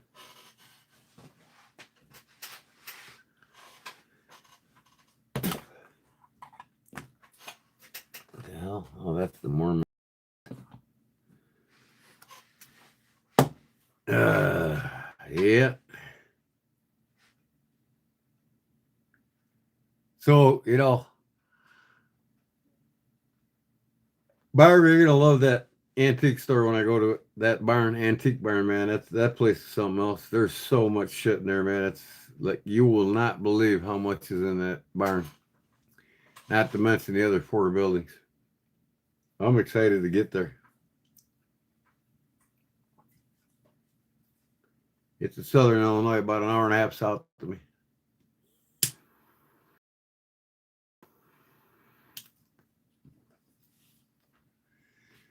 Well, look who fucking shows up now that I'm getting off. What's up, Jason? Illinois Canarum is in the house, y'all. Hey, did you get them dates from me for that sign or that print up thing you're gonna do? I get paid on the first, so if you can have her done by the first, that'd be great.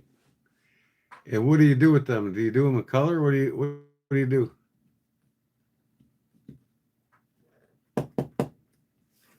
Just one color with the printer? How does it do it?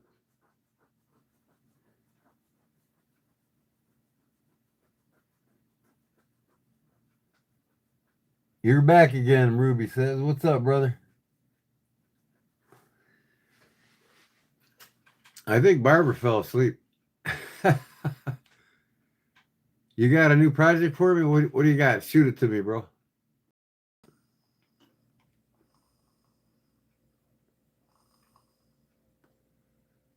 I'm good for a challenge on a new project.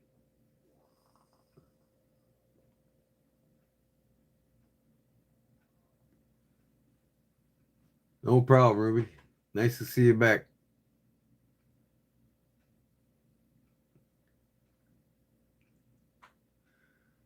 I want to send you a pattern with the project. I've made a couple of water bottle holders for carpenters. They put it on their carpenter belt, carry their water bottle in it. I actually have a pattern here for it. But you just show me a picture and I can replicate anything you show me.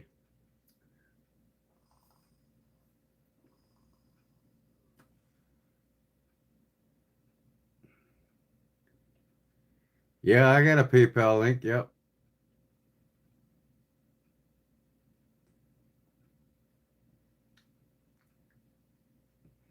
I'm going to cut out the project with a laser and fill it with resin. That sounds cool. Kind of like stained glass, right? That'd be awesome, man.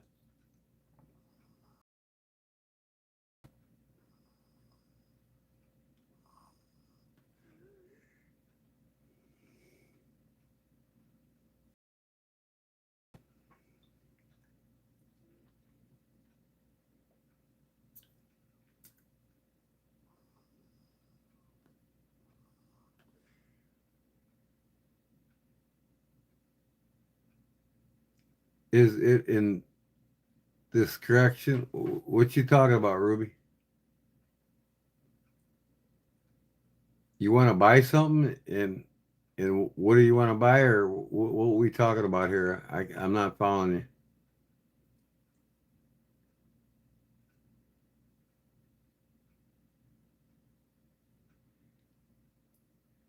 you. Was you the gal that sent me $50 that one night?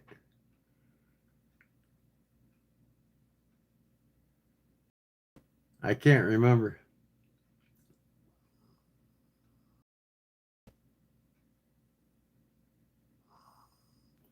My payment method is PayPal, yeah. Or if I list something in my eBay store, you can buy it there. What did you want?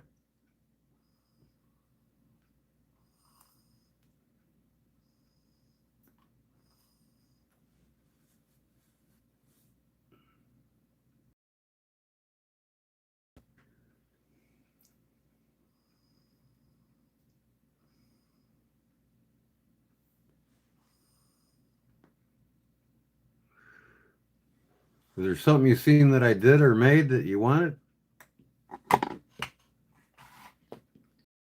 You got to refresh my memory.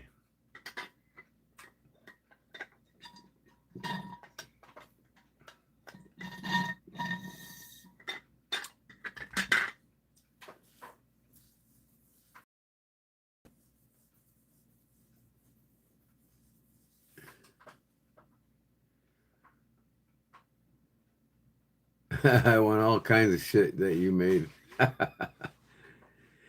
Well, and let me know when you want it. That's all.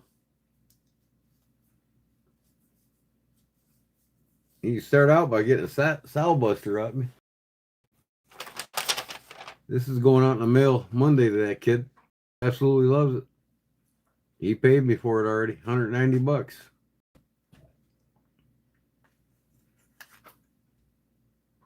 Buster.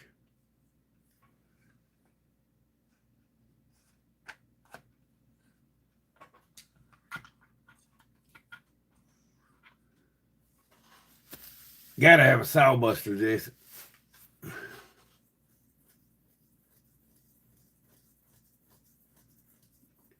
He want it. Shit, don't give me. 190 is cool. Yeah, that's a good price for that knife. Some people sell them for 390, 290.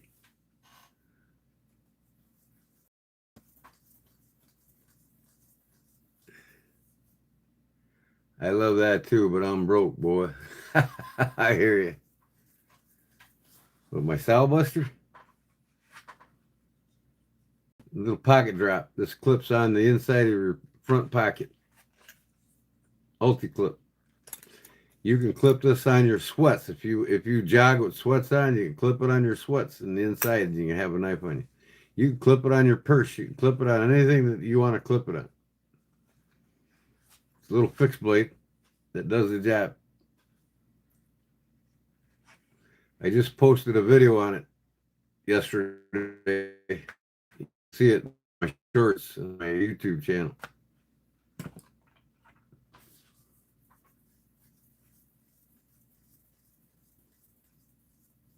I got pixelation here. My video is kind of breaking up. So if you go to my shorts and watch the video on it, you'll see a close-up of it.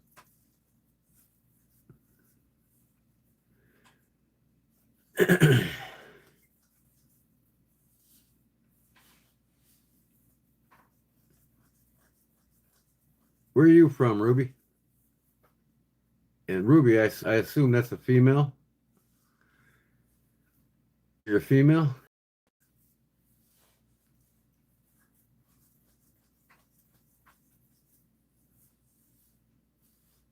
Was Watson? Okay. He's watching the short on it?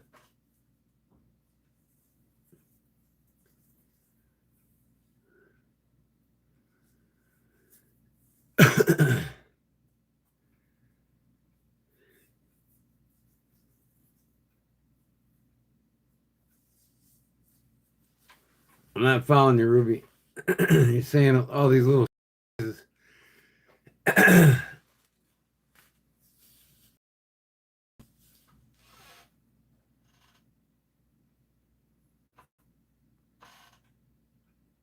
You're in Canada. Okay, well,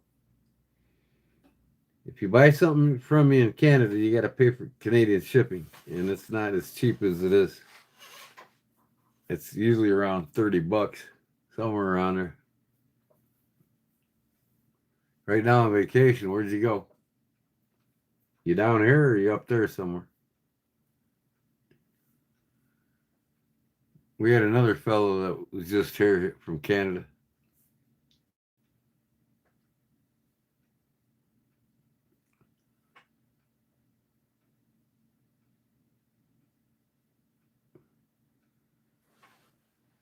Crossing that border hurts. Yes, it does. Thanks to our wonderful president, right?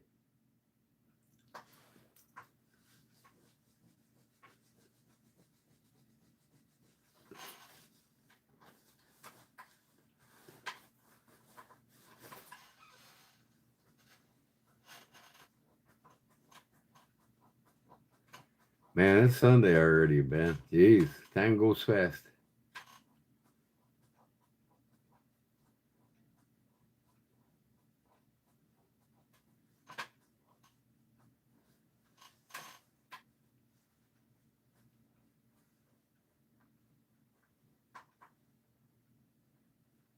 The older you get, the faster it flies. Yeah, that's for sure. Yeah.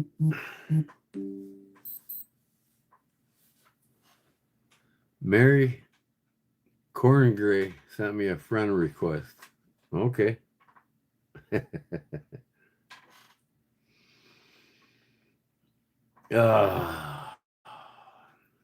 think I need to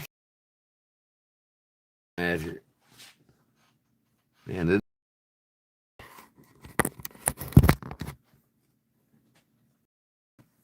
76%, not bad.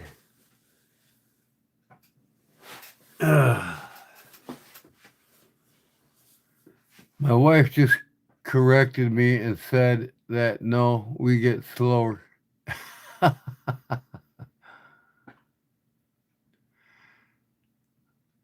I bought stuff yesterday on Wise payment. Got it from China in 4 days. Wow. Shipped, not from Amazon. I got you.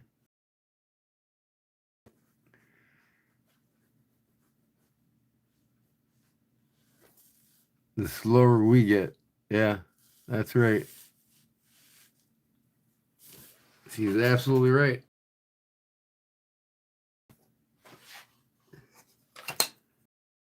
The knife I carved tonight by the bonfire.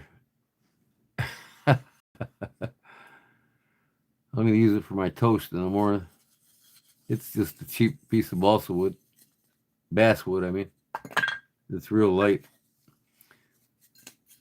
It won't last long. You got to use a harder wood for this stuff.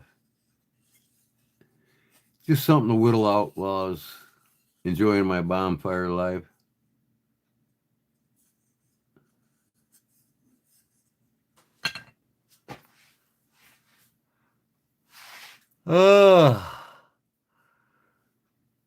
Well, I'm going to get off here, Jason. I'm getting tired. Time to go hit the old pillar.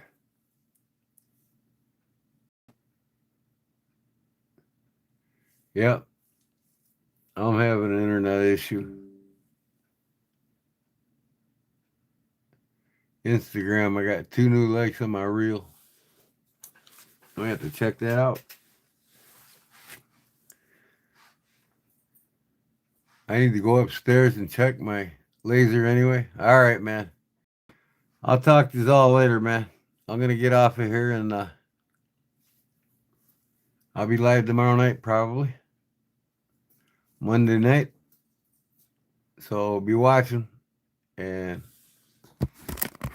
I'll see you then, guys. Peace. God bless. Love you.